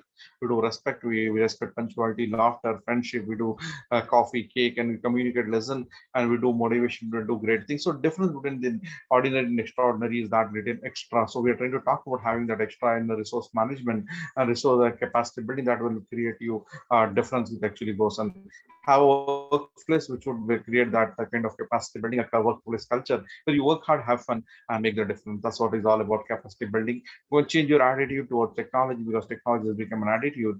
Now work from homes and all, you need to build up the capacity for that and things to move. Balancing your work-life balance and then back to work is something which is going to happen and goes on. So we are sure that we do have a lot of turbulent times. We'll do not panic and move in. So thriving in turbulent market is all about capacity planning and building and things to move. So it's not about waiting for storm to pass, but learning to do it. So building the capacity so that we are going to get into it to move in. So navigating the uncertainty is very important, and which we can do it with the capacity building to go. And India is well known for this. I think I wanted to share the Jugaad. So that's what we talk it about in local parlance. Jugaad is all about how do you manage, how do you do that capacity, how do you do and whatever it goes on. So it's all about forgetting your IQ, forgetting your EQ. What is your Jugaad IQ quotient or GQ? So that's a new thing which goes in. So how do you manage that kind of thing which actually goes in and goes across crisis? Is there the success strategy which actually goes in? And I think I'm sure Dr. Marinam, Professor Ranga would take you across. How do you have that strategy to go in? And you have some speakers to talk about it to go. How do we overcome this adversity? And challenges are always there. I'm sure we are going to do and work across. So please remember, greatest danger in terms of turbulence is not the turbulence, but it's acting with yesterday's logic. So all new logics have to come in, new things to go in, and you need to have a leadership which says follow us, to go in. So you have people to follow and things to go. And I think I'm sure we're going to do and words, of course, are the most powerful drug by any mankind. So we're going to have those things to move on, because we are not going to just survive, we are going to thrive in this things to go on. So we'll talk about the kind of thing, become 7 C's, be calm and composed, be connect with your customers, employees, society. These are all you need to build in your things. So compassion towards customers, employees, society, cut down your costs, co-value creations, create new product and services where the current times to go in, customer first, profit next, that goes and survive, stay home, stay safe. We are sure that tough times don't last long, but tough people do. So create that thing, do follow all thing to go, and let's have a new mindset where you are trying to talk about having an growth company and healthy company or a healthy country to go and become self-sufficient. And that's what is a capacity building. We're going to talk about Atmanirbhar Bharat, where we are trying to talk about how do you build up your capacity so that you are self-reliant kind of thing to go. And so get into that mode where you become self-reliant and build your future. And we are sure that future will surprise us. At the end of the day, all you need is the hope and strength. A hope that it will get better, and strength that to hold on until it does. So I hope we are there days when you fall in love being alive. So Jai Hind, Jai Bharat. Thank you. And now any questions are welcome, or we'll have take it at the end of the session when all the speakers go in. That's my ID. You can always share your questions and thoughts and things to go in, and WhatsApp too.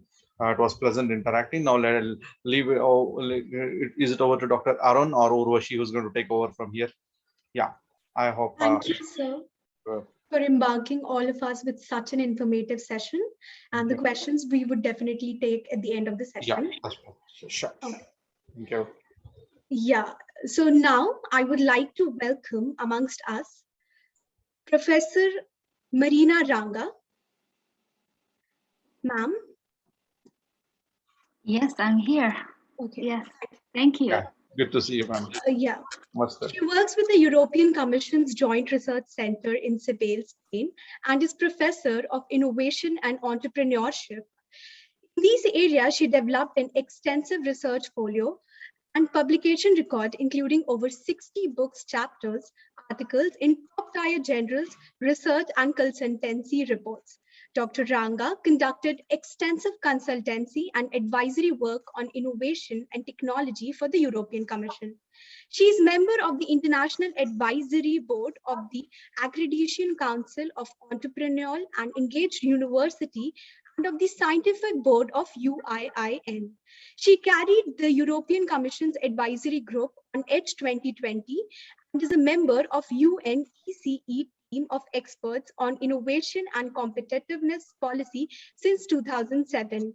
Prior to this, she has worked for many prestigious international universities as a senior researcher.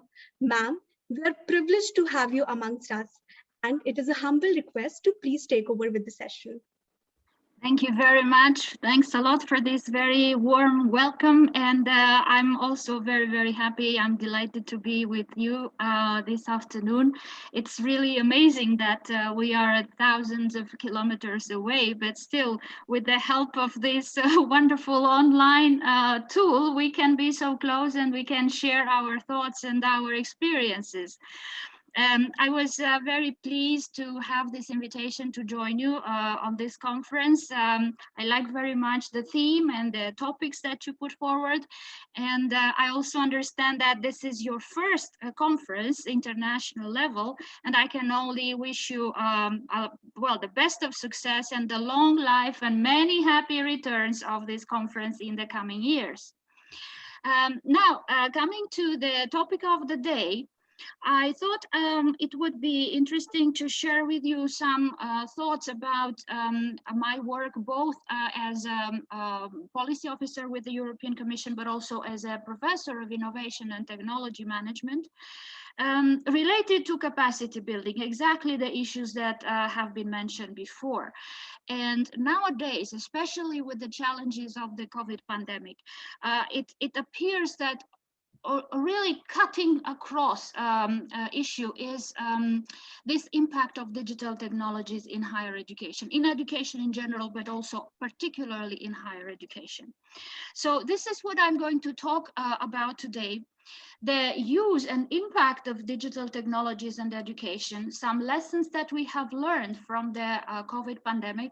And in light of that, I would like to share with you some initiatives that our Joint Research Center and the European Commission have adopted for the next 7-year period in the area of digital technologies for education.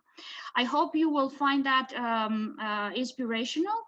This is something that can be used also by people outside the EU. You will see some applications that are made for teachers.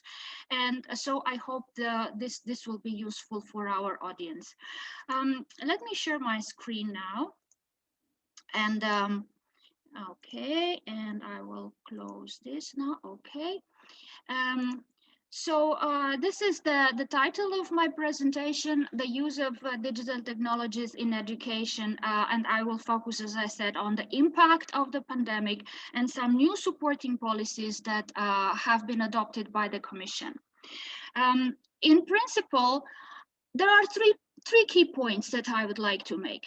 First of all, it's this lesson, this wisdom that we acquired, that the COVID-19 crisis actually exposed many inadequacies and many inequities in our national education systems. It simply gave us, a kick and a mirror to look at all those unsolved issues that we had try to postpone to leave it for next month or for next year. And at the same time, it forced us to use digital technologies in a more accelerated way. At the same time, also increasing the risk of a new digital divide, because not all students, not all pupils have equal equitable access to resources. Not everyone has a supportive home environment. Not everyone has the right connections, and the infrastructure and so on. So the risk of a new digital divide is higher than ever. In light of these lessons that came out from 1.5 or so, 1 year and a half or so of COVID, we have learned a few things, and this is the new set of policies for the development and diffusion of digital technologies for education that have been packed up by the European Commission in the so-called Digital Education Action Plan for the period 2021-27, the 7-year period on which the European Commission works. And thirdly, I would like to share with you some thoughts about the impact of digital technologies on the so-called entrepreneurial university. You may be familiar with this concept of entrepreneurial university, which is the sort of next generation stage in the evolution of the university. And I'm saying that particularly because I saw your law school has a lot of courses and programs aimed to support innovators, technology courses, to equip students with this innovation and entrepreneurship capabilities. And this is something that resonates very well with this kind of vision and attitude that you have in your university. So let me start with the impact of the COVID pandemic. You know, I'm sure that you have read a lot about this impact. There has been a great deal of studies and reports and analysis done on the impact of the COVID. But from all these reports and papers that have been produced, I decided to pick one in particular, this OECD study, very recent one, which looks at the impact of COVID on education based on evidence from the 46 OECD countries. So I thought this broader spectrum of country experiences would be very informative. The authors of the study distinguish between two impacts. One impact on education, on the education process per se, and then a second impact on educational institutions. And you see here also from the color code, in terms of impact on education, they distinguish between measures like public financing of education or international student mobility that have had a very significant impact.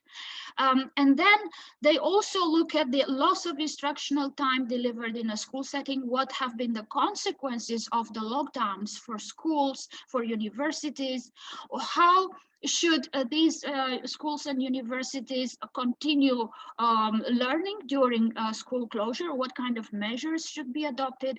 How should we prepare teachers to support digital learning? Because that was also a major problem, the unpreparedness of the teachers to operate in a digital environment. And then some measures about when and how to reopen schools, with which class size would be optimum, and what happens to vocational education. Among all these aspects, I chose to speak about 2 or 3 that I found most relevant. So here, the public financing of education. This was manifested in the introduction of some short-term measures by different governments around the world. First of all, by supplying digital learning devices to students, either every student or some students that were coming from unfavored home environments. Then there was some financial support to students and schools. Then there were funds for safety and cleaning equipment. I have collected here a number of examples. You see Australia proposed a higher education relief package. Canada came up with an emergency student benefit. Italy, distance learning support measures for school. New Zealand, support packages for tertiary students. UK also gave financial support to schools. And also the USA came up with the CARES Act, higher education emergency relief fund for students. But Perhaps the international student mobility has had the most significant impact overall, and that was particularly felt in some countries like Australia, Canada, UK, USA, which are an important attractor of foreign students. Of course, the quality of their education, schools, universities is renowned internationally, and these countries had a lot of and have a lot of universities that rely on international students. But in the context of declining numbers of international students, a lot of phenomena have emerged, having severe repercussions on the funding model of these higher education institutions. Some of them had to give a refund or a partial refund or even defer the tuition fees to students in some countries. These students who were stranded could not decide whether it would be better to stay in their home country or to stay in the country of their universities, pay fees for the dormitories, or have the travel difficulties. And all of these have significantly reduced the flow of foreign students and also the foreign talent that was visible in the reduction of contributions from them in the knowledge production and innovation nationally. And in many sectors, the productivity was reduced in those advanced sectors that rely so much on innovation. On the other hand, the situation also emphasized the vulnerability of international students in times of crisis. The students realized that they are not really protected by something specifically put in place to help them. And a lot of them had to reconsider the value of studying abroad.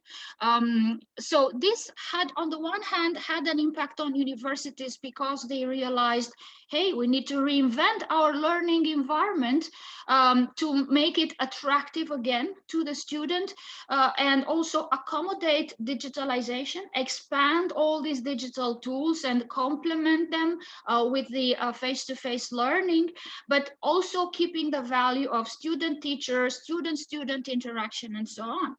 And on the other hand, they had to reassess the quality of learning and delivery mechanisms in the classroom in order to meet the needs of these international students, because maybe students started to think, why should I pay those high tuition fees if I cannot attend classes, if I cannot attend the facilities on campus, if I cannot have the interaction with my peers, the interaction with the teachers, or the interactions with, I don't know, investors or entrepreneurs or business people or scientists that you would normally have in a normal situation.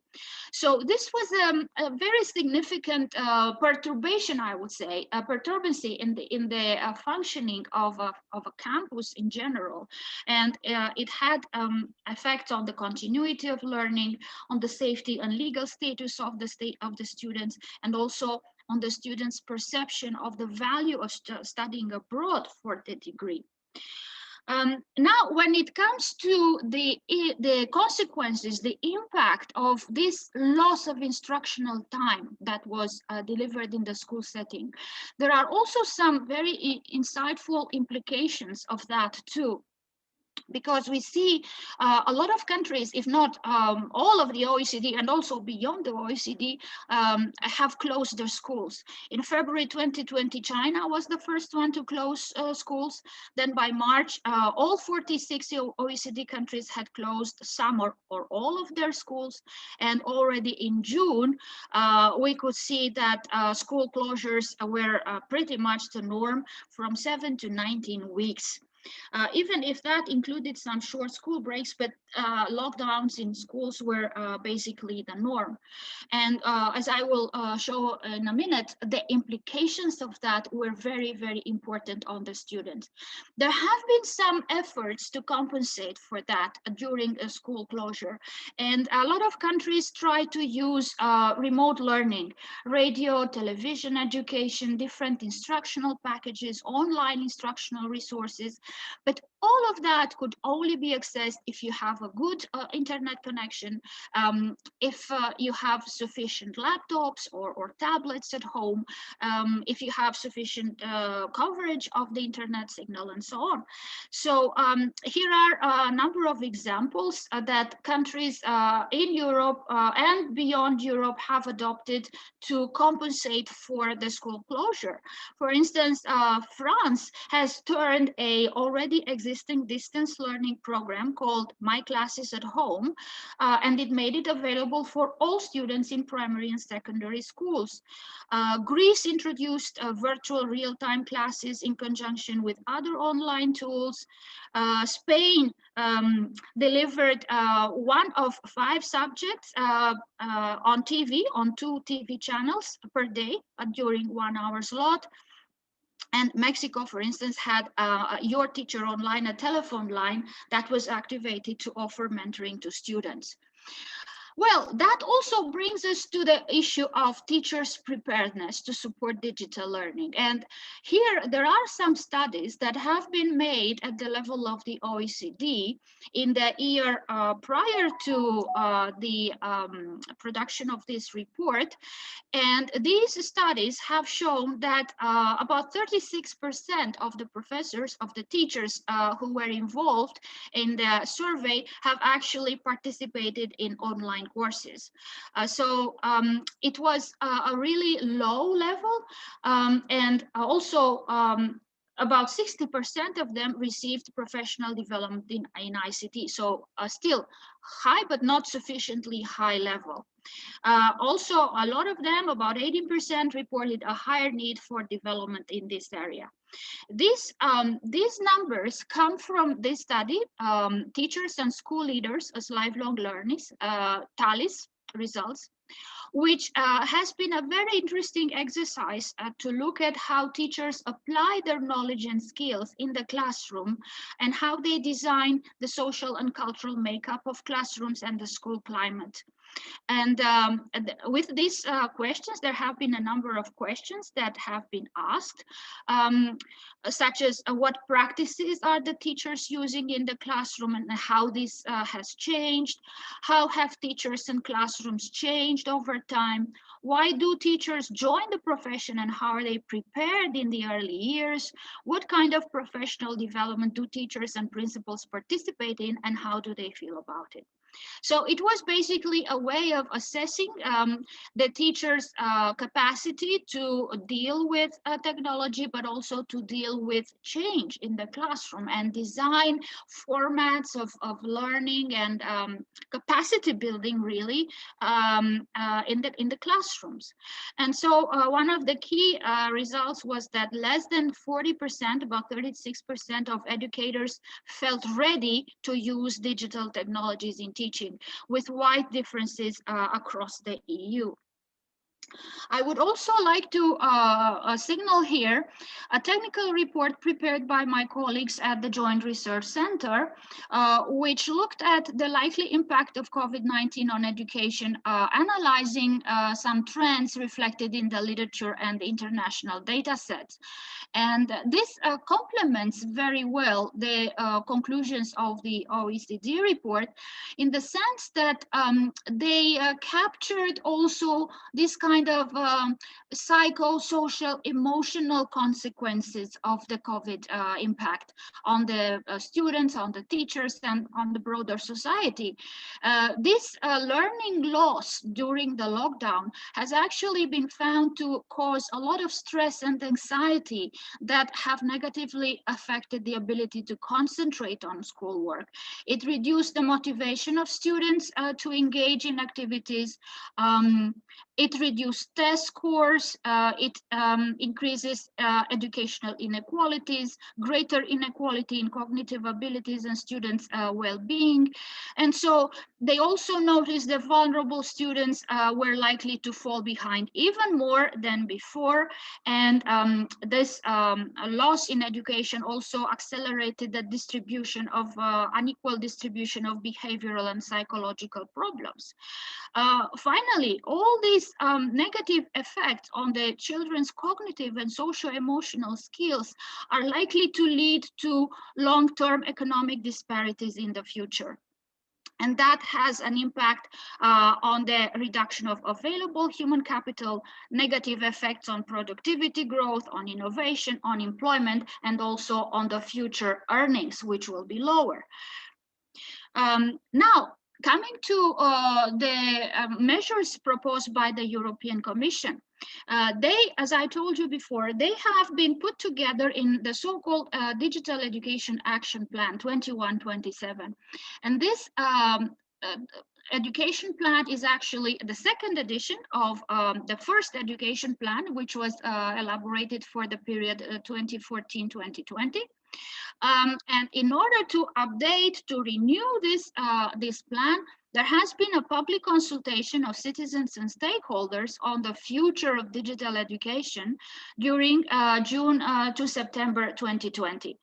And I have selected a few statistics here just to give you an idea of, again, the preparedness of students and teachers and students and educators to work with digital technologies. It's very interesting to see that almost 60% of respondents had not used distance or online learning before the crisis. More than 20% of young people across the EU failed to reach a basic level of digital skills. And 95% of the respondents consider that the COVID crisis marked a point of no return for technology use in education and training. Over 60% felt they improved their digital skills during the crisis, and over 50% wanted to do more. So that's good news. But also most of them found that online learning resources and content need to be more relevant, more interactive, and more easy to use. But on the other hand, the infrastructure to achieve that is not always very good, in very good state. Eurostat, which is the statistics office of the European Commission, found that many low-income homes have no access to computers. Broadband access varies widely across the EU depending on household income. So knowing all these features of the digital competencies in Europe, this Digital Education Action Plan was structured in two major categories. You see here in the first category, this is about fostering the development of a high-performing digital education system. So this is about the system, the infrastructure, and the second is about the skills and competencies, enhancing digital skills and competencies for the digital transformation. And each of these sections includes several actions which basically cover all fronts, everything that needs to be put in place in order to have a coherent and a solid framework and a solid package of measures. I will refer only to two of them, Action 5 and Action 11, because these actions do have a very concrete support from studies and programs and initiatives that have been put in place in the past years. Most of the other actions here are just now to be implemented. So we are only now starting to develop working groups, papers, concept papers and so on. So they are now in the making. Whereas these two actions have behind them some work that was already done. So let me give you a few details about this Action 5, Digital Transformation Plans for Education and Training Institutions, because again, I find that quite relevant for higher education institutions. For instance, a lot of the work done by my colleagues at the Joint Research Center on learning and skills for the digital era has been used as a support for this action. There is a special unit in the GRC working on this, and the three main directions of their work are these: the 21st century skills and competencies, then innovating and modernizing education and training, and a third, open education, where they try to match the two complementary approaches of the supply side and the demand side of education. For each of these categories, there have been several studies or tools that have been developed by my colleagues. These links are active, so if you are interested, you can just click on that and have more details. I will refer only to 2 or 3 of them, which I find very, very relevant, particularly this one, Educators, Digital Competence, DCOMP Edu, and the Digital Competence for Citizens, DCOMP. And why am I saying that? Because you see this DCOMP, the European Framework for Digital Competence of Educators. This is meant to be the general reference frame to develop educator-specific digital competencies in Europe. And this applies to educators at all levels, from primary school to universities. Here, this is the report. You can find it, you can download it at this link here. And this is the framework, which puts together 22 competencies that have been organized in 6 areas. You see, you distinguish here between educators' professional competencies, educators' pedagogic competencies, and learners' competencies. And in each of these 3 areas, there are some skills that can be developed, that can be worked on, and can help build these digital competencies, like, for instance, professional engagement, digital resources, assessment, teaching and learning, empowering learners, a student-centric approach, and then facilitating learners' digital competencies. Furthermore, based on this framework that I showed you, my colleagues also developed the so-called Selfie for Teachers. This is a very funny tool that is aimed to help primary and secondary teachers reflect on how they use digital technologies in their practice, what digital skills they have, where do they need to improve, how can they develop further. So this is a set of questions and statements that relates to a use of technology in several areas, like professional communication, personal learning, creating digital resources, teaching and learning process, student assessment, and facilitating student digital competencies. Sorry to disturb you. Sorry? Can we sorry to disturb you, ma'am, but can we fasten it a little up?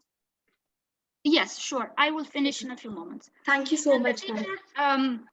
The teacher automatically receives a certificate and the digital badge at the end, and they can reflect on how they can improve their competencies.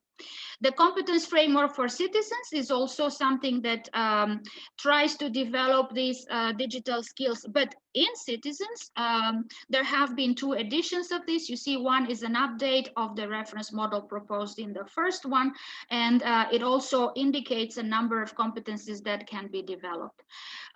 This is another study that relates to that Action 11, the International Computer and Information Literacy Study, which is basically the main instrument for collecting data about the competencies in digital technologies. Now, just a few words about this entrepreneurial university, as I said, because I find that very relevant to the profile of your university. We define an entrepreneurial university in terms of the 3 missions that it accomplishes. First of that being education, the second, research, the third mission, service to society. And here we refer to tech transfer, research commercialization, entrepreneurship, regional development. There are lots of technologies that have an application potential in education.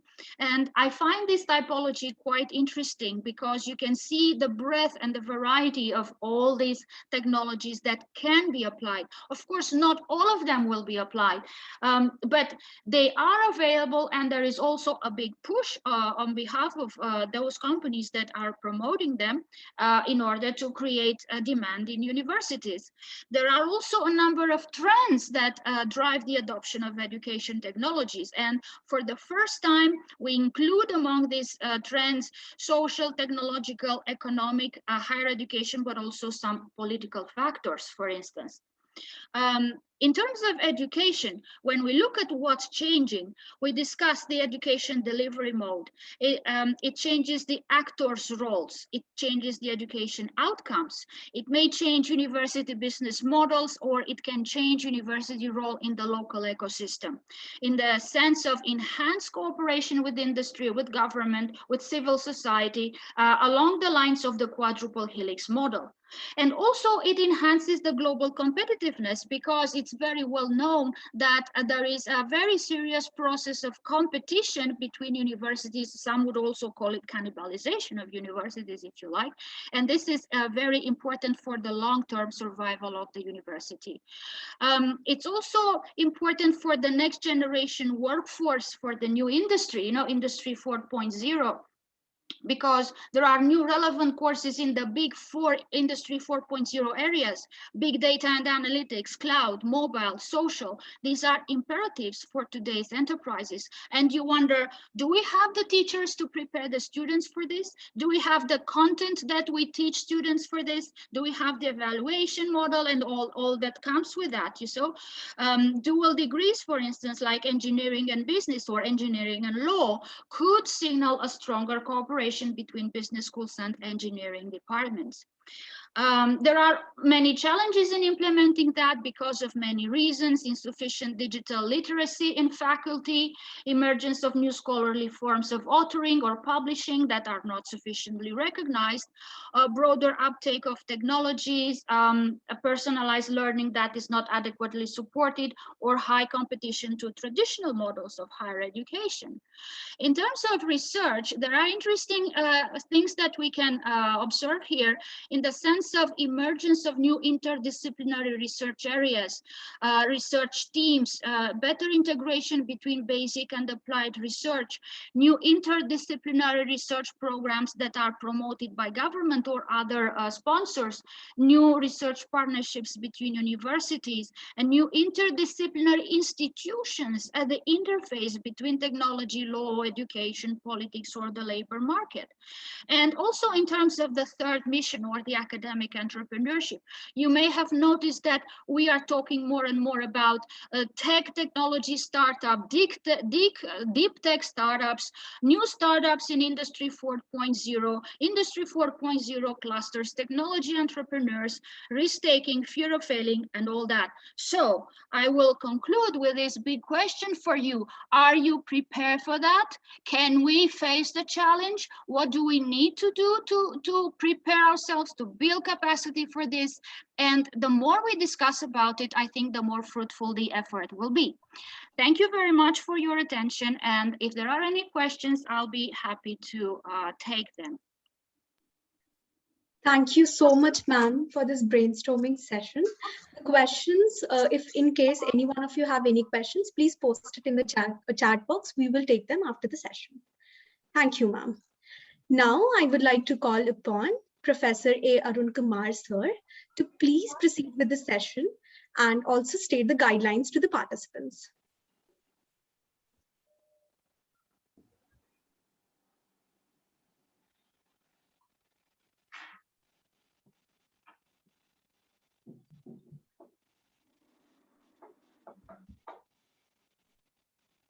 Sir? Oversee. Just a minute.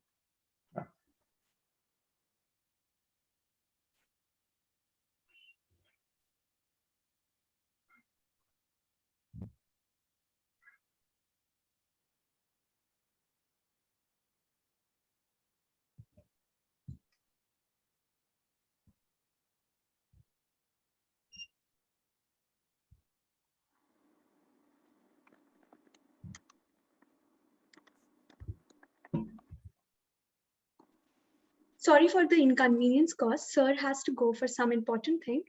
So I will continue with the guidelines process. Thank you.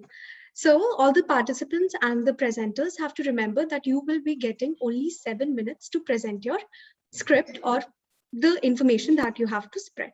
Secondly, we'll give you a reminder after every 5 minutes. After the 5 minutes, you will get one reminder for winding up, and in the next 2 minutes, you have to wind up and conclude.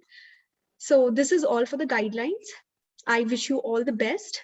And now I would also like to call upon our first presenter for the day, Dhananjay Bharadwaj. Please, you can begin with your presentation.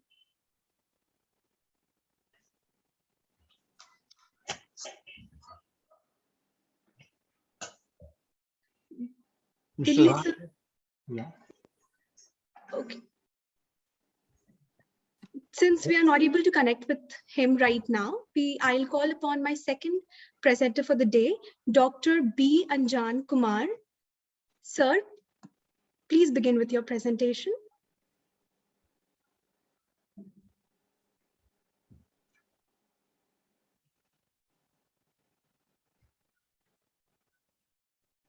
I think there are some technical issues and we are not able to connect with most of our presenters. I would go with the third one for the day. Dr. Divya Vajpayee. Ma'am, are you there? Thank you, ma'am. You can please begin up with your presentation.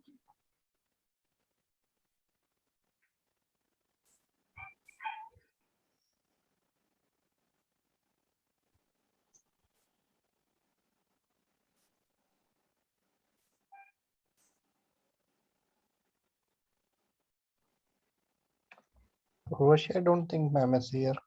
Okay, I will allow. I can start. I'm also presenter. Okay, thank you.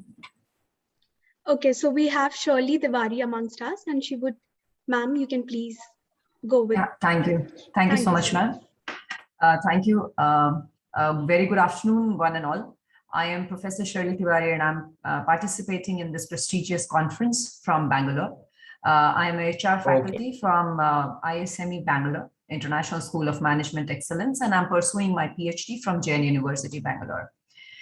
Today, I'll be presenting, if you can just allow me to share. Yeah.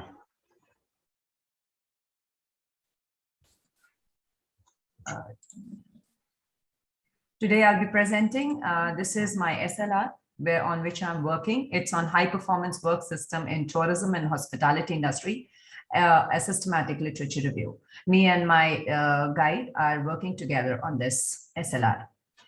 To begin with, why I have chosen hospitality industry, there are two basic reasons. One very important reason is that there is a tremendous growth in hospitality and tourism industry, which we have observed for last so many years.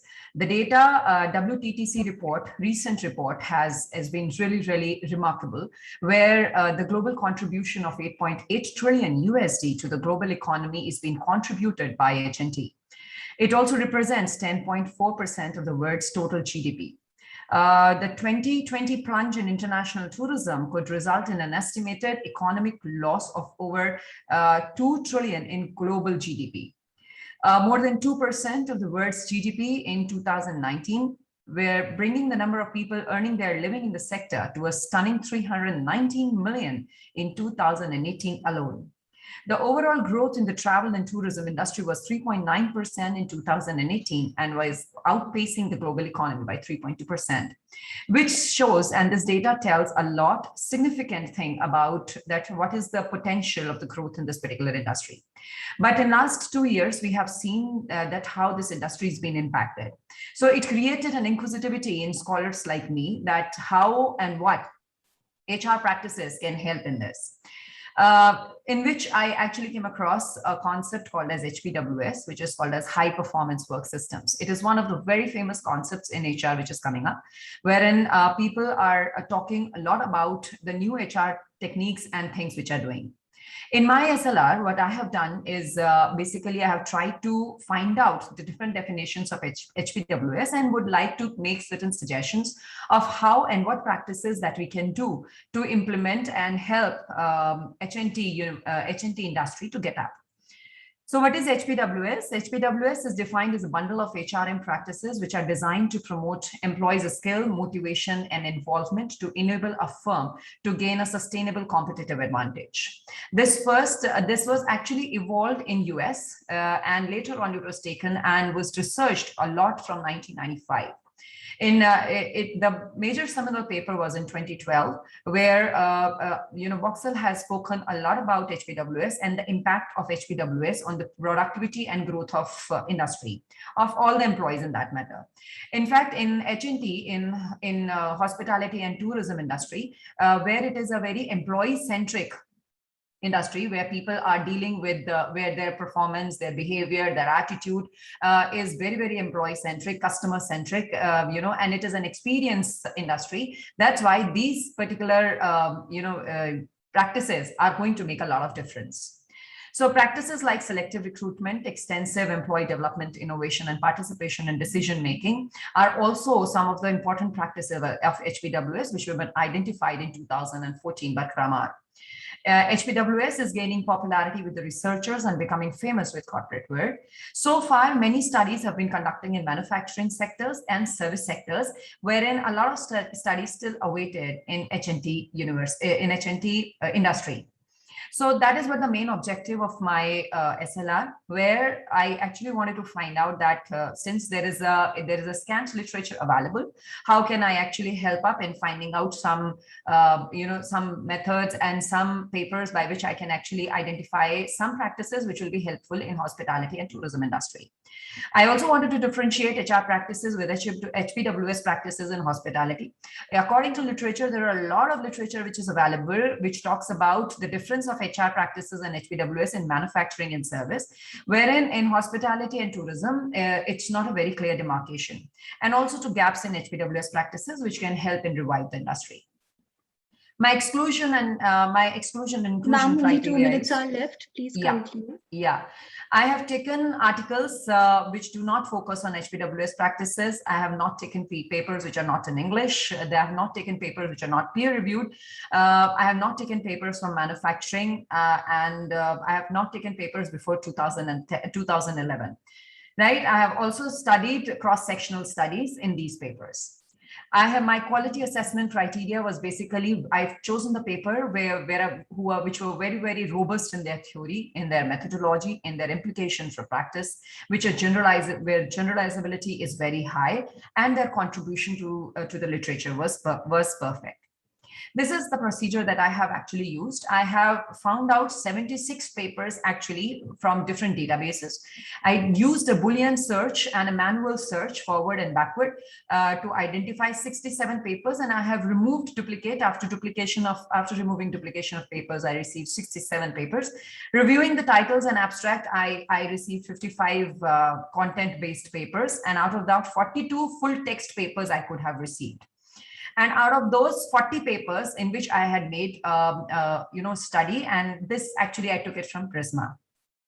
This is the serial number. This is the description of HPWS and authors from those papers, where I actually identified a couple of these words which are in bold are actually the things by which HPWS has been making a lot of impact in HR department and in different industries and sectors.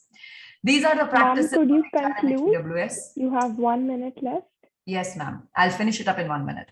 So these are the practices of HR and HPWS in different sectors. I have taken years from 1992 to 2017, wherein I preferred the years from 2011 to 2021. After all these, analysis and reading the papers, I actually found out that there are a couple of, practices which can be done, which are very helpful in developing hospitality industry, and they are job satisfaction, selective hiring, competitive compensation, and extensive training. So these are the practices from HPWS. If we can incorporate in hospitality and tourism industry, it will be a really great help for the industry to revive back. So this is all about my SLR. Thank you so much for providing me the opportunity. Thank you so much. Thank you, ma'am, for this wonderful presentation. May I now invite Meera Jyotirmay K to please begin with your presentation.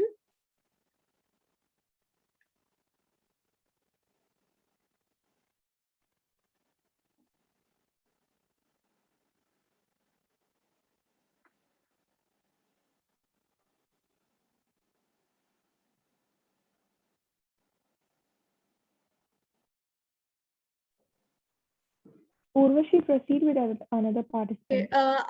Sir, I'm proceeding with the next one. Now we have Srija Reddy. Ma'am, are you ready with your Yes, presentation? I'm ready. Thank you. Please begin with it.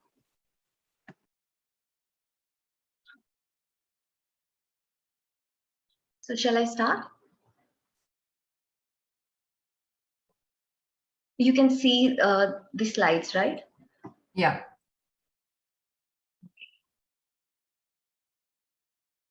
Good afternoon, respected panel. My name is Shrija. My topic is an empirical study on the influence of workplace spirituality on intention to quit of information technology professionals in India. The flow of presentation is as follows. First, let us take a look at what are the current challenges faced by IT employees. One buzzword is attrition. We all know that the pandemic has forced to a lot of services to go online. That is where the demand for skilled employees has increased. So all these headlines talks about the same. And also Analytical India attrition study also attests to that, the attrition rate in IT industry is all-time high. So as Deloitte, when compared to 2018-19, the attrition levels have increased to a great extent. So what is this attrition? It refers to the gradual reduction in the size of the population. And it is also commonly known as turnover. So turnover is of two types, involuntary and voluntary. Here, the organizations are more concerned about voluntary turnover because this is where the talented pool of employees leave the organizations willfully. So here we are using turnover intention as a proxy variable for voluntary turnover because a lot of studies attest to the fact that turnover intentions are important, significant predictors of actual turnover. In turnover intention also we are looking at two. One is intention to stay and intention to quit. But here we are focusing on intention to quit because studies suggest that when an employee experiences or showcases intention to quit, he is more likely to indulge in organizational deviance, less performance orientation, and less organizational citizenship behavior. So let us take a look at what are these organizations trying to tackle with this turnover intentions of employees. They're looking at the alternatives such as pay satisfaction, like they're trying to give good compensation and benefits. So there is increase in variable payout. So is it helpful? Is it helping? Still, if you take data from 2018 to 21, still the attrition is relevant in all these years, despite the fact that India is 9.4% giving salary hike when compared to its counterparts like China, Philippines, and Singapore in Asia region. So is it sustainable option, like trying to retain employees using pay satisfaction?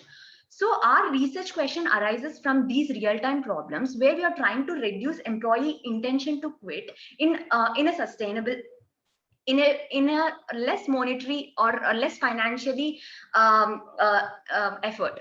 So why WPS? Workplace spirituality is such concept that has shown linkages over the past 2 decades to all the desired organizational outcomes, specifically profitability and sustainability. There are studies which attest to the fact that organizations which are incorporating workplace spirituality are more profitable and are showing sustainable performance than its counterparts which did include.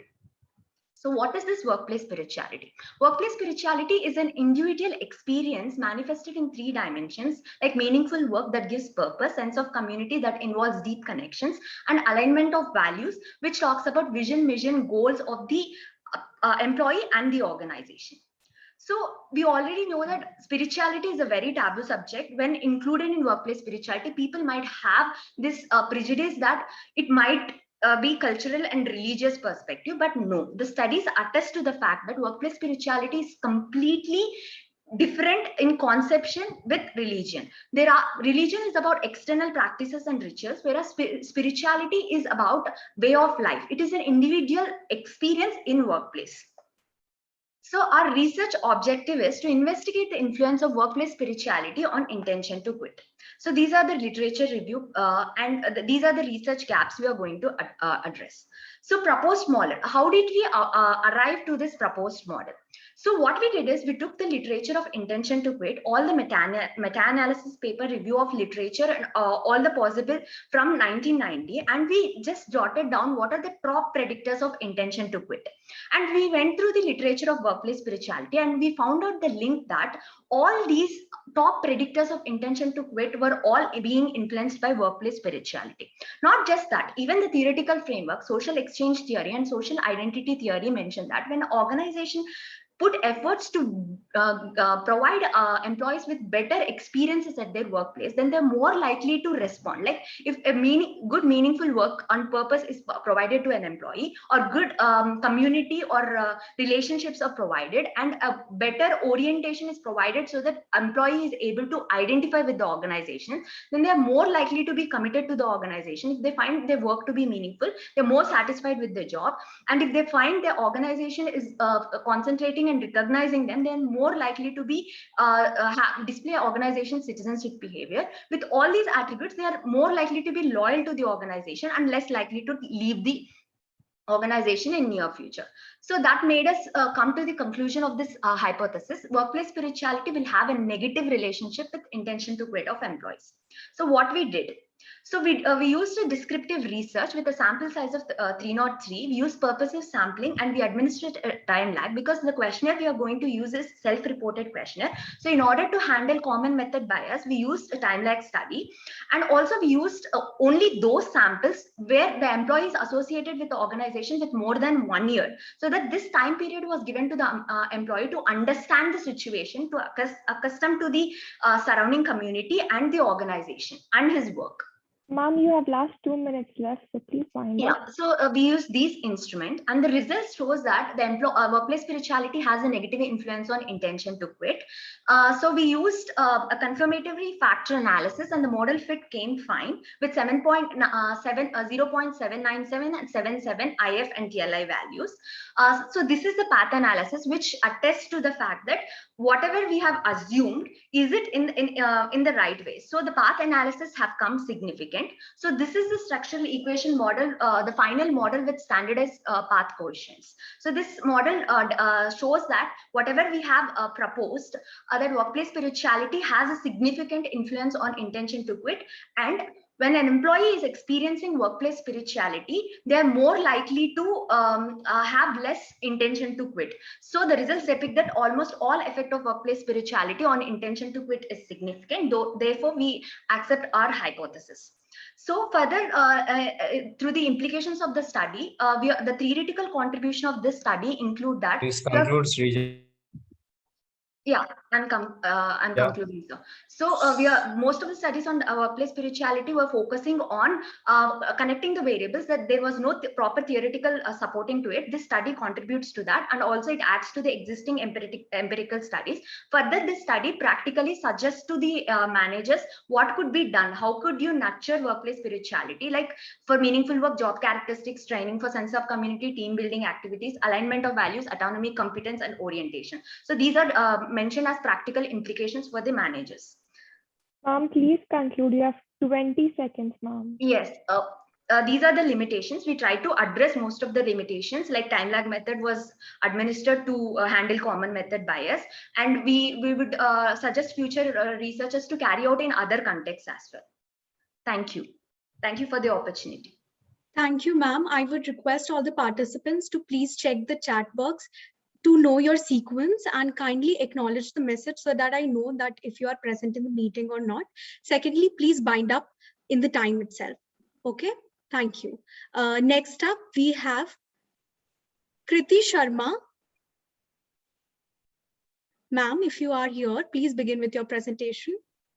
Yes, ma'am, this is Tana Mittal. I would be presenting the same paper. I'm the co-author in the paper. Okay, thank you, ma'am. Please begin with your presentation.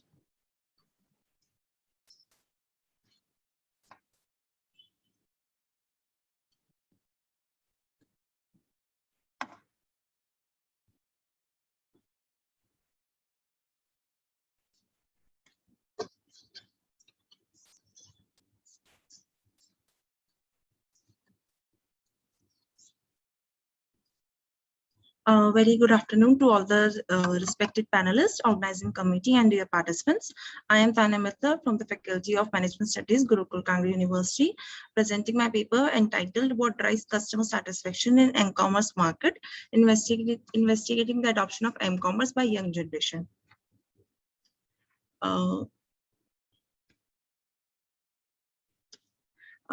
It is the clips of the points which would be pondered in the study, and these are purpose, introduction, followed by ROL, research methodology, findings and interpretation, conclusions, and practical implication. For the purpose of the study, mobile technology has begun to change the way young retail customers shop, giving them the intermediate control over the purchasing process. As the retail industry competition heats up, mobile devices are increasingly being used to provide value-added services. As a result, mobile commerce is likely to have a significant impact on business activities, customer behavior on national and global markets. This study aims to determine which key factors of key factors influences customer satisfaction in m-commerce world. For this objective, firstly, LR was reviewed and about the customer satisfaction to find out about the drivers of m-commerce transaction. What is m-commerce?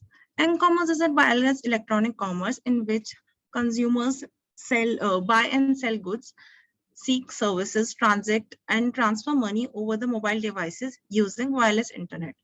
After e-commerce, mobile commerce is the following disruptive way to reshape the business landscape. The term mobile commerce was originated in 1997 when Kevin Duffy first used it at opening of World Mobile Commerce Forum in UK, which means putting e-commerce resources directly into the hands of consumer anywhere through wireless technology. The following ROL was conducted. For the first variable, m-commerce adoption, Davis in 1989 developed a TAM model consisting of two main components that influence users' willingness to adopt new technology. For the same variable in 2003, Shen has found out that due to the mobile device's physical constraints, such as screen size, resolution, and keyboard size, the idea of use of an essential element for the effective implementation of e-commerce. As a result, business must provide accessible services that appeal to the consumers. For the next variable, website quality, Kim in 2013 has found out that service quality was the key element that affects the user's perception to use m-commerce services. By Yi and Lee in 2009, for the variable website quality, they have found out that they're improving the quality of the website services. More and more customers are attracted and retained to the m-commerce world. For the next variable, speed of internet, Park and Kim 2013 has found out that the processing speed was the critical element that affects user perceptions regarding the use of m-commerce services using LTE technology. For next variable, Law in 2019, for variable responsiveness of website, they have found out that the websites need to be differentiated from the desktop counterparts, and a new set of criteria for assessing the site responses that need to be developed. For the next variable, privacy and security, Kalmick in 2017 has found that perceived lack of privacy and consumer safety is a significant obstacle in the rapid development of e-commerce. And it has been found out that if customers perceive e-commerce system as safe, they can depend on the mobile commerce and use it in their daily life. For next video, perceived usefulness, NetSec in 2018 has found that perceived usefulness has a favorable effect on young customers' behavioral intention, which significantly affects the consumer desire to use m-commerce. For next variable, satisfaction, Sharma and Madan in 2020 have found out that there is a higher level of satisfaction. The increases more and more customers in m-commerce adoption. For same variable satisfaction, San Martin 2016 has found that the satisfaction is an essential driver for customer trust, leading to m-commerce adoption.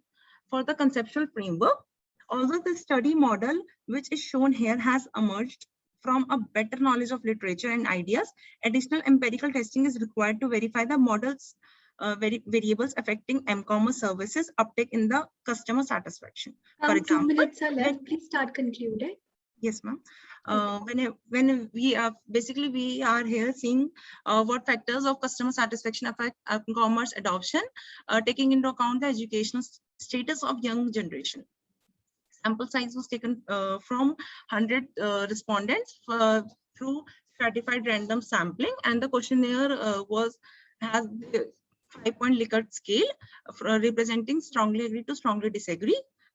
It is the demographic profile of the respondents, where you can see the majority of the respondents are male and belong to 23 to 25 age group, and maximum of them are graduates. After conducting research, Cronbach alpha was applied with it is 9.2, and any value above 0.7 is considered good or acceptable. This table shows the results of the statements, which are overall design of the website I usually use is satisfying. The development of m-commerce is waste of resources. Using m-commerce would enhance my effectiveness in online transaction, and mobile commerce services meet my expectation. These data items have been significantly different variances according to the Leibniz stats, and is showing significant values only 0.49, 0.304, 0.005, and 0.042 respectively. As such, an ANOVA test may not be valid for this variable. Therefore, Venn test was used to analyze the particular variable, as the significance value are much higher than required 0.05. The statistics and significance values indicates the acceptance of the null hypothesis. For this table, the statements were the websites I usually use is more satisfying than others. Information about the content I want to download via website is enough. Uses of multimedia elements is consistent. Overall design of the conclude. You have last 30 seconds left. Okay, what ma'am? You have last 30 seconds left. Please conclude. Okay, for the conclusion, we have concluded that today's mobile phone is more than just a phone for making calls. Since the smartphone with an internet connection is a new point of commerce, it has become a series of outlets in the consumer's hands. 9 out of 10 people use their phones to look for a product and services, and companies are putting out every effort to reach out the end of the consumers to meet the requirement or in the 21st century. And the greatest method to do is the mobile application. Companies, large or small, are putting e-commerce at the heart of the strategies because they see a lot of room of growth in this area. Because the fact that the fact supports m-commerce, it won't be long before it takes e-commerce as the favored form of digital transaction. The findings of the study aid entrepreneurs in gaining a better understanding of a product marketing and companies' operation via use of several mobile commerce apps such as Amazon, Flipkart, Snapdeal, Myntra.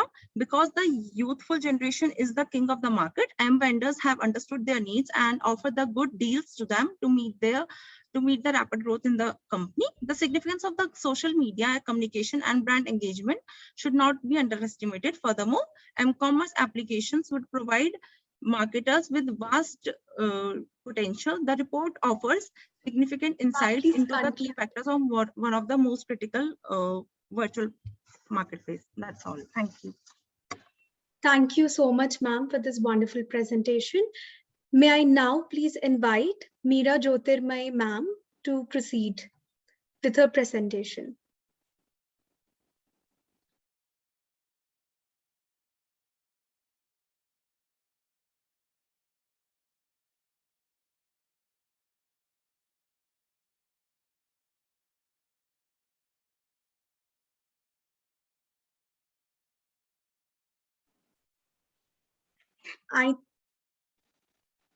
I think there is some technical glitches on her side again. So I would now request Dr. Komal Nagrani to please come up and proceed with your presentation.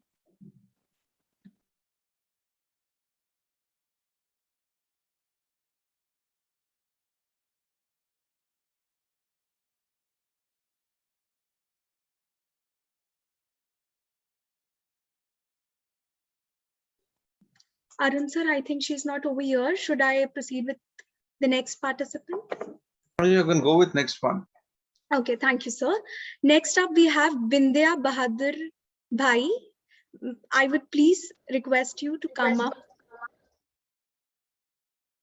Just wait, I think Meera Jyotirmay has joined. Okay, sir.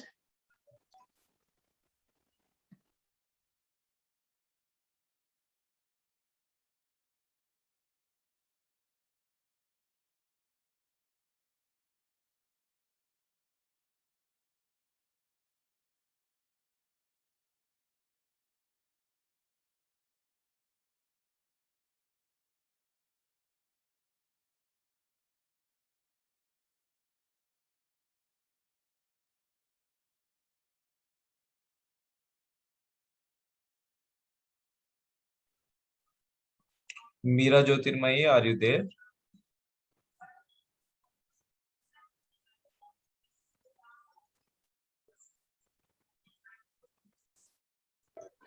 Looks like she has some technical problem. She's joining and getting out. Our internet is unstable.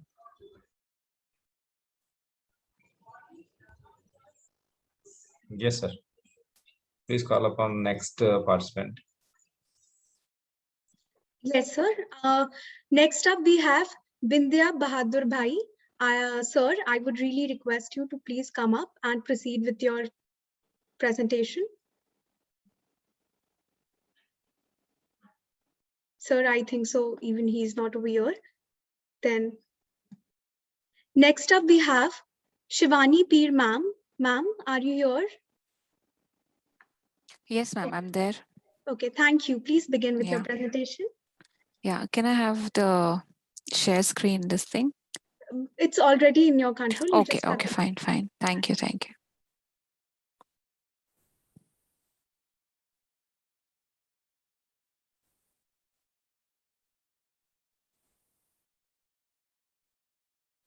Yeah, is my screen visible? Yes, ma'am. Yeah, it is visible. Okay. A very good afternoon to one and all present here. My name is Shivani Peer and I'm a research scholar at Jain University, Bangalore. So my topic is influence of happiness at a workplace on employee creative performance behavior. Here, the happiness at workplace is the independent variable and the dependent variable is creative performance behavior. In my presentation ahead, I'll be talking about the psychological capital, which is working as a moderator over here. These are the content of the presentation. Now, from past many years, there's a lot of focus on the happiness at workplace and creativity. If we look onto various articles by Harvard Business Review, by Forbes, more often they talk about how making joy a priority at the workplace. And the Forbes magazine in 2020 presented new research that identifies 6 ways to increase happiness in the workplace. Similarly, a survey was conducted about the workforce happiness by CNBC and SurveyMonkey in 2021 in US, America. So in that also, they are trying to find out that how much people are happy. People in the sense the employees are happy at the workplace. Now talking about the another thing, that is the creativity. The Harvard Business Review highlights that the importance of creative performance behavior in the organization and how that particular creative performance behavior helps to make the organizations more effective. So for achieving the competitive advantage, the organizations, as we know across the world, enhance their ability to produce, innovate, and the organizations really have to motivate a lot the employees in order to, so that they can use their skills very efficiently to have a creative performance behavior. That is when they are performing, the creativity is present in their performance.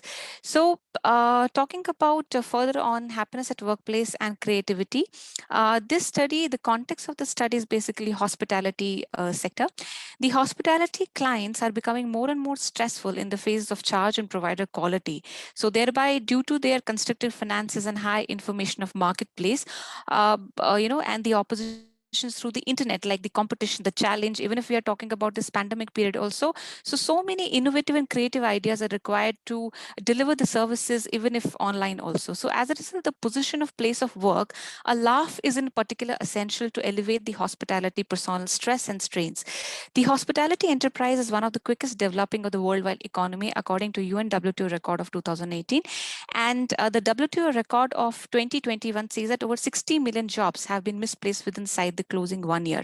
So apart from this pandemic, in general also, we all know the type of the stress and the strain, and also highlighted by the literature also.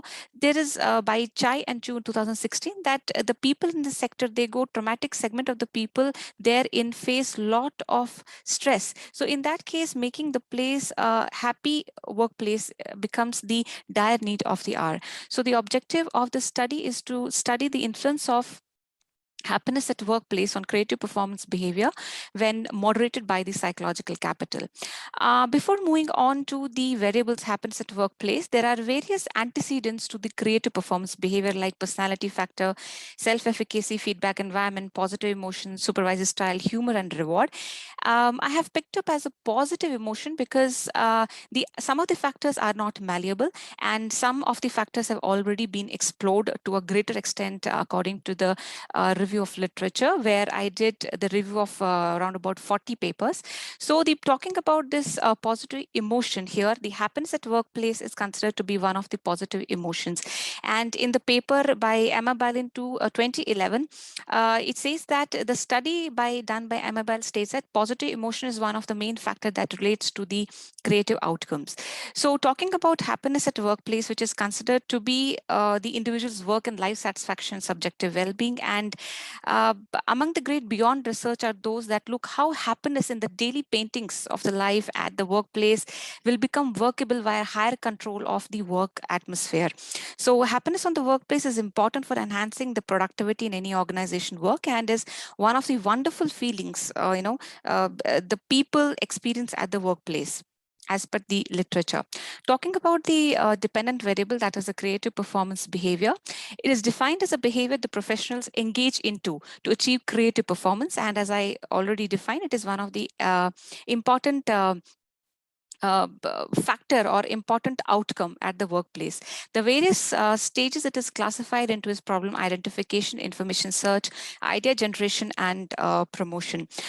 So a large body of literature has highlighted the significant role that employee creative behavior plays in enhancing the organizational innovation, effectiveness, and the competitiveness. And the creative behavior is very important to be developed. This is because every human effort to develop themselves and solve the problems in a very creative manner in this challenging environment, because as we can see, and the literature says that nowadays nothing is constant, everything is dynamic. So creatively reaching out to the problems, it requires an effort to achieve progress, and it is a must in the organization as put up by Zona and Ardia in 2019.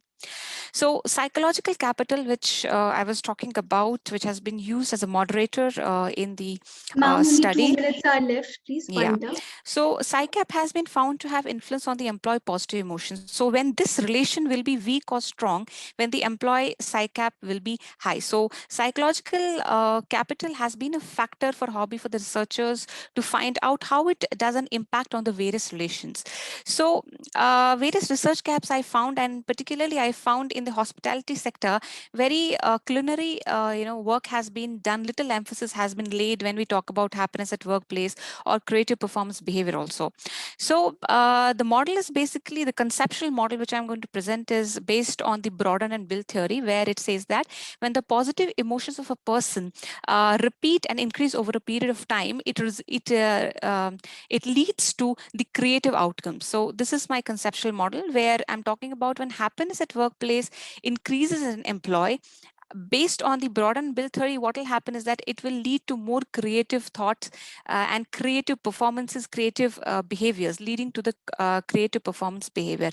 So the psychological capital is actually what I said, acting as a moderator, because the process of CPB is full of complexity and uncertainty. So one needs to understand that how PsyCap of an individual, that is an employee, puts an impact on this relationship, whether it makes it a weak relationship or the employee PsyCap makes this relationship as a stronger relationship. So some of the implications will be like, since all the factors or the variables used here are malleable and state-like constructs, so people can be trained on these particular things. We can educate the person, and the practitioners can also additionally educate person on innovative overall performance.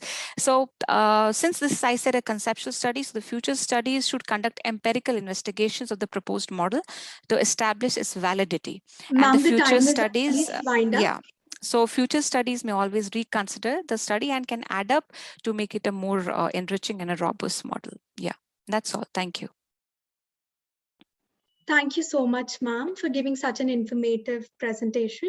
Next up, we have ma'am Vijaya Lakshmi E. Ma'am, if you're ready, please begin with your presentation. Thank you, ma'am. Just give me a second to share my screen. Okay, ma'am, sure.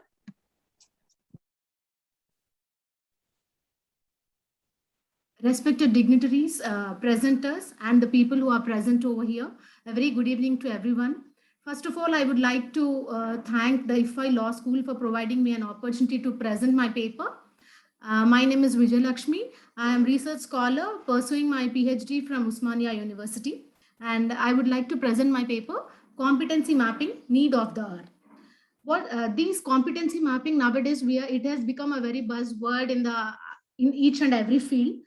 What does this competency mapping mean? First of all, as the organizations are moving from product based to customer centric, it is mandatory for an organization to maintain a competent workforce to cope up with the expectations of customers. So this is the competence manpower or competent workforce differentiates an organization with superior performance and the organizations with average performance. Simply demarcates the organizations which are performing well and which are not performing well. So, and the outline of the presentation will be like, just I'll be focusing on few things, what exactly the competency mapping is and the origin of the competencies and the framework of competencies, that is knowledge, skills, and attributes, and linkage of the competency mapping with HR functions. So actually what is the need for this competency mapping? So these competencies are generally, it is a set of related knowledge, skills, and attributes that will affect one's role, major part of one's job or any role. So determining whether the employees possess the abilities, determining the workforce, whether they possess the abilities to deliver the superior performance is a big task for an organizations these days. So when the organizations focusing on developing, on identifying or recognizing the competencies needed to perform the role, definitely they will be successful in delivering the performance. Now, moving on to the history and the origin of competencies, it was coined by the first person who coined or who used the word competencies was David McClellan. He was a professor of psychology at Harvard University, and even he was the founder of McBain and Company. And he used this word competencies as an alternate to the word trait and intelligent testers. He thought that these trait and intelligent testers are not good performers or not good predictors of intelligence. He worked with the people from US state departments in order to improve the selection process. And finally, he had developed competencies based on the behavioral interviews. And finally, he got succeeded in doing that. And he thought that these traits, the traits and the intelligences are not good performers or estimators of performance. Rather than he focused on various other skills like communication skills, interpersonal skills, decision-making skills, etc. So he used this he used this term competence in order to relate to those aspects. Now moving, the next successor was Richard Boyatis. He had come up with criterion-based competencies. And he worked even with Daniel Goleman in order to develop the emotional competency framework, where he categorized 21 competencies into 6 different clusters. And they have come up with the emotional competency model, where they have even taken into consideration the emotional intelligence as one of the part. And the successor of this Richard Boyatis was Spencer and Spencer. He had come up with iceberg model of competencies, where he categorized the competencies into 5 things: skills, motives, self-concept, and etc. Now moving on to the KSC framework. The framework, the knowledge, skills, and abilities, it is the framework of it. Just a second. Yeah. So whenever taking into consideration the competencies, it is an amalgamation or it is a combination of related knowledge, set of skills, and attributes which will reflect the person, which will reflect in the form of a person's behavior, so that they can perform the work well and they can give the best to the organization. So the organizations have to take into consideration how to develop the competency model. So it takes a time. It takes a little bit time for the organization to focus what are the competencies needed for the organization according to its requirement, and to then develop the model.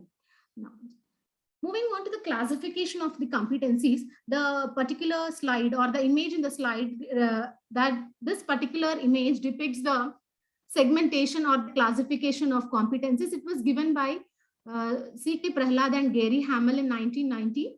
And he categorized the competencies into 4 things. That is the top of the pyramid will tell you the behavioral and the technical competency. One of the quadrant focuses on core competencies and the other focuses on organizational effectiveness. These core competencies are the technical skills and the expertise that are required to do the work. If we take the example of a typist, the core competency required for the typist is the finger dexterity. And similarly, only 2 minutes are left. Please. I'll finish in that, madam. So similarly, organizational competencies are nothing but the organization which expects the skills from the people to carry out the work. Similarly, performance competencies are nothing but all the employees have to apply while performing the work. Finally, I want to tell you the connection of competency mapping with HR functions. Now, all these recruitment and selection, compensation, performance management, training and development, succession planning, these are the HR functions. And what is the linkage of competency mapping with HR functions? Once the organizations are focusing on identifying or recruiting the employees with respect to identifying their competencies, definitely the employees, the organizations can retain the employees for a longer period of time. And similarly, compensation, competency-based compensation is about paying the employees on basis of their knowledge, skills, and expertise rather than on their seniority positions, which will boost the employees, which will increase the morale. Similarly, performance-based management.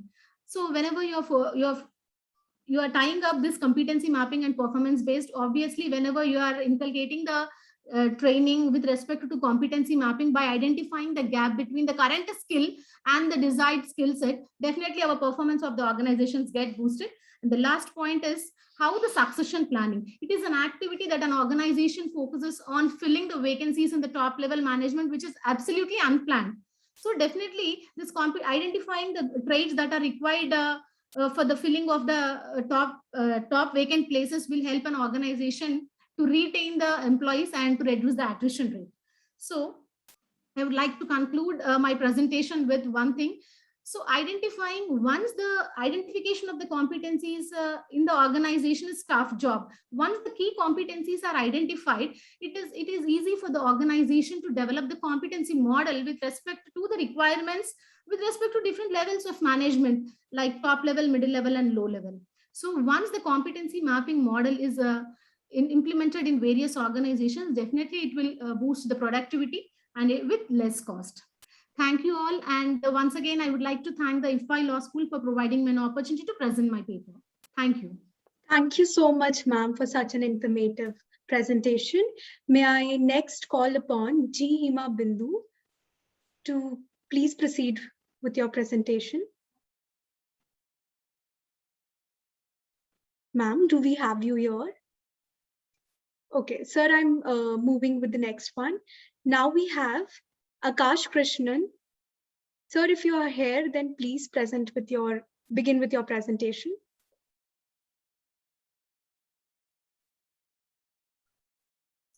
Yeah, Urvashi, I am also for the same. Okay. And we'll be beginning with the presentation. Okay, thank you so much.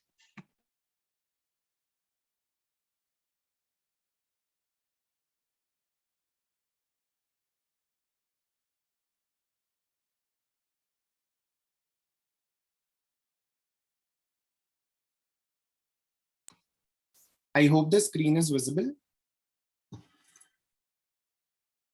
Okay, so good evening to all present.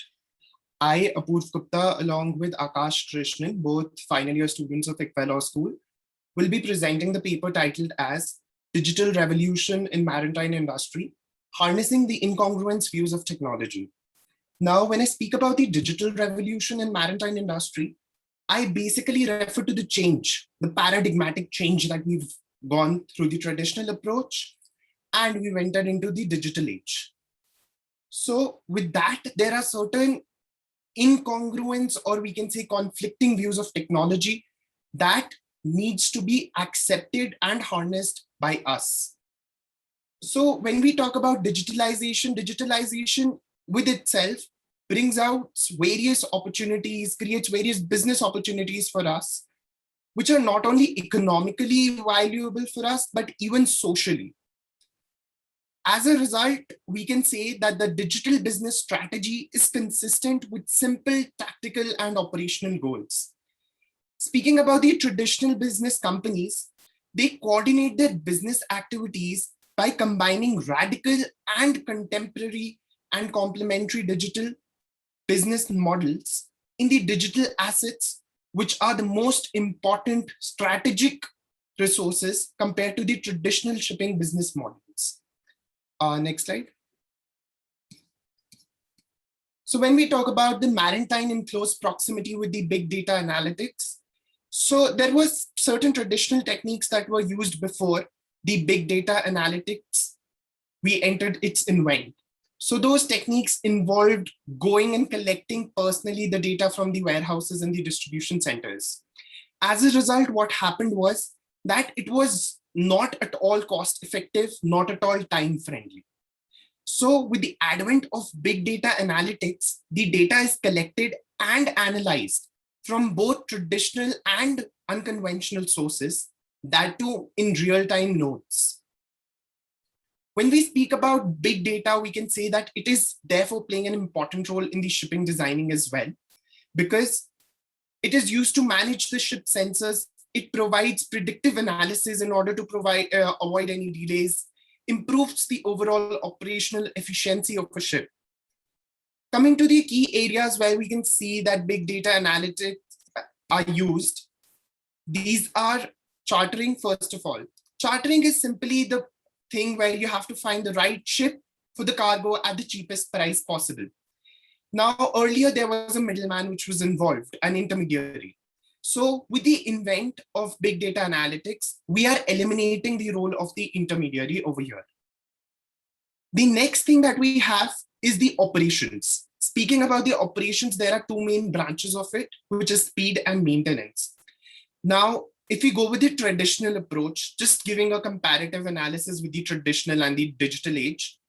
So over there, in order to run certain tests, we used to spend a lot of fuel.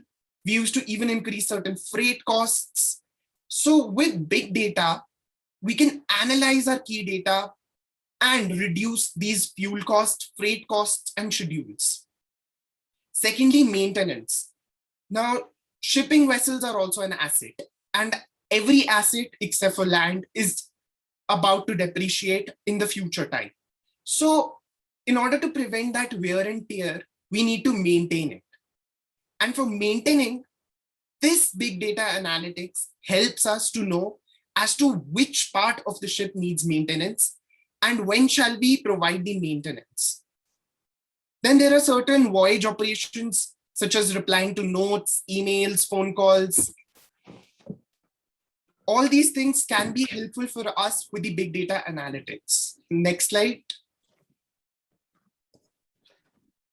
Artificial intelligence and machine learning, the rising stars of maritime industry. Now, when we speak about artificial intelligence, we can say that an IT professional always keeps an eye on artificial intelligence as well as machine learning technologies. It's one of the ways to achieve artificial intelligence is through machine learning. They are two the same branches. However, AI has a wider scope than machine learning. So what we need right now is an integration of both AI and machine learning, a combination of both of them, so that we enter into the digital age of maritime industry. As a result of AI, we can even see that the vessels are these days going unmanned. Stena Lines is one of the examples of such a vessel which is going unmanned. Next slide. Speaking about the robotic sailing into the maritime industry, now since we have entered into a techno-savvy age wherein it is a robotic age, I should say, we are so dependent upon technology for each and everything.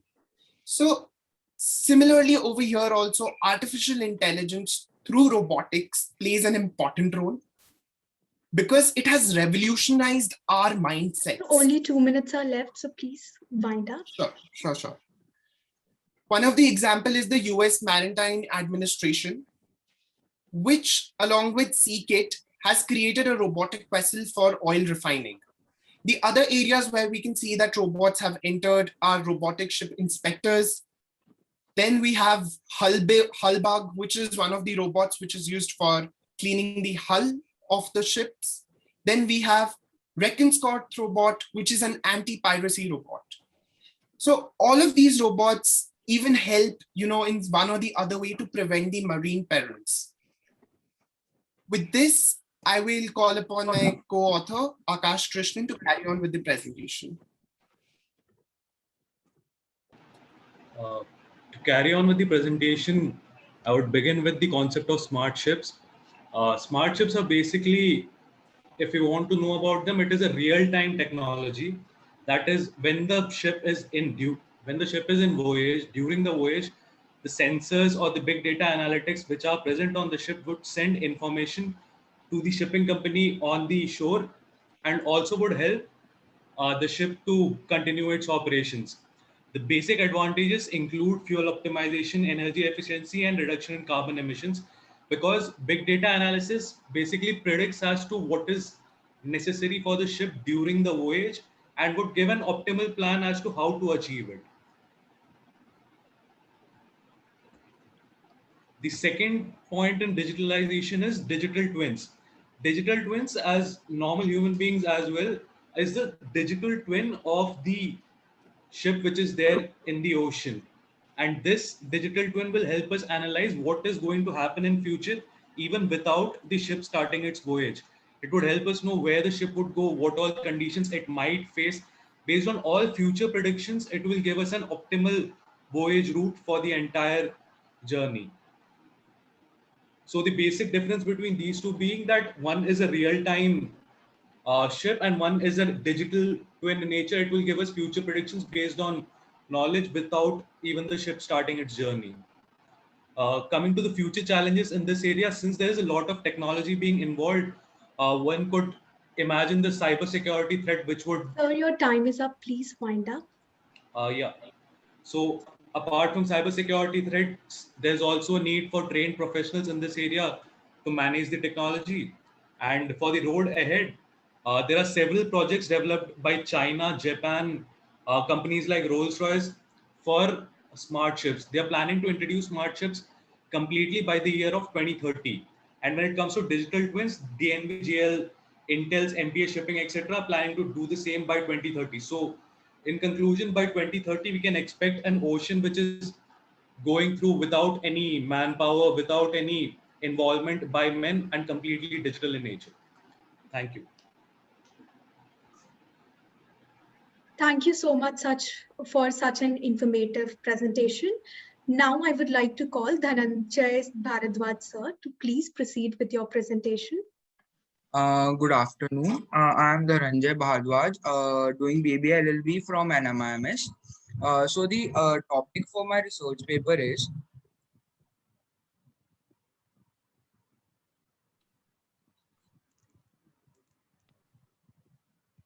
significance of developing leaders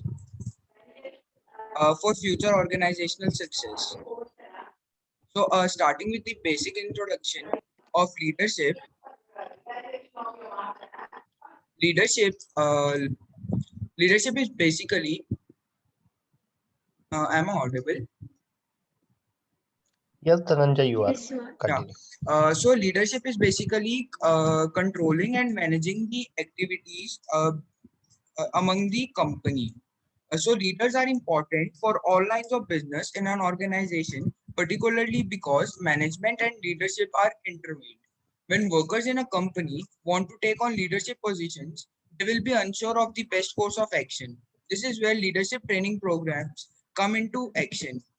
The power to influence, alter, and exert control over the actions of others in a group is referred to as leadership. Establishing a clear vision, communicating the vision so that others can actively follow, and having expertise, intelligence, and methods to understand the vision are all part of leadership. Now coming to significance of leadership in an organization, At a point when an organization has solid administration, it may be very well seen in the entire association. Hierarchical culture isn't forced when great authority is set up. In such a culture, correspondence is straightforward and fruitful. The three difficulties of associations administration. The primary assignment is to make a typical comprehension of the association's heading and purpose. The subsequent assignment is to define objectives, which includes deciphering the essential vision and directional direction into solid execution results for each key field that pioneers think as pivotal to progress. The third test in giving vital direction is to define and execute an arrangement that will conclude how to achieve the objectives. The focus for achieving success is on high performance of the people in the company. Leadership is a crucial management role that helps organization maximize productivity and achieve their goals. Importance of leadership in an organization are changing people's mind. A leader's ability to lead impressions on his subordinates. He subdues them to the point where they give it their all to meet the organization goals. It also helps workers to meet their needs. Leadership not only helps workers to meet the organizational needs, but also their personal needs. It helps in making necessary changes according to the market changes. It also helps in resolving disputes between the two co-workers or the people of different levels. It also helps to persuade the workers to carry out their responsibilities. Now coming to the importance of developing leadership skills in an ever-changing workplace. Many corporations and small businesses have workers who are unaware about what to do next, how to solve a problem, how to turn a challenge into an opportunity, how to accept support or work with others to solve a current business problem. A team leader with a variety of traits and characteristics that inspire team members to follow him or her has a variety of traits and characteristics that encourage team members to follow him or her. What makes leadership skills important in the workplace? It helps to bring the team together and propels them forward. It helps the team to give them the freedom to work to their full potential. It takes responsibility for decision making. Some reasons why it is important for a company to use leadership management in the workplace. It helps to influence the subordinates. It helps to understand the people of lower level as well as the higher level. It helps to manage the organizational change. It helps to provide guidance to the subordinates and also helps in promoting values. The future of leadership development. The leadership development industry, on the other hand, is in state of flux. The disjoint state of leadership growth can be attributed to three factors. The first is misalignment of motives. The customer is not same as the client in executive growth. The second issue is the misalignment of executive development programs, skills, and the skills that organizations need, especially interpersonal skills. The third factor is So lack only of 2 minutes are left, so please wind up. the third factor is lack of ability transfer. So coming to the conclusion, leadership is one of the most important aspects of any corporate enterprise as it determines the organization overall performance in its main operations and functions according to the findings of the study. So it can be inferred that leadership is essential for the smooth operation and progress of any organization. The ability to lead a group of people towards a common goal is known as leadership. People use their leadership qualities to achieve this. To accomplish goals, leaders instill determination and enthusiasm in their followers. Investing in leadership produces immediate results in a variety of areas that directly affect the bottom line. When priorities are aligned with the company's goal, project performance improves, workers become more committed, waste is reduced, and long-term change processes are initiated. Thank you. Thank you so much, sir, for your informative presentation.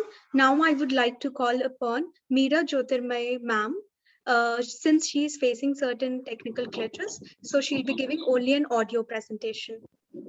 Thank you, ma'am. Am I audible, ma'am? Hello. Yeah, very much audible. Thank you so much, sir. Very good afternoon to honorable session chairs, professors and dear co-participants. So sorry for the trouble caused due to technical issue. I'm KM Jyotirmayi, full-time research scholar having 6 years of academic experience as assistant professor. And today my topic is quality of work life on workforce agility. Actually, this is my research area, workforce agility, which is less studied, but which is of vital importance. So nowadays, for the past 2 or 3 decades, if we see, there is drastic environmental changes. Basically, business environment is very dynamic.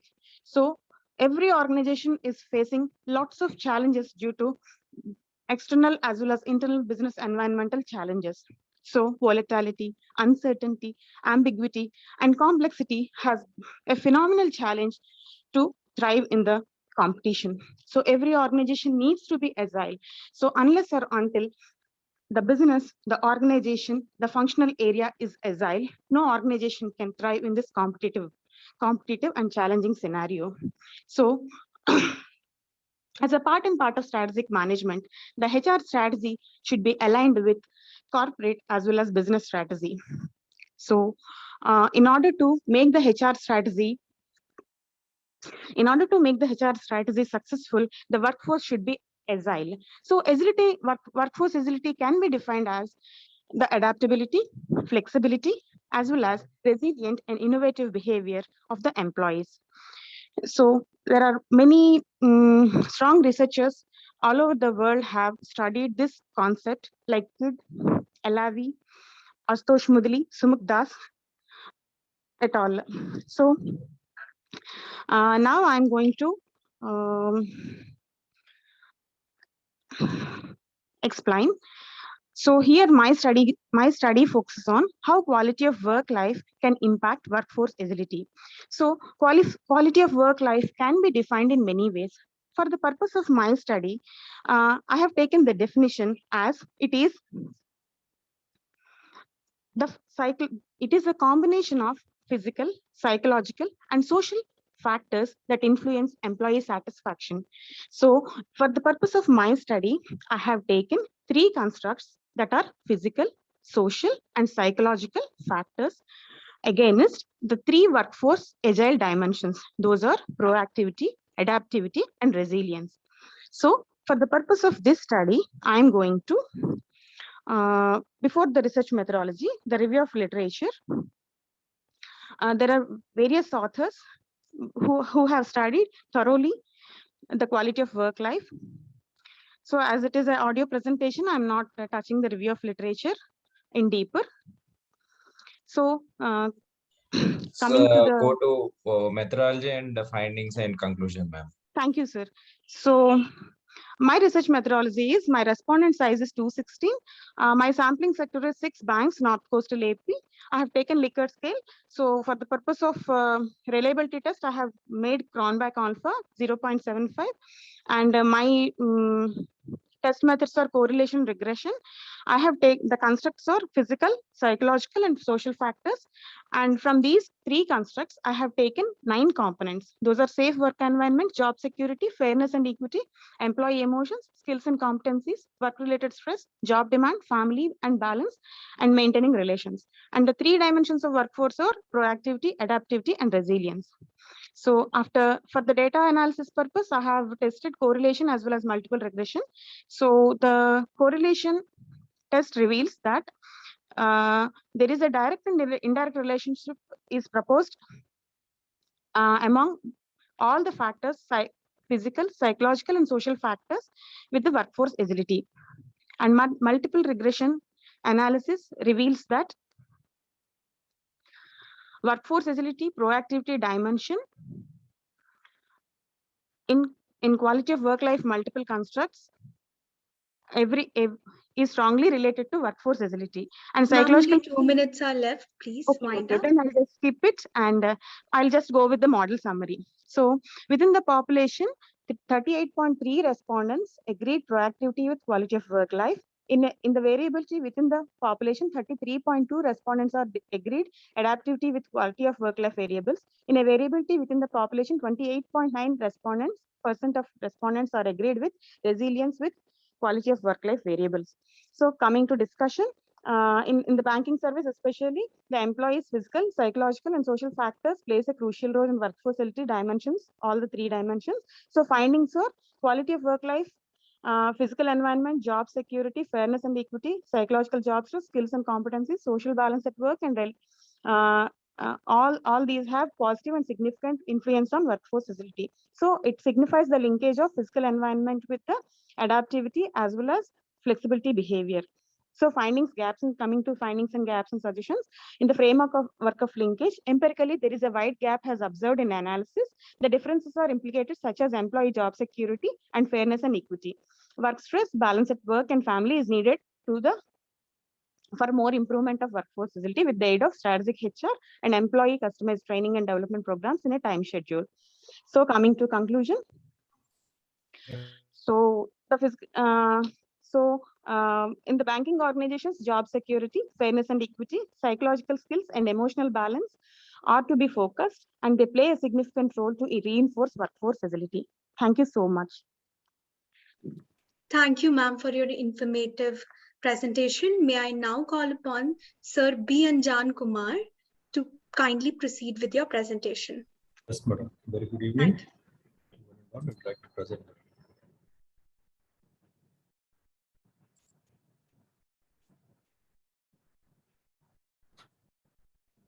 Once again, a very good evening, and I thank the management and the coordinators for giving me the opportunity to present my paper. My study is a study on consumer awareness with respect to generic medicine in Hyderabad. Right, the area what I have chosen is Hyderabad. Myself and my co-author, Dr. Y. Aparna, we both have worked on this paper.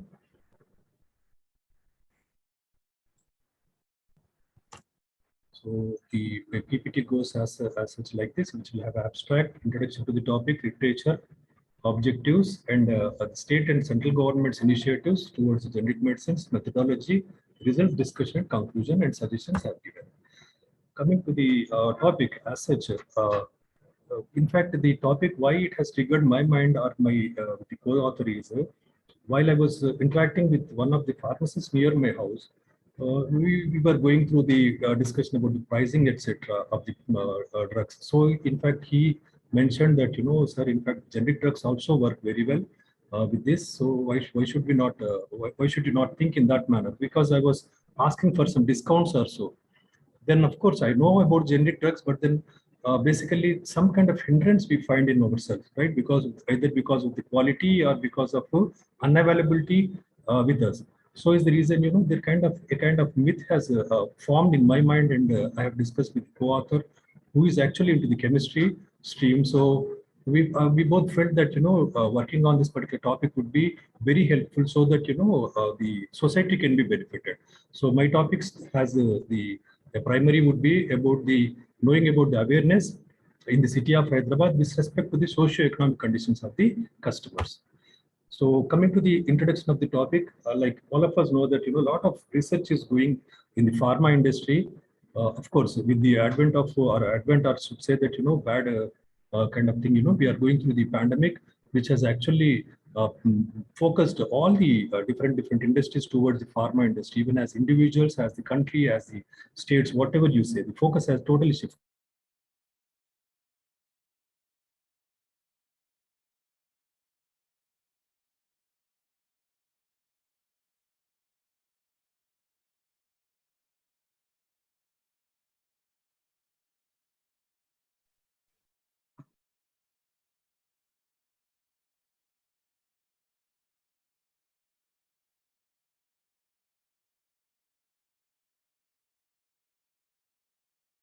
Sir, you are not audible.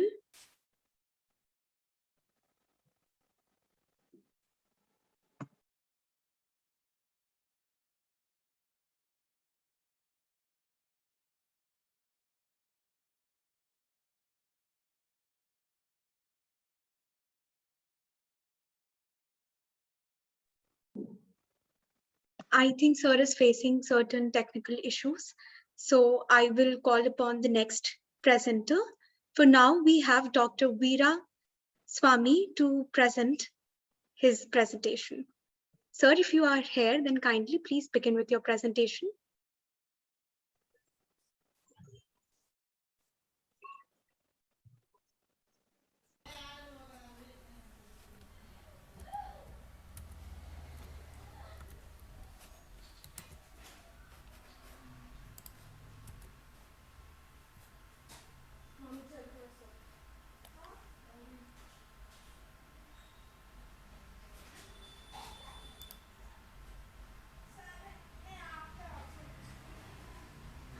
Hello.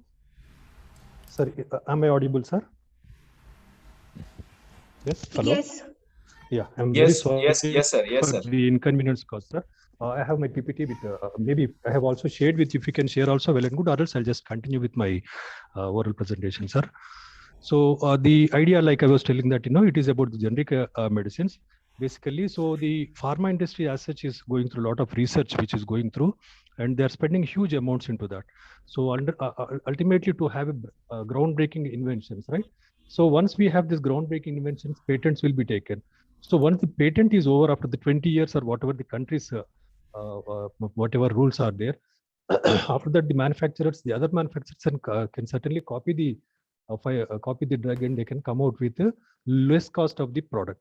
So this less cost is something very important for the countries like us, wherein we are developing, and then 22% of the Indian population is below the poverty line. So for them, especially, healthcare would be coming very for the less cost. So that has been the core idea for me or my co-author to take up this particular topic. And coming to the literature review, sir, we have seen that safety of the drug and the quality, safety, and price. These are the three things which many authors in previous studies also have tried to what you call work on this particular topic. So that those three things we have taken along with we would like to we have tried to along with these three as variables, we have tried to correlate with or else take a kind of impact study on the socio-economic variables of the individuals. So the objective is goes something like, awareness is the first thing what we would like to see, and then socio-economic conditions along with the quality, pricing, and efficacy of the drug. Efficacy is basically to see the quality of the drug, and then have an insight of the central government and state governments, what kind of initiatives they have taken towards the promotion of the generic drugs. So coming to, these are the sir, since I have missed the actual core, I'm just going through whatever I can finish it off. So I'm coming directly to the methodology. So in this research, basically, we have collected the data from 135 respondents within the Hyderabad, and the questionnaire has a 5-point Likert scale, right, wherein we have collected the respondents' demographic, socioeconomic conditions data, as well as the awareness about the product. And majority of the customers, what we have seen is that those customers who have got the awareness about the generic as well as the branded medicines, those people we have seen. And we have done the analysis using the chi-square as the statistical method, and then SPSS we have used in this one. And we have defined 4 hypotheses. Basically, first hypothesis is to know the awareness about the drug with the socio-economic variables, wherein these 4 socio-economic variables we have once again divided into H01, H02, H03, and H04, H05, wherein it speaks about the what you call age, gender, and then the financial status of the customers, right, respondents. And then the second hypothesis, we have tried to understand the relationship, or maybe the impact of the generic medicine with the quality, right, awareness and quality of the medicine. What kind of relationship does the both happen? And then third one is with the pricing, and fourth one is with the efficacy of the drug. All right, and then here, of course, I'm demonstrating the table wherein it speaks about the demographic profile of the demographic or socioeconomic profile of the customers. And then I have shown the what you call the hypothesis, that is about how I have actually tried to we have tried to come with the analysis wherein awareness with the generic medicine and the gender, that I have shown in my PPT as one slide, wherein we have used the chi-square method with the SPSS, wherein first one is with the H01. There is no relationship between awareness. We have started with the no relationship. Then alternative hypothesis, there is a relationship between awareness about the generic medicine and the gender of the respondent. So the significance levels for the gender is more than 0.05, the assumed levels. So we have rejected the alternative hypothesis and accepted. That means what? There is no relationship with the gender. In the same way, we have done with the 4 other parameters in the awareness, that is age, occupation, education, and income. So here, all the 4 have got were rejected, but except income. Income as one parameter has been accepted. And then the first hypothesis, that is second hypothesis about the generic medicine and the quality. Here also quality is also been understood as more than the assumed value of 0.05. So we have rejected. And the other one hypothesis, that is pricing, along with the generic medicine, awareness has been got accepted. That is 0, which is less than 0.05 assumed values. So concluding, what I would like to conclude, what we would like to conclude is, it is very clearly evident that less awareness about the generic medicines, the socioeconomic profile of the customer. There is very less awareness, and then customers' attitude towards the quality as inferior. So they perceive that the quality is less. So is the reason people are little has some kind of hindrance towards purchasing the generic medicines. This could be the prime reason for the customers for not opting for 2 minutes, sir. Yes, madam, I'm done with this already. So generic medicine compared to the branded medicines, and however, income and price are the 2 parameters which have shown, which are been accepted, and we can see that these are the 2 parameters which can certainly make the customers to move towards the generic medicine when compared to the branded medicines. So finally, what we would like to suggest is that state and central government should governments to come together and promote generic medicine under the schemes like Jan Aushadhi, and build confidence in the customers about the quality and price. And then governments should collaborate with the doctors as well as physicians. Of course, this has been done by the MCI, Medical Council of India, has already taken initiative to make the doctors and the registered medical practitioners to create awareness with the public, so that customers will move towards generic medicine. And finally, to conclude that if the generic medicine has been promoted across India, the cost of the healthcare will come down, which actually is actually become one of the big problems to the country's economic model. So with this, I would like to conclude. Thank you all. Thank you. And sorry for the inconvenience created because of the disconnection in the internet. Thank you. Thank you so much, sir, for this wonderful presentation. Thank May I you. now invite Dr. Veera Swami, who is the last presenter for the event. Sir, if you are here, then kindly proceed with your presentation. Yes, ma'am. So I would like to present myself, ma'am. Sure, sir. Sure, sir. Yeah, sure.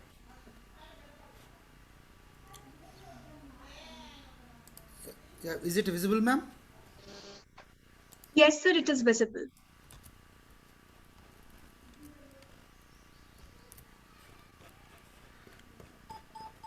Yeah, myself, Dr. Veera Swami, Assistant Professor in Loyola Academy. So I would like to present myself on the impact of technology adoption in banks on performance and customer satisfaction. So directly I come to objective of my study, to analyze the impact of technology on the performance of the banks, and also one more objective is to evaluate the impact of technology adoption in the banks. It results on customer satisfaction. So hypothesis I framed in this for the study. So the hypothesis 1, there is no impact of mobile banking on performance of banks. And the second hypothesis, there is no significant relationship between information and communication technology and the performance of the bank. There is no impact of internet banking on performance of banks. There is no significant relationship between ATMs and performance of banks. There is no impact of technology adoption on customer satisfaction. So my research methodology is total sample size. There are 13 scheduled commercial banks and 12 public banks, 22 private banks, 43 rural banks, 10 small banks, small finance banks, and 2 payment banks, and 46 foreign banks. But I have done regression analysis. Regression analysis have been used to determine the impact of technology on implementation and innovation of the performance of the bank. So there are independent variables: security, reliability, efficiency, tangible features, facilities provided, ease and convenience. The dependent variable is only one, that is customer satisfaction. So I touched ANOVA.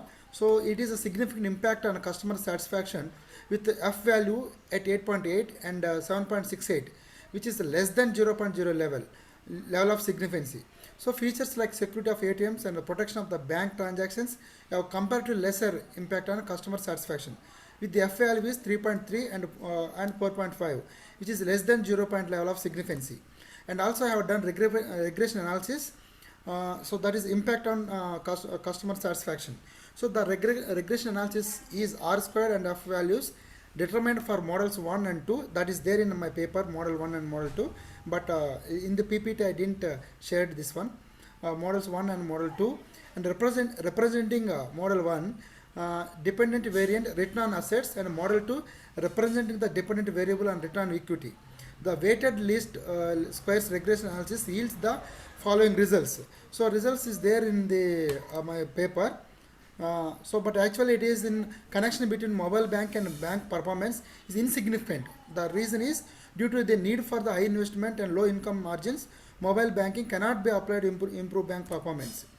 So the last findings is, coming to findings, the research focus on the impact of investments in information and communication technology on internet banking and ATMs, mobile banking, and different variable returns, and also return on assets and equity. The investments on investment in information and communication technology, number of ATMs, and internet banking has been found to have a significant impact on the performance of bank. An efficient internet banking system in the base of customers' decision to choose bank. So continuation of the findings, banks should improve their ATM infrastructure. The bank should also ensure top level performance, efficiency, reliability, and data security. And also they should spread awareness about bank characteristics by informing customers about the services. Customers think that while internet banking system has improved significantly, the employee behavior highly influences the customer satisfaction levels. So the last one is the recommendation of the study. So banks should integrate it with the business functions to achieve higher outputs and the profitability. Banks should invest more in technological innovation and accomplish this. Increase the number of ATMs to enhance their performance. So thank you for the opportunity. So yeah, little time for this. So finally I got the opportunity. Thank you for the managing this seminar. Thank you so much, sir, for putting up such an informative presentation. Now, also, I would like to thank all the presenters, sir, for putting up such an informative session for all of us. I know there were many technical glitches, yet we came across to a really nice presentation ahead. Now, I would request to Professor Chetan Srivastav, sir, for giving the concluding remarks. Thank you, Urvashi, and Arun, Dr. Arun, and Dr. Professor Agga Madam. It was really pleasant being with you all here this afternoon and sharing my thoughts and listening to all the speakers to go and it was, technical glitches do happen because of technology. I also had to join a few minutes a bit late because of some technology issue. I had to port my thing into some other system and go in. Originally planned system didn't work. So it happens, that person, it's a part of it to go, and we are all in the stage where we are learning, we are moving ahead to go, and that's where we actually talk about building the capacity. The capacity building has been very difficult, and pandemic has actually taught us that this capacity building would be a big option to move in, and we all look forward to having a capacities built, and where we are going to do, and plus building capacity is one on the technology side, on the infrastructure side, and so on and so forth. The second part is building the human technology, human capability to go in, because that is the most important part to go. While I was listening to most of these presenters, they were all doing good. I know I understand, and we apologize for being cruel on time. That's what happens usually most of the seminars to go, and you have a lot to talk, but time is too less to go, and so that's where we actually miss on to certain things to go. So but the 5 to 7 minute slot would have been more, but unfortunately that's happened every seminar. I mean, wherever we go, we have the same issue to go, and we want to talk, we won't let talk, and sometimes we feel bad, but can't help sometimes. And Urvashi had a tough time of being the bell kind of thing to go. I know it's very difficult to say that particular part, but that happens. Good, well done, Urvashi, for coordinating it good, and I should appreciate the efforts of ICFAI Law University, and especially Arun Kumar, and he's a self-motivated individual. I've seen him, known him, seen him for the last so many years. Very self-motivated. He really works pretty hard, and well-deserving kind of individual to go. I think I always look forward to him to do much more things to go. And when you talk about the speaker presenters to go, I wish whenever we present in these kind of forums, few words. I mean, all of you are learned things to go in, but we all learn from each other. So when you talk about to go, focus only on what are your objectives, what is your how did your methodology, and what did you find and conclude, and what are your recommendations. 5 to 6 slides of that would actually help you. You can in a crisp, you can tell whatever you have done and make some big impact to go. And you can skip introduction, you can skip other parts of it to go, and that way you save time to do your things to move in. So I wish you all very best of luck. I have shared my contacts in the chat and thing to go, and you can always get connected or just Google my name, you'll get into it to move. So it was wonderful being here. Thank you, Arun, and thank you, ICFAI, and for inviting me to chair the session. I think I should listen to Arun also because there was some technical glitch he had to move in. So have a wonderful time. God bless you all. Over to Arun. Thank you so much, sir. We are also delighted for your presence over here. Now, I would like to call upon Arun sir so that he can proceed with the vote of thanks. We can also have one photograph. All of us can open up our videos and have a common photograph. That goes well for Arun's thing to go. And all of us, whoever can do in one screen to go. Right, Arun? That would be good memory. Yeah. Sure, sir. So those who all can open up their Marina, cameras, please switch it on so that we can have a group picture together. Yes. Professor Marina, it was really wonderful presentation. I couldn't talk to you on between to move in. A lot of capability building in education. I think that's a need of the hour. Thank you. Thank you very much. Let's get connected. Thanks a lot. To all those who can switch on their cameras, please switch it on so that we can have a combined group photo together.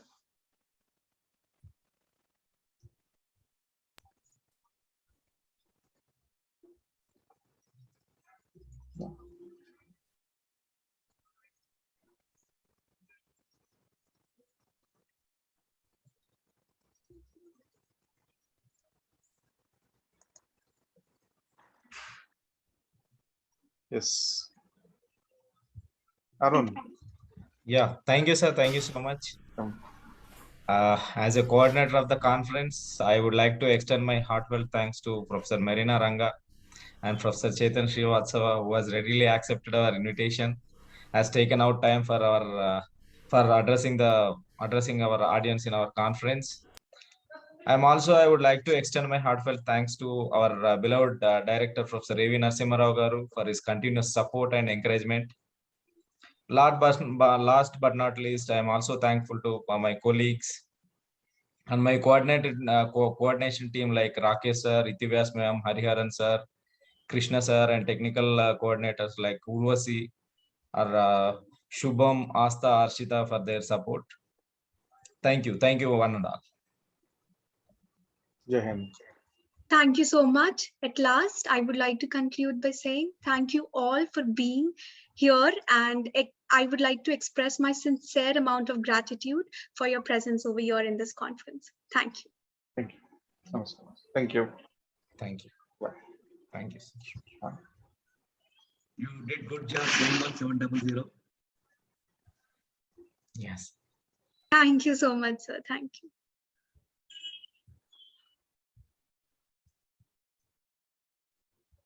I'm leaving the meeting.